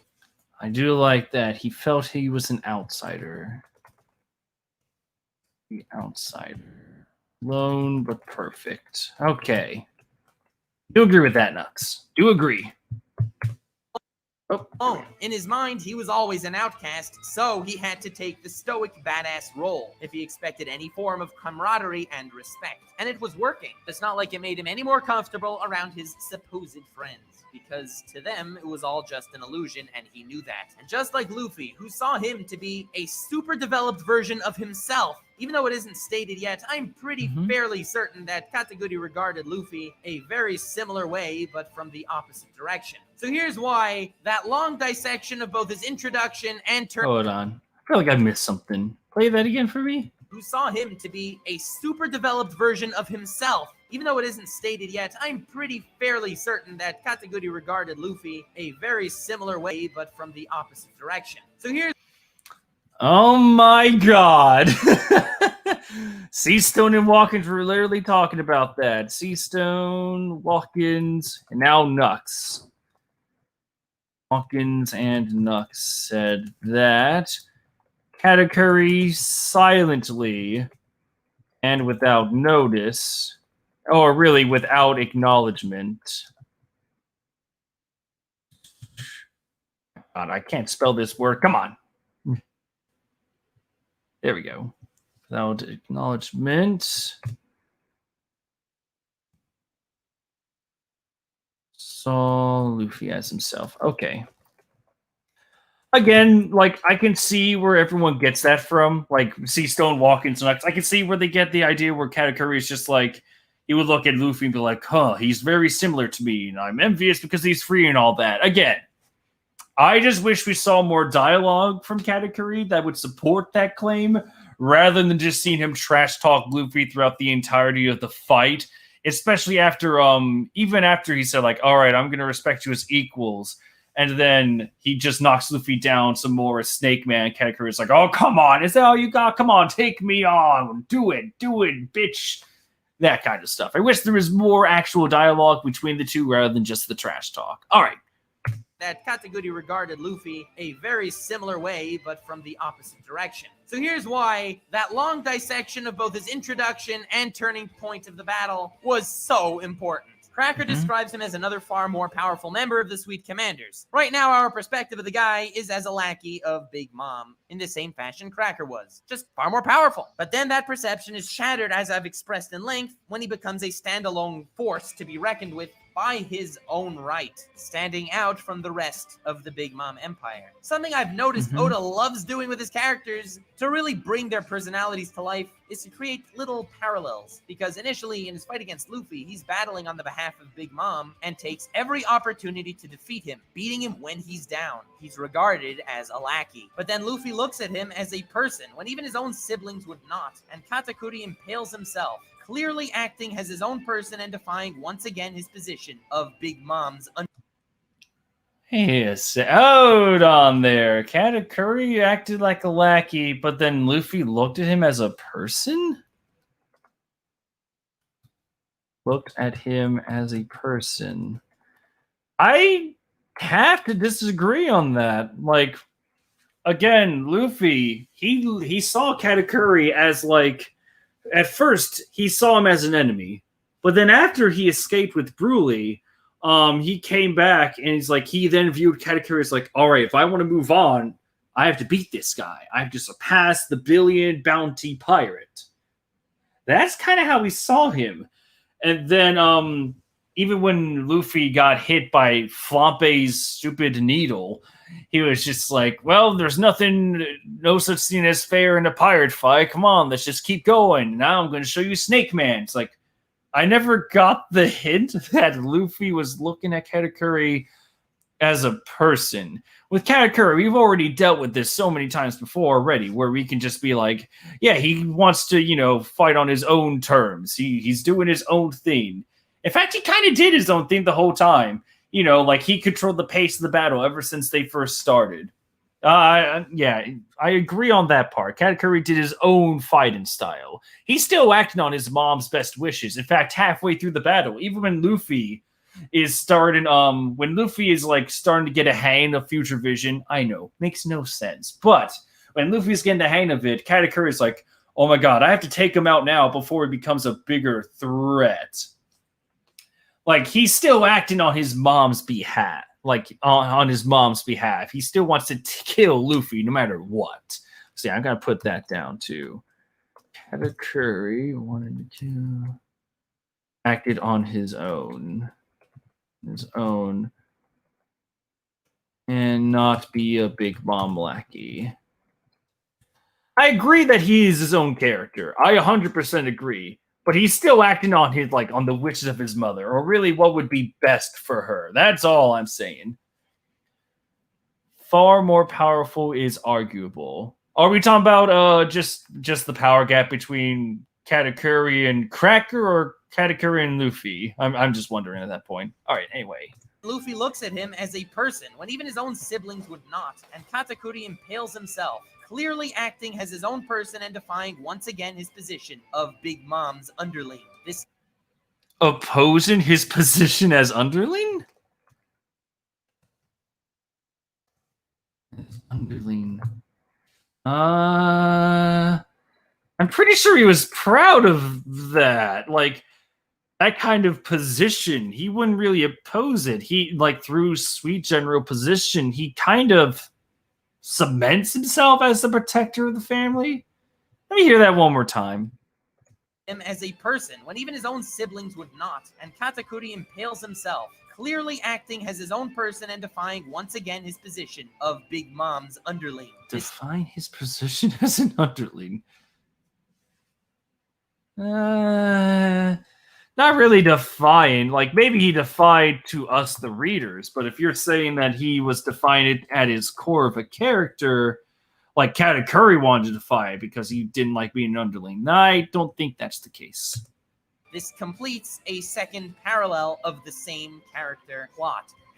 You ready for the good part? Because now the groundwork has been laid to fully express why Katakuri is easily in my 5 most brilliantly crafted characters in One Piece. Because everything we've seen until this...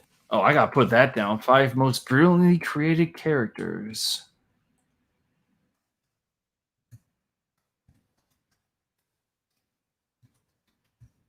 According to good old Nux. All right. You ready for the good part? Because now the groundwork has been laid to fully express why Katakuri is easily in my 5 most brilliantly crafted characters in One Piece. Because everything we've seen until this point in the entire Whole Cake Island arc is the first aspect of the grand Katakuri parallel in his character writing. Nuances aside, this whole time, he's ultimately acting as an agent of Big Mom, being phase 1 in his character. Phase 2 is when he will no longer be following the orders of his Yonko, and when he will act as his own man, creating the perfect symmetrical character balance Oda always yearns for. I still have to disagree. He was kind of always doing his own thing. You know what I mean? Like, he was still acting on his mom's wishes. He still wanted Luffy dead. I guess you could argue, well, actually, no. No, Katakuri just wanted Luffy dead the whole time, even when he gained respect for him. Even when he was starting to be like, okay, I see what you're doing here. Keep going. Come on, come at me. It's like, the two, you could easily argue that his personal goals just aligned with Luffy's goals. You know what I mean? I'm sorry, with Big Mom's goals, you know? It's like, all right, I'm just going to kill Luffy, still on his mother's wishes. Maybe saving Luffy or joining his fleet, but that's in the future. Thank you so much for watching. I hope you enjoyed. As always, oh, I guess that was it. Let me play it one more time. Creating the perfect symmetrical character balance Oda always yearns for. Maybe saving Luffy or joining his fleet, but that's in the future. Thank you so much for watching. I hope you enjoyed. As always, thank you so much for the awesome editing. Until now, I could say with certainty that he's the most brilliantly written, overpowered adversary Luffy's ever faced, from both Luffy's perspective and his own. Thanks so much for watching my Katakuri overpowered analysis. I hope you enjoyed it. If you did, feel free to leave a like and subscribe to join the fan base for more overpowered analyses. Or All right, so yeah, that's pretty much it. You know what? Fine, Seastone and Nux, you've earned the like. I like your stuff. Out of the takes on Katakuri that I've seen so far, just like in terms of forums and Grand Line, I do like your take a hell of a lot more than the stuff I've seen so far. And the fact that you even came on here, that was you're a very chill dude. I like you, man. But yeah, there were a few things I disagreed on that just kind of clashed with what I read in the story. But yeah, pretty good video. I did not mind it, even though we disagreed on some aspects. It was good. I liked it. All right, well, 1 down, 2 to go. Fuck. Alrighty then. How are we doing here on the good old stream? Everyone's enjoying themselves by the looks of it. Alrighty then. Where are you? The Lonely Philosophy. By the way, I don't think I ever mentioned this before, but I'm literally going in the order of how Nux uploaded these videos. So I think the one that we just finished up on was like in March 2018, and this one is July 4th, 2018. The Lonely Philosophy of Katakuri, the Hero of Whole Cake. All right, so let's see here. Let me just go ahead and get the notes ready. We took a lot of notes. Actually, before I show this, I should just show what we got right here. This one took Nux's video here. Had a lot of notes. Look how many we got here. So going through all these notes just for my own Katakuri video, this should be fun. I'll probably have a more focus on how he said like Katakuri defied his position as a lackey. And how Luffy looked at Katakuri as a person. I disagree with those statements. I'll probably focus on those a little bit. But yeah, he had some really good points as well. So yeah, I liked it. I liked his take. Much better than the ones I've seen so far from Grand Line Review. Oh my god, that was a pain. But yeah, his second one. And to be honest, this is probably going to be... I probably won't need to pause as many times because I imagine that this is going to be fairly short. Oh, what the sec? What are you doing back here? So my work decided as I was starting to get ready that, hey, we don't need everybody to come in until 6 o'clock. So guess who has another like hour and a half that they can waste? Oh, snap. Actually, back. I need to get my charger for my watch, but yeah, guess who's back? Don't back again. So I just finished Nux's video. Mm-hmm. He had some interesting points. Okay. I agreed with I think we could agree that we agreed with a good amount of the stuff he said. Yeah. He kind of made like a couple interesting points. I want to get your takes on them. Oh god. Oh no. So when you guys left, out there.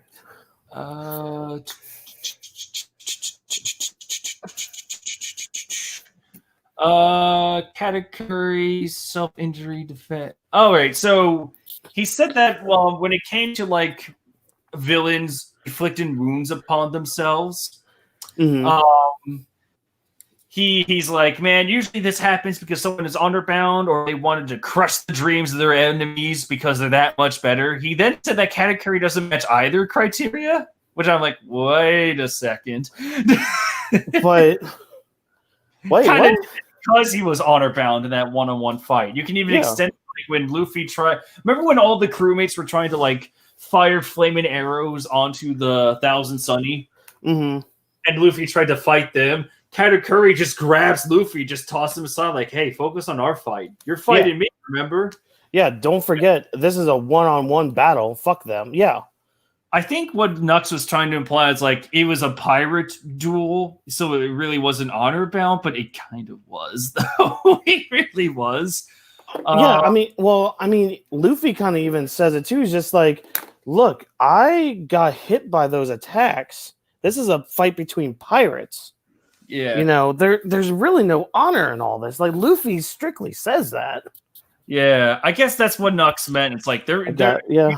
to do honor. It's just a pirate duel, but Yeah. kind of was. Katakuri still did it out of honor.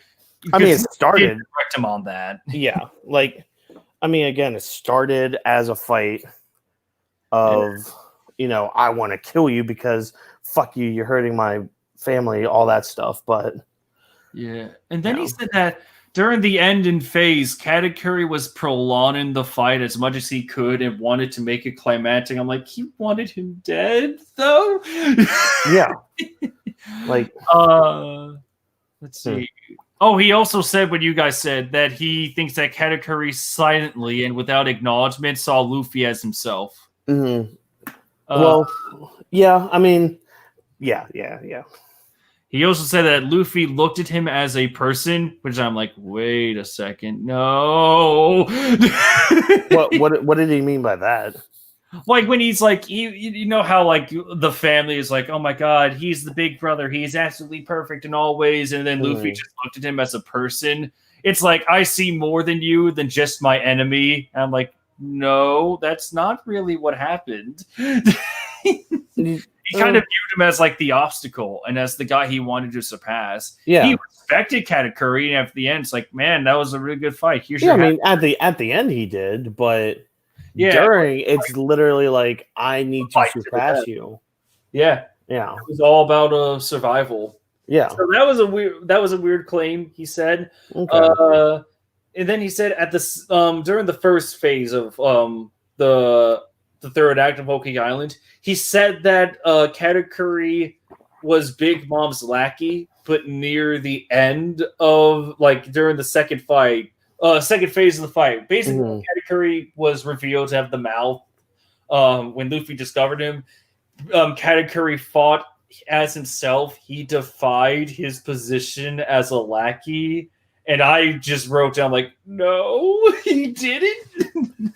Like, sure, Katakuri from the start, he fought his own way, but he didn't really defy his position as a lackey. He still fought Luffy. He still wanted to kill him. He even says during the second phase, like, if I don't stop him now, he might actually be a threat to Mom. I think, yeah, because I think lackey is the wrong word to use there.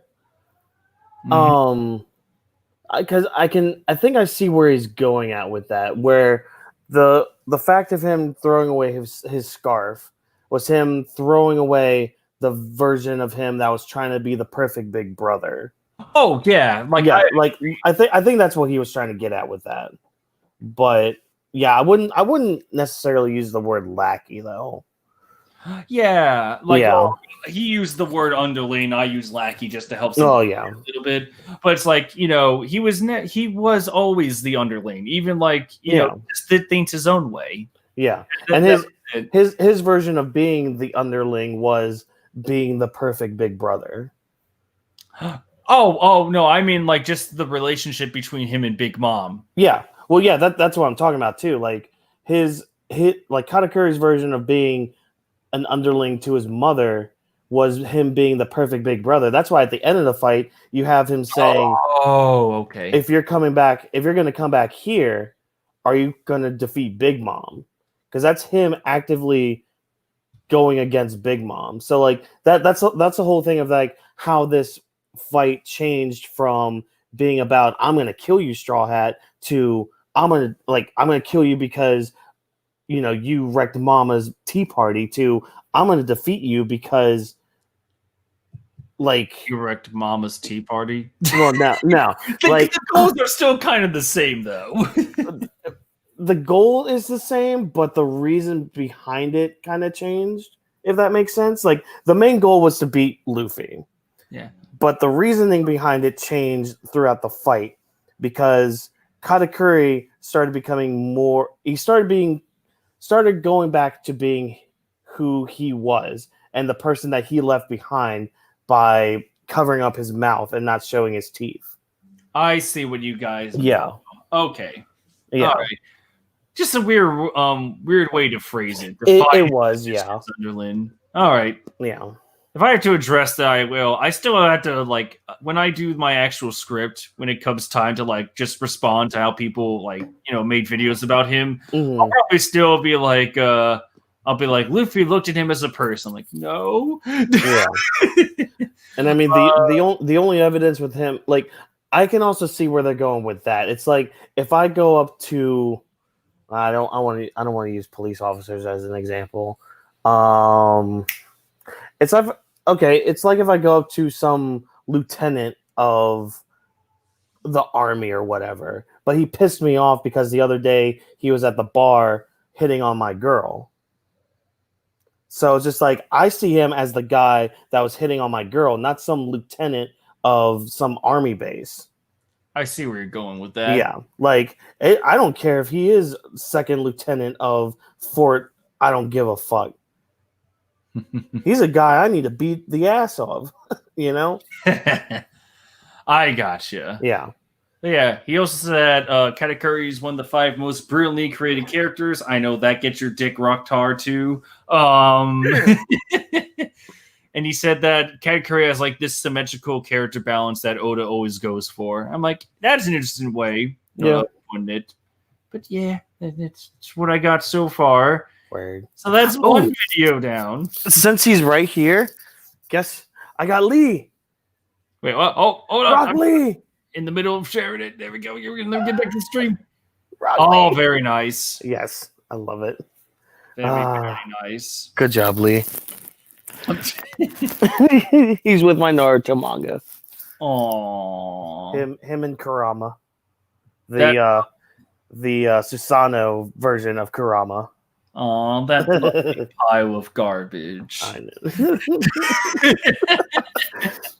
Look, it was cool. I don't care if it didn't make some sort of not sense. It was cool. Oh, I got a notification on Twitter. Oh, Seastone! My buddy Trevor Tiger invited me over to stream today. I really liked it. Might not be the last one. Thanks for letting me good. in. Yeah, he was cool. Yeah, no, he's a great mate. I like him a lot. You said he's part of your Discord group, was it? Oh, not Discord, group chat. Oh, okay, gotcha. Yeah. But yeah, if he joins in like every now and then, I will pleasantly be surprised, and I will welcome him with love and arms. I love him in a romantic way, in a sexual way too. What? What? What? What? Tell Becky, keep your mouth shut. But yeah, I plan on, like, when this is all over, I plan to be like, hey, thanks for joining, everyone. Also, special thanks for Nux Taku for just dropping in out of nowhere. Thanks for just randomly being like, hey, let me check you assholes out. Yeah. I hope that wasn't our first impression. Like, who the fuck are these guys? I mean, with people like Nux, I feel like a lot of people would try to criticize them and all that. Ah, gotcha. You know, I really criticize him all that much. Did we? No, I mean, it was just like when you said you called, it's like, yeah, you might be a little bit of a mean one. Like, oh, okay. Yeah. I mean, nothing wrong with that, though. Yeah. You know, just depends on the takes. Yeah. Oh, but yeah, he was pretty cool. I liked him. So which one is this? The Lonely Philosophy? Yeah, the lonely, the hero of Whole Cake in One Piece. Yeah. Oh. So hopefully, if I have a feeling that maybe we don't need to pause as many times at this point. We kind of already know Nux's stance on Katakuri. Yeah. But really, at this point, we just have to listen for like anything fairly interesting we need to pause on, or if there's anything we really disagree with. Right. All right, but are you ready? Oh, I'm always ready. Katakuri is easily one of my personal favorite characters in One Piece. Even from the little amount we actually saw the guy, up until his defeat, every scene and panel that was honored by his presence was completely taken over and overwhelmed in his chat until his the EGG fight. You know what's funny?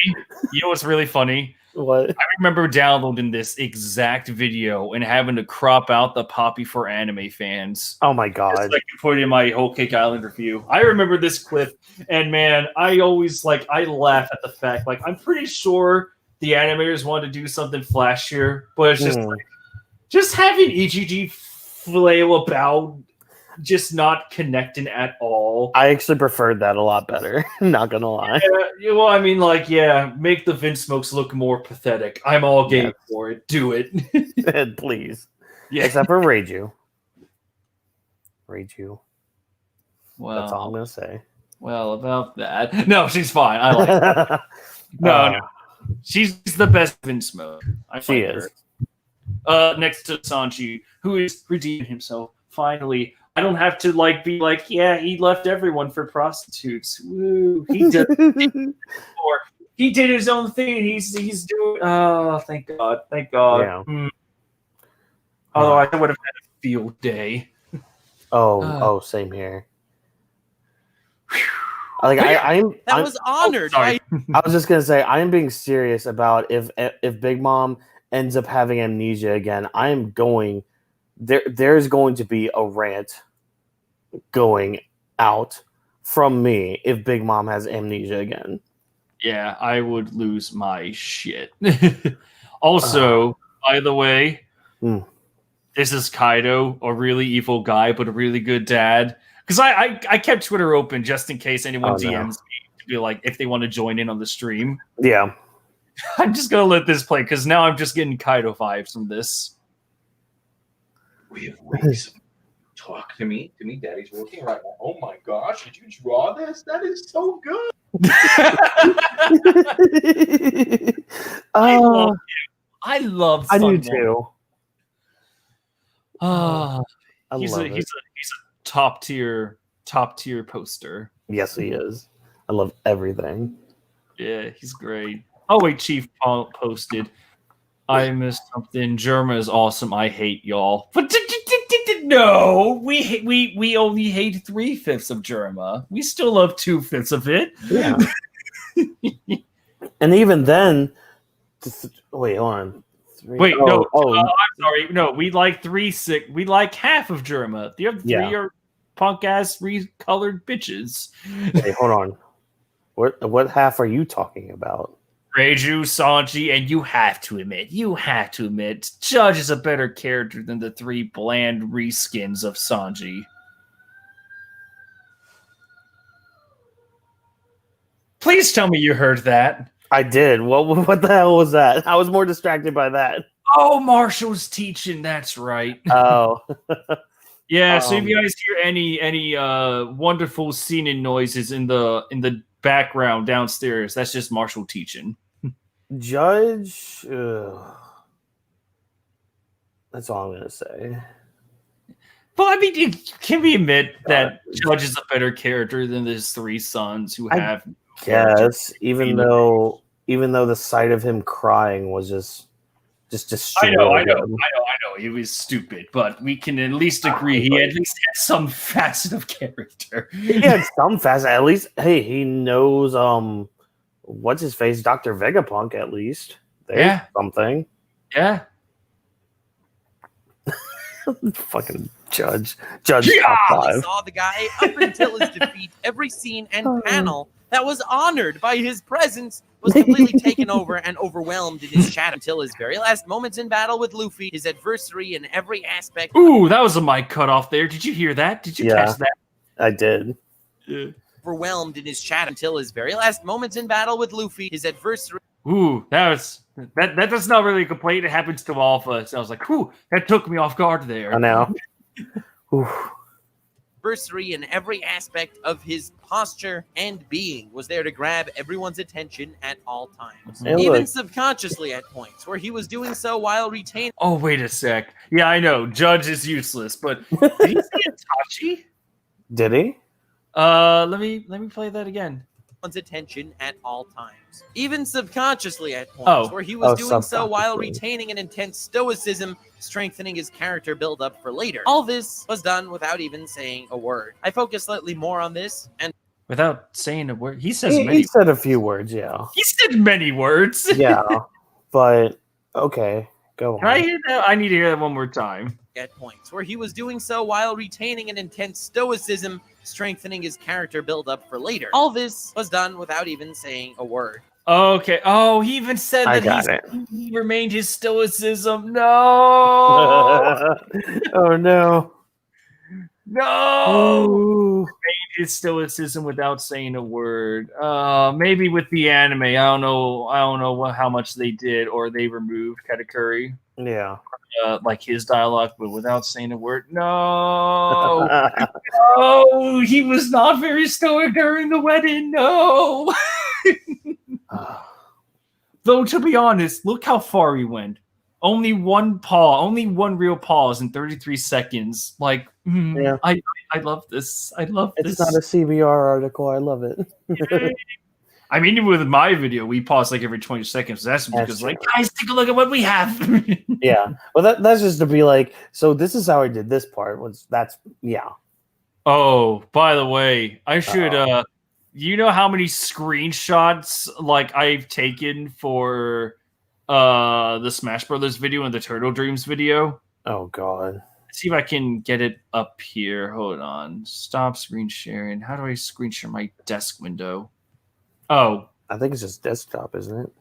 Yeah, here we go. I'm going to zoom this out. So this is how much. Ooh. From this column down. Actually, no. From here to all the way over here is the Paris Sparrow video, which I hope I can get done by. There's really no rush on it now because we're on a break. So maybe this Saturday, this early next week, whatever. But everything else above and to the right is all Smash Brothers. Oh, God. Holy so shit. I can't get these screenshots until I am done with this project. Oof. So, yeah. I've been holding on to that for you, and Old Marks and Bovine. Oof. Yeah. I'm glad that tomorrow I will be busy. Yeah. I need to sit down and do the rest of my Jiraiya video. Yes. Xenoverse 2 will have my undivided attention tomorrow because for the first time you can actually get access to Ultra Instinct Goku's moves in the game. Like, yes, my fanfics will come real. For my really? Ooh. Yeah. Ooh. I no joke, but I'm actually slowly just starting the stages of my own little story that I want to make. Mm-hmm. It's like this kind of like a space epic. And oh fuck, why did I lose my train of thought now? Quick, what was I saying before? You were writing something about a Space Odyssey. Before that. Oh, we were talking about the screenshots. I had mentioned. Fuck, I lost it. Yeah. I was making my. I'm slowly wanting to make my own story, but I'm sure it'll come back to me eventually. God damn it! Curse you, brain! Damn you! Piece of shit, brain! Like oven. No wonder Dad left us. What? Strengthening his character build-up for later. All this was done without even saying a word. I focus slightly more on this and why it's such a necessary build-up to such an extremely directed character, as far as why I love him as an overpowered adversary to our opponent, and as far as the brilliant yet subtle foreshadowing into what the future holds for him in a different series that I do that focuses on analyzing overpowered characters done right. By the way, I liked the video. Oh, okay, good. I gave that video a like because you know what? For everything that happened in that video, just on that concept alone, you earned that like. You were a nice guy, Nux. Yes, you are. But yeah, and I agreed with most of the video. There are just a few things we needed to pause on. I agreed. He deserves it. I liked it. Yay! Yeah. Also, I like how because I have all the videos already open in different tabs. Mm-hmm. So if you do something on a tab, it doesn't save if you subscribe. Oh yeah. So if Nux comes back and he's like, "Wait, you guys didn't subscribe to me?" It's like, "No." No, we had the tabs open before that. Yeah. Yeah, let me refresh. See, there we go. Yeah, it's magic. I love how you say that with freaking Peckham's right there. Magic. I don't know why. Magic. Oh, Good. Peckham's. Yeah. Link in the description and at the end to my OP analysis on Katakuri that I made a couple months ago while he was, being all awesome in the manga. I'm telling you this because I don't want to delude you. This is taking place in my anime Decoded series, where I decode the more philosophical and inspirational metaphors behind characters rather than the character themselves. No more. I don't have anything really to complain about. It's really just like I don't know. Maybe this is just like a fuck. What is it? It's not a trope. It's a pet peeve. It's a pet peeve I have about just like editing clips, and I know this all because of editing my the Whole Cake Island review, or just any review with English subtitles. I always do my best to crop the subtitles out because at that point, maybe just because I'm easily distracted by what's on screen, but I read the subtitles and I miss what the guy is actually saying. Yeah, that's what I've been trying to do with mine as well. Like I've been trying to incorporate a lot more video clips in there, which I'm gonna almost maybe stop trying to do that on YouTube because everyone wants to put their little things at the top corners that I have to try to edit out. I'm just like, no, go away. But like if I'm getting it from YouTube, I'll try to, like you do, crop out the subtitles. But if I can get it from like Crunchyroll or something, I just turn the subtitles off, and it's just so much easier. Ah, gotcha. Can you download videos off of Crunchyroll? I don't recall. There's probably like some dark website that's like MP4. Yeah, I know. I'm pretty sure you can with Hulu. Interesting. The sites the website that I used if I want to hunt down a clip, and I plan on doing this for the Stark video that I plan on doing for Bleach. Yeah. Like you could just download them easy. Just literally you right click over the video, say video as you're done. Yeah. It's very easy. Yeah, I remember when I used to do that back in the day for, part 1 Naruto episode 284, part 1 Spanish subtitles. The good old days when everyone was just obsessed. And it's like, I need to know when part 2 or 3 is coming out. Yeah. Oh my gosh. Or like, I miss fan subs sometimes. Naruto, you fucking faggot cunt. I'm just like, I'm watching something R-rated, but it's not. It's still a cartoon. Sasuke, why are you so retarded? That was my favorite fan sub ever. Yep. It was literally during the first battle they had, and literally just think of high-pitched Naruto sub, and then the Naruto Japanese dub, and just the subtitle, Sasuke, why are you so retarded? Yes. Oh, I love it. That shit broke me as a kid. That's what I love about like some of these fan translations of the mangas. Like the ones that I might have saw yesterday. Yeah.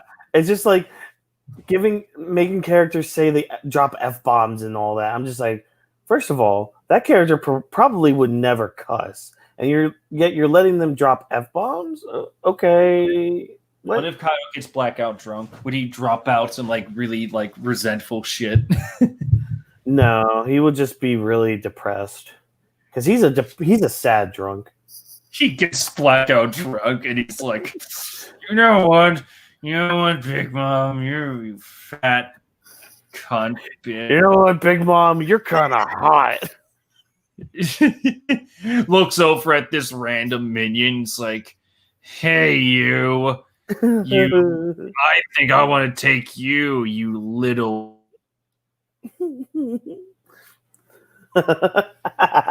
There it is.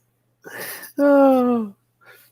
And then tight little butthole, you like that drunk. Where anything he says has to be inaudible to the audience.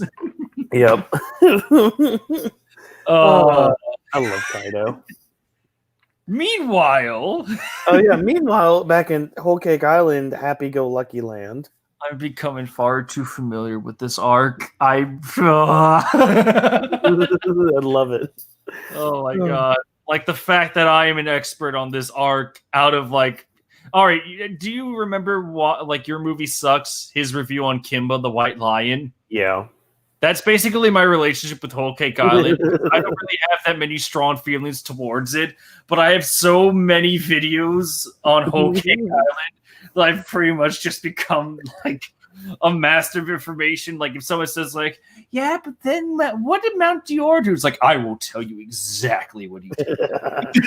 But Trevor, that's what makes Whole Cake Island top 2 One Piece arcs in the whole series. No. No. Like here, like I know everybody's entitled to their opinion and bleh, but Whole Cake Island isn't the best arc. It's also not the worst arc. It's okay. That's exactly what I said. It's definitely not the worst thing Oda's ever put out, but I don't think it's the best thing he's ever put out. No. Like, he has still... There are still many things that you can easily criticize on Whole Cake Island. There are many things. Yeah. And it's not hating on anything. It's just... Yeah, like, if I say that Whole Cake Island is, like, maybe a 6 out of 10 arc, that's not me saying like, hey, what you like is terrible. I will never do it. If you like Whole Cake Island, go with it. I'm jealous of people that like something that I don't. Like with you and Madara, it's like I wish I got the appeal, but I just don't. With Madara? Yeah, it's like I kind of wish I saw like what everyone sees in him. I wish there was that deep love and respect for him, but I just don't have it. I'm not gonna say I have deep love and respect, but you know the people I mean, like the people that defend him to the grave, and it's just like, like if you like an arc that much, man, more power to you. I wish I saw like through your eyes what it did for you. Hey, that's great. I'm not gonna take that away. I'm just saying from the objective standpoint, especially what it did to me. These are how I see it. Yeah. But anyway, again. They don't want to delude you. This is taking place in my anime Decoded series, where I decode the more philosophical and inspirational metaphors behind characters rather than the character themselves on a more superficial wavelength. So that's in the other video. But there's an actual message in Katakuri's brief yet intense narrative that's really applicable to anyone. I believe that to be a subconscious core as to why we're all fascinated and why we all love him so much. This is why Katakuri is possibly my favorite antagonist in One Piece. Bold claim. Very bold. Okay. Okay. I also like how he used the term antagonist. Yeah. Katakuri's favorite antagonist. Interesting. Okay. All right. That's not a note for like, oh my god, you're fucking terrible taste. Like, no, that is a very subjective take. Mm-hmm. That's just going to be very interesting when I go into like, because I'm dividing my own video into like sections, and when it comes to like impact, I can always reference this like, to someone like Drizzt, he fucking hates his character. He despises Katakuri. And then for Nux Taku, he says it's his favorite antagonist. That kind of shit. Mm-hmm. Again, everyone has different tastes. It's like, oh, what a very interesting thing to say, despite like all, with all the other characters, Katakuri did something for him. Awesome. Great. Yeah, as long as you can back it up with evidence. Well, I mean, here's the thing: you can just say like, "Katakuri is my favorite antagonist." You could just leave it there. That's that's subjective. If you said like Katakuri is the best antagonist, like he is the best villain, then it's like, okay, start backing it up. yeah, that's when you're gonna have to be like, hold on there. Yeah, saying it's like just saying my favorite or my favorite things in this. Like, okay, subjective, you're gonna put some backing into it. Objective, though, it's like he is the best. Like, woo! Love him so much. This is why Katakuri is possibly my favorite antagonist in One Piece. Yes, an even greater villain than the feared terror commanding warlord, Captain Buggy. Oh, I just shit myself again thinking about it. All right, good, fine. I'll take it. I was about to see, I was literally about like, oh no, he's gonna go with the objective route. Oh no, and then Captain Bug's like, oh, phew. Oh man. I mean, Captain Buggy is an amazing character. Yeah. I disagree with a lot with Nux Taku in general, or Nux Taku's opinion, says Chief. Like, yeah, that's fine. Yeah. Disagreements are where, disagreements are great. I love them. No one should like the same thing. If you do, something's off. Yeah.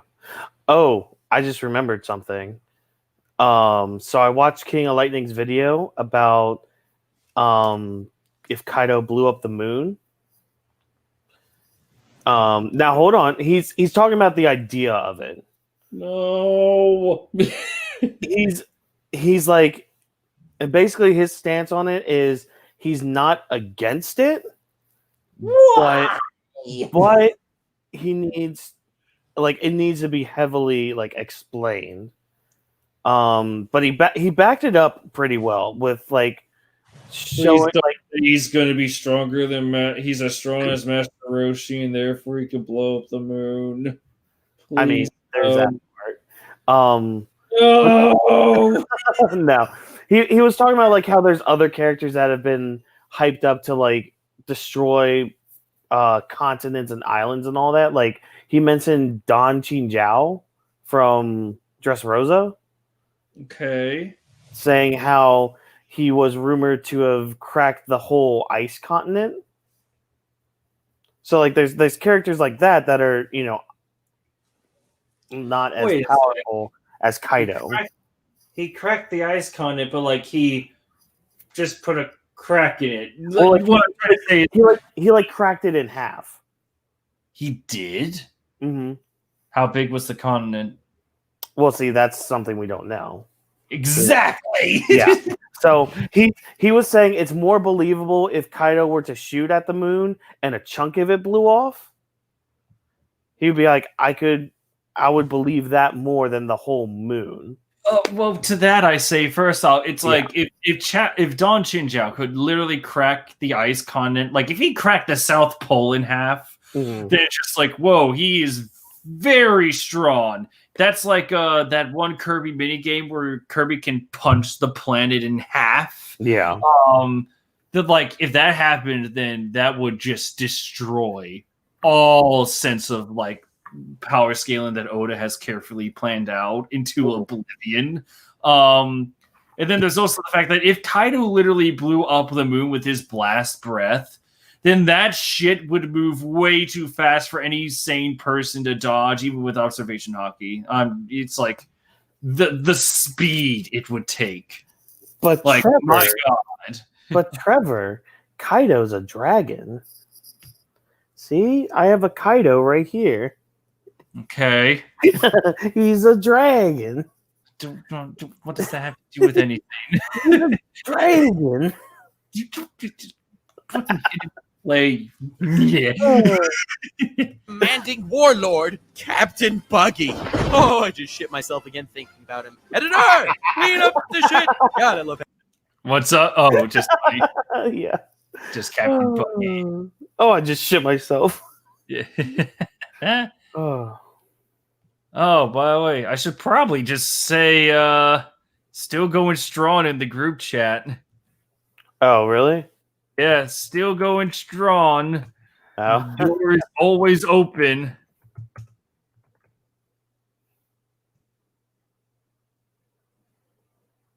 Who wants to join? We may be, 4.5 hours in? Yeah. Yeah, 4.5 hours in. Yeah, I've got another hour in me. But the battle continues. Yes. DM me if you ever want to join in. We're going strong. Door is always open for anyone who wants to join. We may be 4.5 hours in, but the battle continues. But the fun battle continues. Yeah, there we go. The fun battle continues. DM me if you ever want to join in. Boom. Done. Ha ha ha. Excellent. Okay, then. Back to you, Nux. Oh, I just shit myself again thinking about him. Editor, clean up the shit. God, I love having an editor. Where was I? Ha. Ah, yes, Katakuri. In order for anyone to fall in love with any character from any form of media, it must have one of two criteria. Either it's a character that contains some relatable flaw yet tries to move past it, or secondly, it's the opposite. It's a character that you wish to emulate because he does not have the flaws you possess. And the beautiful character writing that went into Katakuri pleaded. I respect that. Yeah. So basically it's two sides of the spectrum, two sides of the same coin. Yeah, I don't even think that's noteworthy. Like, if I have to put that down as a note, that pretty much just covers everyone. It's like, man, I like Darth Vader because he's this, and I wish I was that. Or I like Luke Skywalker because he reminds me of this. Mm-hmm. Yeah. Two sides of the same coin. Huzzah! He does not have the flaws you possess. And the beautiful character writing that went into Katakuri pleaded to both of these strengths. To understand his metaphor, I believe we first need to glance at why he matters to us emotionally. Firstly, he comes off easily as a massive badass. He possessed a skill set we lack. With this power, he commands reverence and respect without even requiring the utterance of a word. I like how the editor is just like Nux is like, here are these amazing traits. Focuses on Luffy. Yep. the gang of Luffy monkeys or animals and all that. Yeah, the animal army. It's like, interesting. His stoicism and his literal increasable foresight gives him all the makings of your perfect badass villain, honored without even demanding it, as well as a power set perfectly devised to be the bane of our beloved protagonist. Okay. He has all the traits of your perfect badass, yet somewhat cliche villain. His motives are seemingly extremely weak. As an agent of a Yonko, yet, still justified. But as anyone would agree, he's the star antagonist of the whole Cake Island arc. Yeah, agreeable. Yep. Star antagonist. Yeah, because Big Mom was more of a force. Yeah, exactly. Than like the antagonist. Yeah. She was just like this unbreakable wall that you had to just run away from. Yeah. That's why we'll always hold that, Jack Sparrow was right the whole time. It's like, we must fight to run away. Yep. Justified. I like how he puts all for one on there, too. It's I know, right? Yeah. Oh, by the way, all for one. At the very start of this stream, I was, when Nux said, my favorite anime villain of 2018 was Katakuri. Oh, no, favorite villain in 2018 was Katakuri. All for One was on here too. Like, All for One was 2018. Well, that's early All for One though. Well, that's what I meant. It's like, early one, understandable. Nowadays, nowadays I'd be like, debatable, but it is odd that even in this year of 2018, he does use All for One as like a superior stepping stone, which is interesting. His motives are seemingly extremely weak. As an agent of a Yonko, yet, still justified. But as anyone would agree, he's the star antagonist of the whole Cake Island arc. Yet still he has the generic makeup of your typical One Piece lackey villain, categorized along with Cracker as one of the sweet commanders. And all of a sudden, all that crumbled. After pounding Luffy to oblivion, in a mere moment his entire facade was completely destroyed. No, not only to the viewers, but to his siblings and underlings as well. This is a complete turning point in editor's choice, I imagine, for this picture. I assume so. I don't know. I don't exactly get this one, editor. I see no siblings. Well, I guess he's comparing Katakuri to like the other commanders or leaders of big. Oh, okay. Yeah. Okay. I was going off of the siblings. Okay. I also like how he still does his Cracker. Poor Cracker. After pounding Luffy to oblivion, in a mere moment his entire facade was completely destroyed. No, not only to the viewers, but to his siblings and underlings as well. This is a complete turning point in Katakuri's character, and among the fan base, there were two reactions to the scene. He's a man, nothing more. Katakuri takes his respite and grabs some grub. The man who's so badass he looks down at the ground beneath his feet and who's regarded as a god among men in the ranks of his Big Mom's empire is then exposed for what he really is. The first reaction was, all right, I think we're gonna have to just focus on the audio. Yeah, because why are we focusing on Sister Carmel? I don't know. It might be like a 1 second payoff. It's like, here's Big Mom all of a sudden in this flashback. But At this point, I'm just going to turn away from the screen because it is distracting. It's just that little pet peeve of mine, just seeing the subtitles and nothing matching. But yeah, I shall turn away and I shall just let it play on its own. Man who's so badass he looks down at the ground beneath his feet and who's regarded as a god among men in the ranks of his big mom's empire is then exposed for what he really is. The first reaction was from the ones rooting for Luffy, genuinely prideful at what just took place, and then there were the ones rooting for Katakuri, myself included, shamefully so, that were honestly kind of let down by the sudden transformation of his character. Yeah, but little did I know, this character transformation was his character's greatest. That's what made him go from one of my favorite villains in One Piece to possibly my favorite villain in One Piece. Okay. Yeah, so he's just going off of the heel turn then. Yeah. Nothing really noteworthy there. Like, a lot of people said that. Yeah. Like, that's just a general sense. Like, yeah, when people saw it the first time, they're just like, wait a sec, does that really make sense? And then you learn more about it. It's like, oh, okay, it was all just a facade. Yeah. Alrighty then. The obvious story here is that it takes a lifetime to build a reputation, but it only takes a moment to destroy. This is the complete and utter verity in everyone's everyday life. And this is what... We have an ad. What? No! Yo, get that fofofo. Fuck you. Fofofo at Wendy's. Fuck you, Wendy. Fofofo. God damn it, you pork king grumps. Fuck you. I don't know what. Like Dan. clearly happened to Katakuri. And yes, while that's great and I loved it, it is totally not the lesson to be learned from him in his entirety.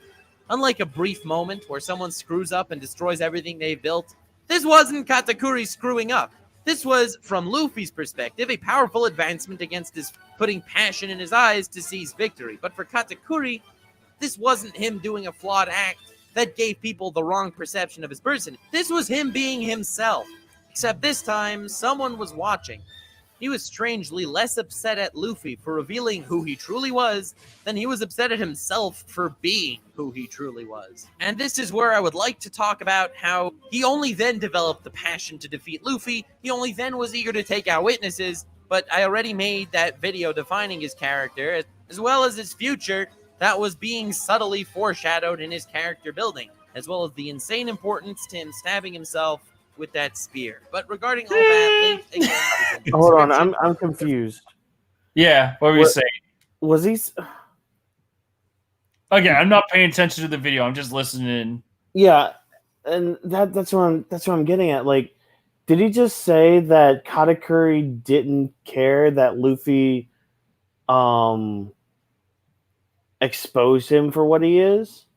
Oh, eating shit! The donuts. I thought he was talking about just like, you know, Luffy really didn't care. Like, he saw it as like oh my god, that's who you were. And then Katakuri was like, oh shit, you saw it. Yeah. He was more pissed at the witnesses that saw him more than Luffy. I was like, wait a minute. He was saying. Okay. He was pissed that the chefs figured out. It's like, whoa, what's he doing? And then Luffy. Yeah, and then chef number 3 died because he saw him. Chef number 1 died in unfair death. Chefs 2 and 3, they were the ones that fucked up. Oh. I already made that video defining his character, as well as his future, that was being subtly foreshadowed in his character building, as well as the insane importance to him stabbing himself with that spear. But regarding all that... You mean Trident?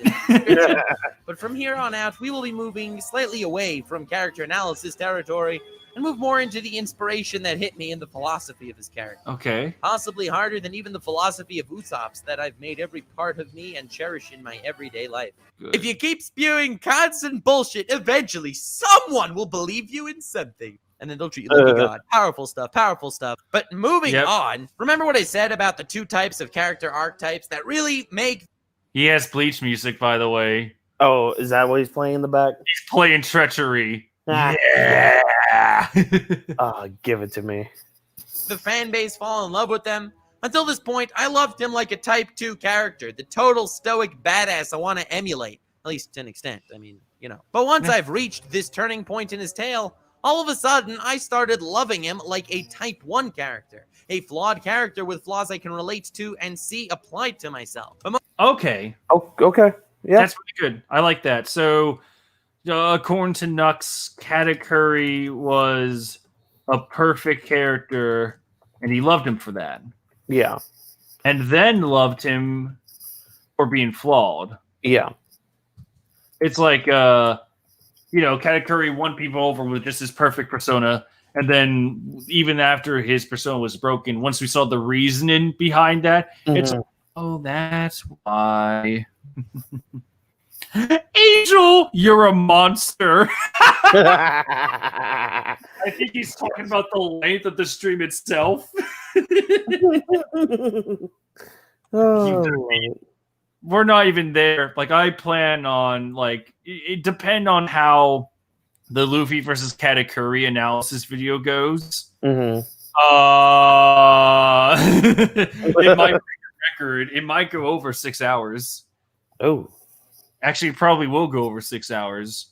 Again, I'm not done with this stream until I end that Luffy vs. Katakuri video. Until it is done. Did I finish the first video?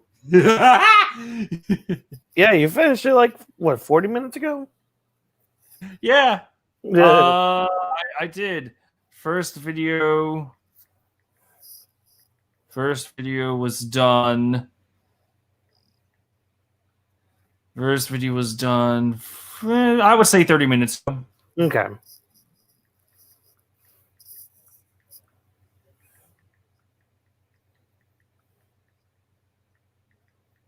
Halfway through the second one.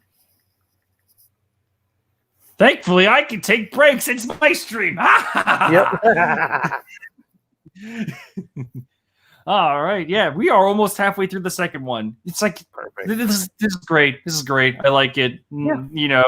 There's not really many things to like decompose because we already took care of that from the last session. Oh, the last video. Hit me. Keep hitting me. But most importantly, he isn't shed in a happy light.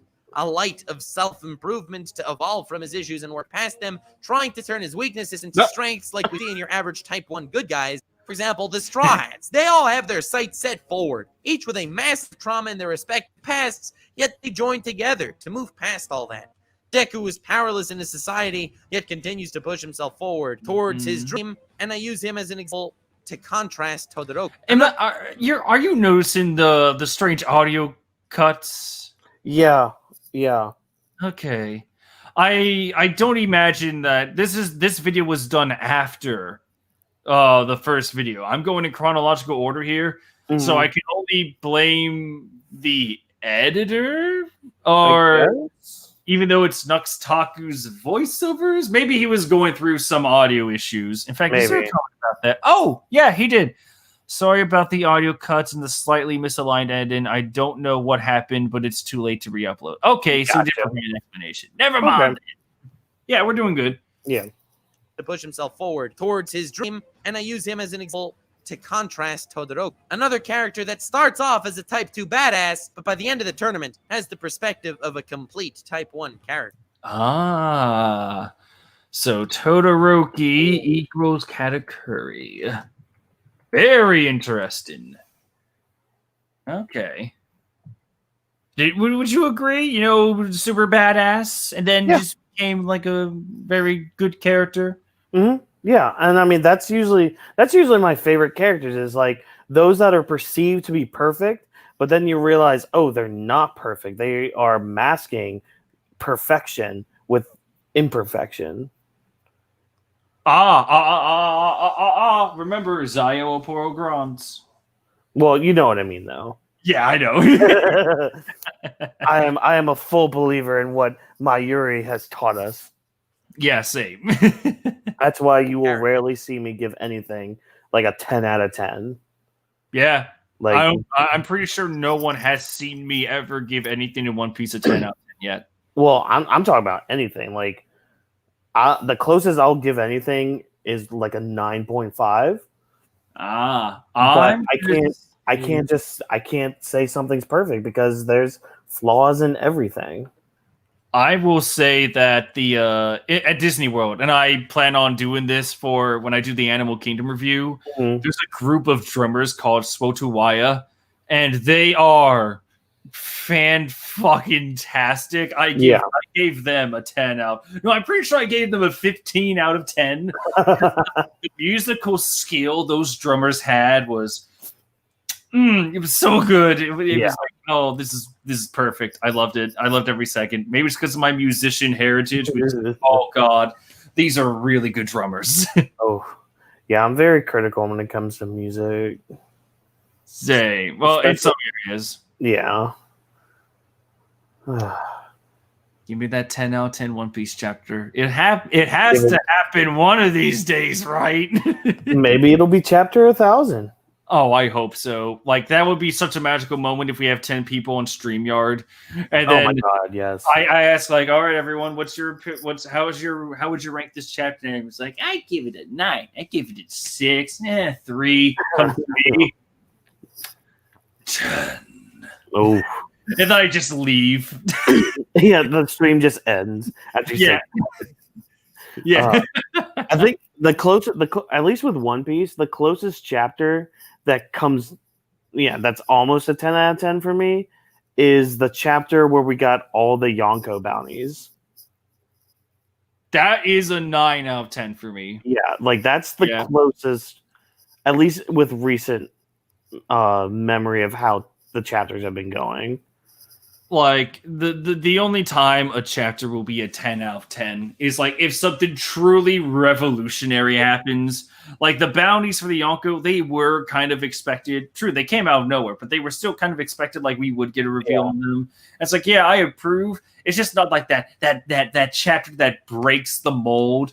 Like Ichigo versus Grimjaw, that's like a 10 out of 10 experience. That's what I mean. Something that just like defines One Piece as like this. It's like, this is why I watched that shit. Yeah. Actually, I'm going to take that back because there was a chapter after that actually beats that out. It's the one that we get with Odin on Roger's ship as they're going to Laugh Tale. Yes, I would. That's one of my favorite chapters in the whole series. So I'm going to take that back mainly, and it's mainly for two things. One, they're singing Bink Sake. Yeah. So obvious, yes. And then the second one, because it's still my screensaver for my phone, is Roger's laugh. He just sits there and laughs. Like, first time I've ever started, I almost started crying when I saw that. Aww. I was like, this is amazing. Oh, little baby, like this One Piece chapter? No, I'm kidding. Yes. I will admit when I shed tears, damn it. Oh yeah, we were talking about Todoroki. Oh yeah. Who was a character. Yeah, yes. High school category.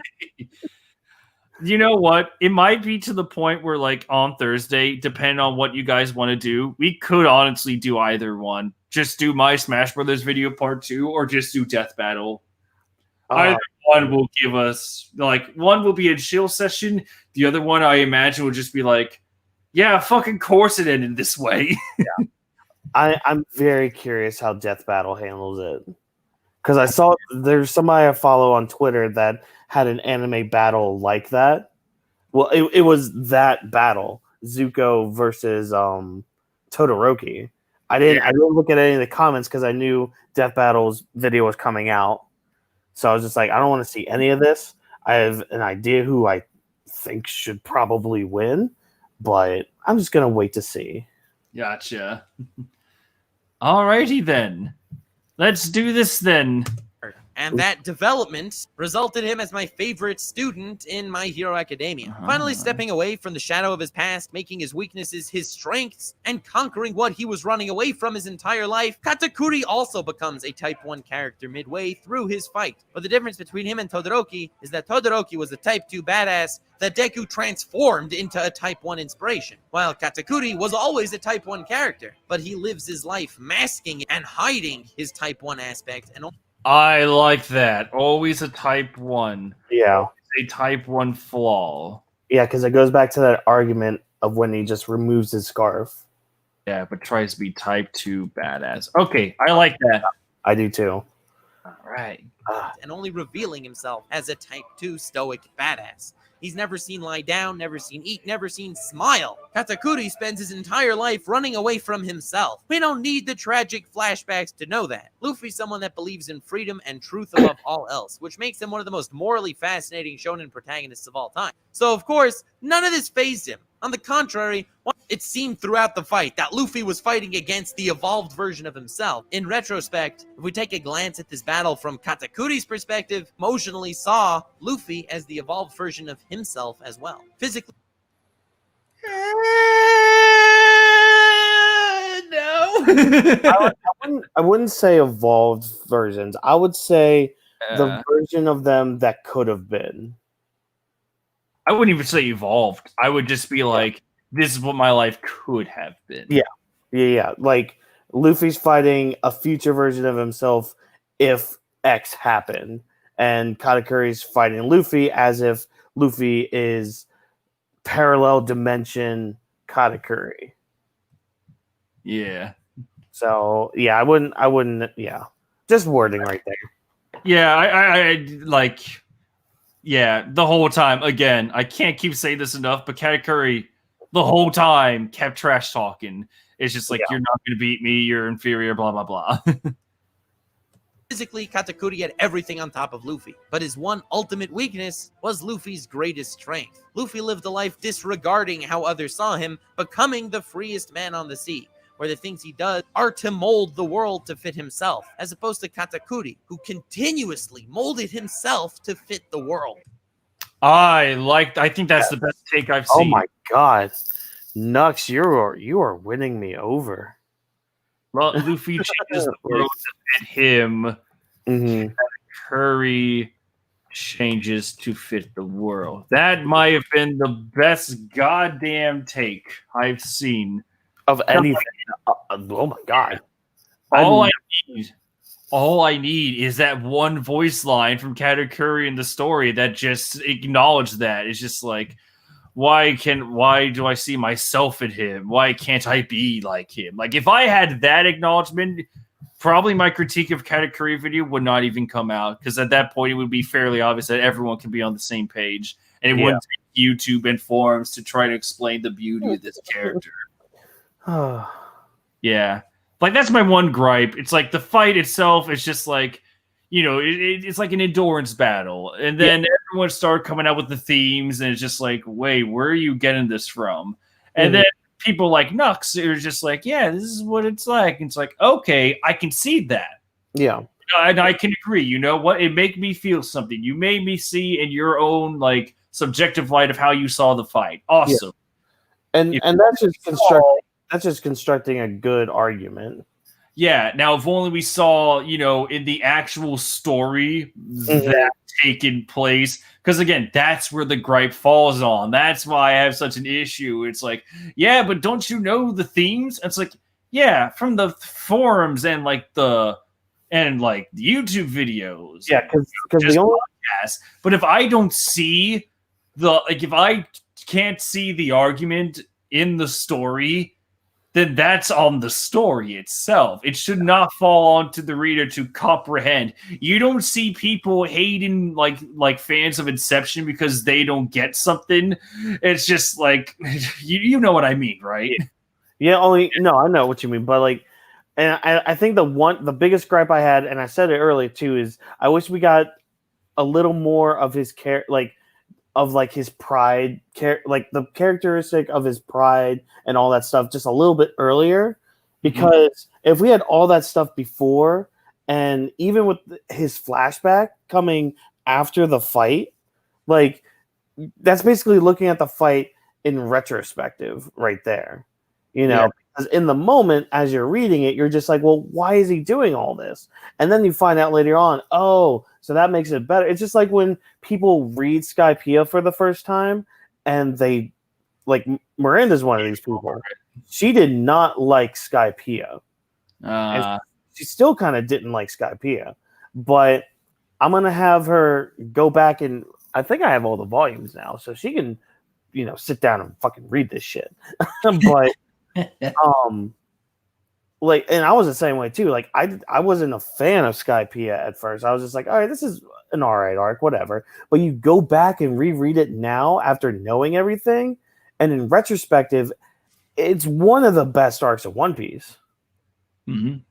You know, because Sure. It's really good. Yeah, but like, but that's also a downside though too. Like, and I'm not saying, oh, I should get everything right away.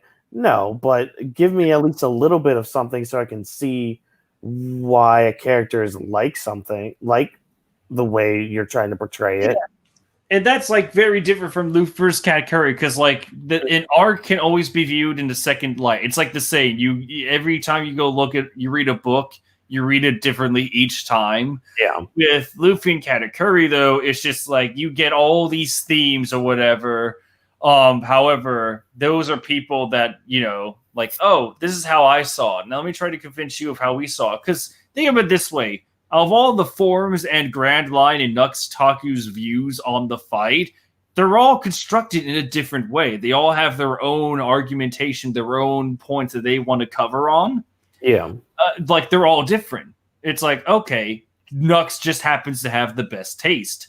But if you can't get that from the story, that is on the story. This is the same thing of, like, if you watch The Rise of Skywalker, you're like, whoa, I don't get what's going on here. And then someone comes in with, like, this alternate source, like, well, here's what it really means. It's like, okay, that's you.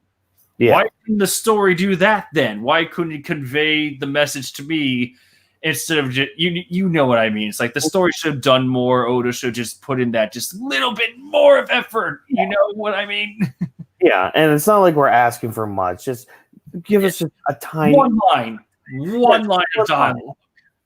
One line would have been great. Confirm this. It just to show a panel of Katakuri with Luffy in mind, just being like, he's like me, or it's just like, why do I see only myself in him? Then that would fix everything. Then these arguments wouldn't have to be made, because it's like, oh, that's his motivation, that's his character. If someone doesn't get it, then they just have to reread it because they just did not understand. That's it. Just objectively, Luffy versus Katakuri is a fight that just happens. There really isn't that much deep meaning into it. Unfortunately, it's just a character that just wants to keep fighting. Blah, blah, blah, blah. Yeah. That's all I mean. That's all I need. Anyway, back to Nux. Himself, as opposed to Katakuri, who continuously molded himself to fit the world, growing into a person that wasn't himself, where he didn't belong even in his own body. He lived every moment of his life in the ultimate crushing loneliness of wearing a constant mask that he dare not remove. I pointed the following out in my analysis of his character: how in the beginning of his battle against Luffy, every time he knocked him down, he used that moment to his advantage to try to finish him off then and there. But after his true identity was uncovered, every time he would knock Luffy down, he would taunt and urge him to rise back up and take a stand. I agree on the taunting. Not sure about the urging. Yeah. Also, I got distracted. Was Bleach music still playing on that? Yeah, it was. Okay, that time I heard it. I heard like the choir going. Yeah. Yeah, I agree. He definitely taunted him, but I don't know about urge. I think it was only at the Snake Man part did Katakuri say, "All right, get the fuck up. Come on, keep hitting me." Mm-hmm. But anytime before that, it's like, man, is that really all you got? Come on, really? Yeah, man, weak. It's like, oh. Yeah, because now he's seeing like the best that Luffy has. He's just like, all right, come on, this is your best. Bring it, come on. Before, where it was just like, oh, really? This is all where that talk was going? Yeah. Yeah. It's like, man, your foot slipped, amateur. Yeah. that quote stuck in my head. I was like, interesting. In my analysis video, I expressed how this defined his character and how it defines who he truly is, as well as what he will do in the future of One Piece. But on the metaphoric level, this is the ideals of Katakuri clashing against Luffy's. Katakuri's entrapment versus Luffy's freedom. For Katakuri, this is a fight that wasn't about winning anymore. He was looking at a weaker version of himself, constantly getting back up no matter how bloody he got and no matter how terribly he was pulverized moments before. He was against a weaker opponent who, with sheer will, got back to his feet only to be further humiliated and pummeled back to the ground once more. The first half of the fight for Katakuri was a clash of might, and he'll take every chance to win. But the second half of this fight was a battle of ideals, and he'll only be victorious when... Oh, hold on for 1 second here. I have to mute myself real quick. Getting a phone call. Yeah. Go ahead. I will entertain the masses. Look, I have my kitty with me. She is being cute and sitting with me as we watch this video on Katakuri. Hey, Shelby, what do you think of Katakuri? Good answer. Good opinion. Nice opinion. Yeah. Hope everybody's enjoying the stream as Trevor answers his phone call. Thursday we'll be doing our weekly podcast thing. It's been nice taking a break from CBR. That last week they really got to us. Not sure when we're gonna get back to that, but eventually we will. Yeah, I mean, yeah. Hopefully you guys have checked out Bovine and his work. He's been doing great work. And looks like Trevor's back. Sorry to interrupt. Unfortunately, I have faith we can get through this video because it really is kind of like an easy viewing. However, I will probably have to cut the stream off around 5:30. Personal matter has come up, so I have to take care of that. Hopefully everything's all right. Oh no, it's nothing like dramatic or anything. Oh, okay. No worries. It's just literally I have to go get someone and then take him somewhere. That's it. Gotcha. But yeah, I'll probably save the third and final video for just like probably another day. Because I want to get maybe you and anyone else, because the third one is Nux's whole video analysis on the fight itself, not on Katakuri's character, but on the fight scene itself. So I would love to have a second opinion on that at the very least. Yeah. Well, yeah. I'm free Thursday. All right. So yeah, I'll probably just stream before the stream. Yeah. So yeah, I'll save the third video for another time because I imagine I'm going to be busy with this little matter for the rest of the night. Sorry if anyone was actually looking forward to the third video, but yeah, I'll do it sometime this week. But yeah, on that note, we should end it on a happier note. This is the second video about character. Man, this is kind of fitting because, you know, these two videos are about the character, and next time we'll just talk about the fight itself. Yeah. All right, here we go. I'll take every chance to win, but the second... I'm going to rewind 10 seconds. Oh, yeah, go ahead. Where we're at. Will got back to his feet only to be further humiliated and pummeled back to the ground once more. The first half of the fight for Katakuri was a clash of might, and he'll take every chance to win. But the second half of this fight was a battle of ideals, and he'll only be victorious when Luffy admits defeat. Yeah. Similar to what you were saying last time. Yeah. Interesting. Yeah, I'm going to put that in the notes too. Good. Whawkins and Nux say the battle was about ideals. Yeah. Well, the second half is. Yeah, well, that's what I meant. The second half battle. Yeah. Half of the battle was about ideas. Luffy will admit defeat, and that's when it ends for Katakuri. Yeah. Again, it's great that I can learn about what people are saying, from the fight. I just wish the story actually had that. Yeah, and that's the downside to that. Yeah. It's like I don't disagree with Nux or you or anyone. It's like, yeah, that's like a good take. Yeah. Because it's also hard when artists creators like Oda, they do a lot of subtle things. Mm-hmm. So that's where all this conversation comes from. It's like, oh, well, if you saw this, you would understand that. It's just like, well, yes, but no, but and that's where the whole arguments come from. It's just And like you can even say one subtle thing can mean what one thing means for one person means something else entirely for another person. yeah, Which is like just have throwaway lines are fantastic. Just throw one in. That's all we need. Just one voice line to confirm these ideological differences, and then we're set. This video, this stream, I guess all these argumentation videos, they would not exist. Yeah. If Oda just put in like that one little voice line to help it out. That's all I needed. Yeah, that's really all we ever need. Like if you made a video about like how Aizen was just misunderstood the whole time, you provided like this world changing view. It's like, wow, I never thought of Aizen that way. It's like what a great viewing.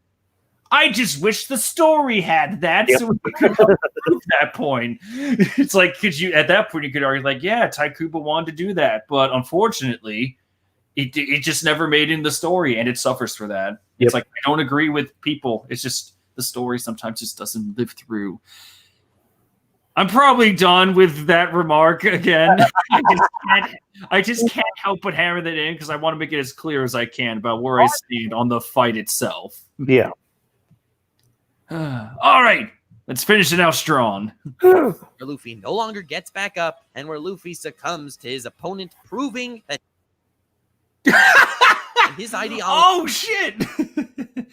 Was there supposed to be an ad there? There was supposed to be an ad, and then it showed this weird "Hi Anna" weird ad I never seen before. But get the fuck out! We got himself. Yeah, he means nothing. Katakuri stabbing himself to even the fight on an analytical level was brilliant, but on a philosophical level, the only way he can win an ideological battle is through this fair fight. When Luffy says to him, "We're pirates, we don't need to play fair," because in his steadfast mindset and unwavering ideology, it was completely unnecessary for Katakuri to do that. And that's why Katakuri lost his constant barrage of overpowered attacks. He fell to the off-limits ground. Mask shattered and he could no longer get up. His facade is gone, and with it went the will to fight he was pretending to possess. That's the philosophy of Katakuri. He was pretending wait, so did you get that? Did you get what he meant by that? I comprehend it. Let's go back. Again, like here we go. I think I understood it, but okay. Yeah. That plane just Having himself to even the fight on an analytical level was brilliant, but on a philosophical level, the only way he can win an ideological battle is through this fair fight. When Luffy says to him, "We're pirates, we don't need to play fair," because in his steadfast mindset and unwavering ideology, it was completely unnecessary for Katakuri to do that. And that's why Katakuri lost his constant barrage of overpowered attacks. He fell to the off-limits ground. Mask okay. shattered and he could no longer get up. So he fell because he couldn't resort to the So in one sentence he says his overpowered attacks couldn't finish the job, but at the same time, because Katakuri refused to fight as a pirate until the last second, did he lose? sure. I disagree. So Katakuri, he needed to win through fairness. Katakuri lost because he failed to go all out. He failed to go off limits to fight as a pirate. Okay. I think I see what he's trying to say then. Oh well, do tell, because I'm still trying to translate. I think what he's trying to say, because Luffy was all like, "Why'd you stab yourself? You didn't have to do that. This isn't a fair fight. A fight against pirates isn't supposed to be fair." He did that. He lost, is what you mean. Yeah. Okay. So because Katakuri decided to fight on equal ground instead of like pirates, that's like stabbing himself was the signal of defeat, pretty much. But again, I always had to go back to that, to the point. It's like your health bar decreased, but as you clearly showed even afterwards, the skill set is still there. I think he's trying to say the act of stabbing himself like that. So like not the fact that he lost, in your terms, lost health. It was the fact that he changed his battle I guess was battle given- tendency.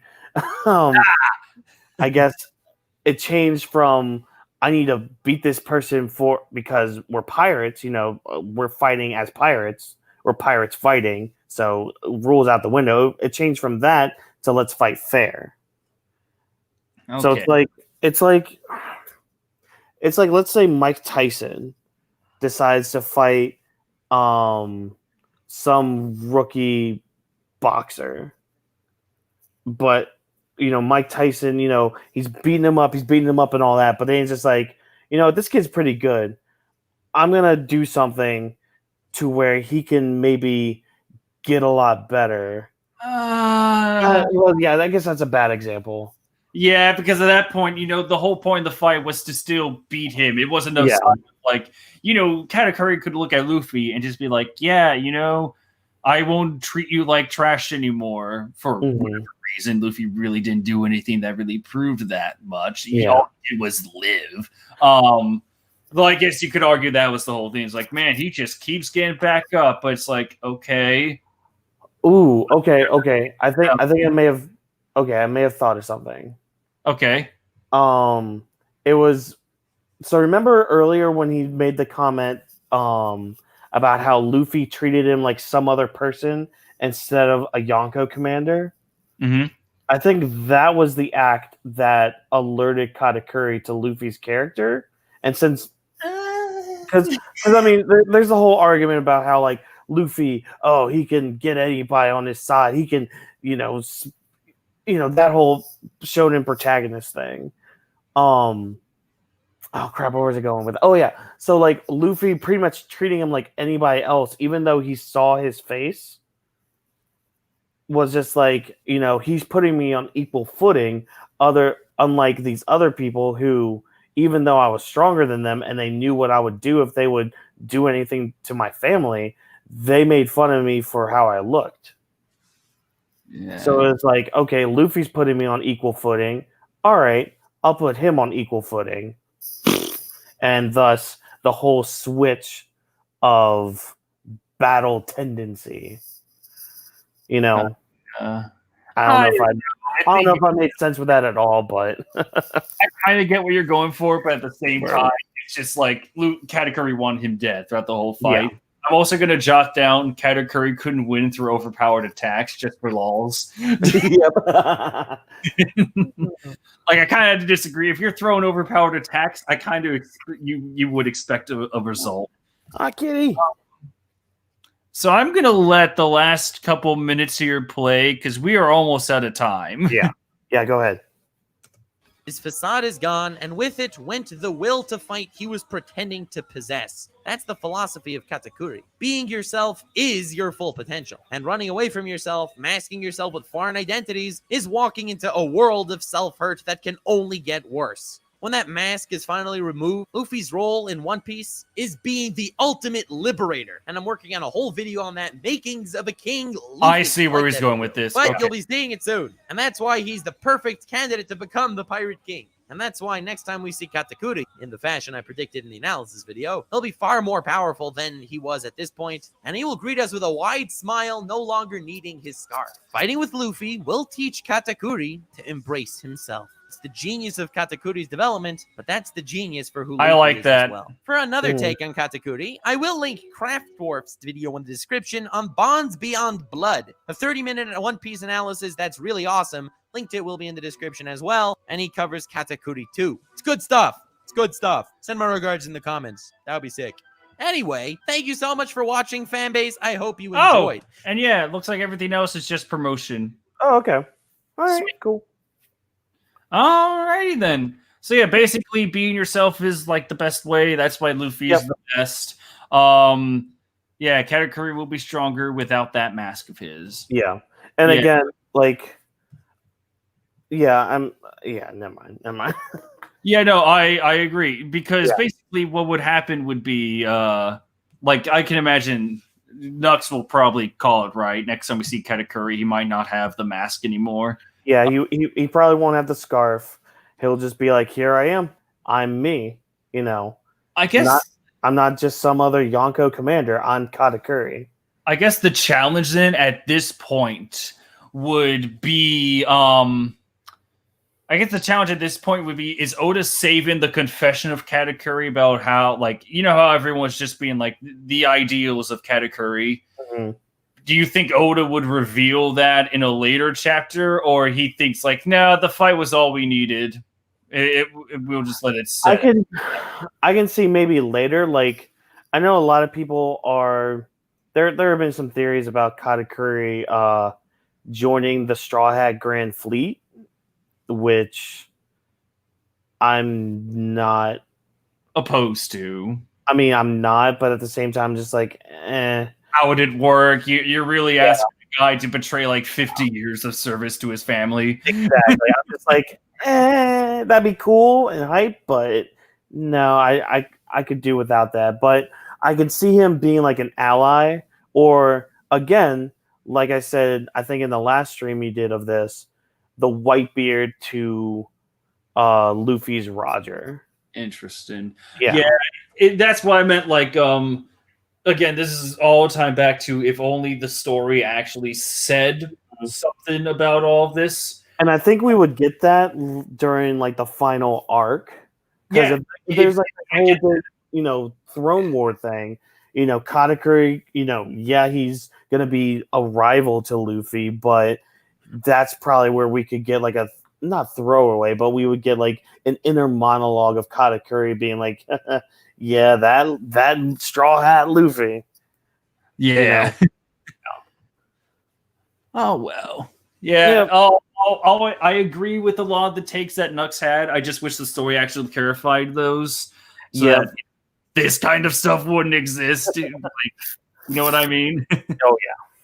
But yeah, unfortunately, I will probably have to head on out. I will alert Twitter as to, hey, personal stuff came up. I had to go. But yeah, I will plan on bringing more people in because I really want those extra opinions when we cover the actual fight scene, like Nux Taku's beliefs, because I believe there's going to be a lot of things he's going to say that I just want to be sure that we're all clear on. Yeah, I'm interested in the fight, like how he talks about the fight, because it's one thing to talk about like these philosophies and all that, but it all really comes from the fight. So yeah, we need to kind of talk about that before, and then talk about all this other stuff. Yeah. But yeah, that's pretty much it. Yeah, this is just around another CBR stream. I was really hoping to get through all three of them today, but the world has other plans for me right now. So next time, I will just reach out to you, Whawkins. I will reach out to anyone else that wants to join in. Just talk about the fight itself and watch the video while doing so. Yeah. So, if you somehow managed to reach the end of all this, thank you so much for watching. I will be sure when the stream is done processing, I will probably just throw in I'll throw in your link, Whawkins. I'm going to throw Seastone's Twitter and Nux Taku's channel in there because he was super gracious enough to come in. Little more promotion can't hurt it. Couldn't hurt at all. But yeah, I will be back to cover this. Well, maybe in a few days, hopefully with more people. But yeah, I have to head on out. Whawkins, have fun at work. Oh, joys of opening a drive-in. Oh, God. But yeah, I got to head on now for now. All right. I will see you later. Good man. See ya.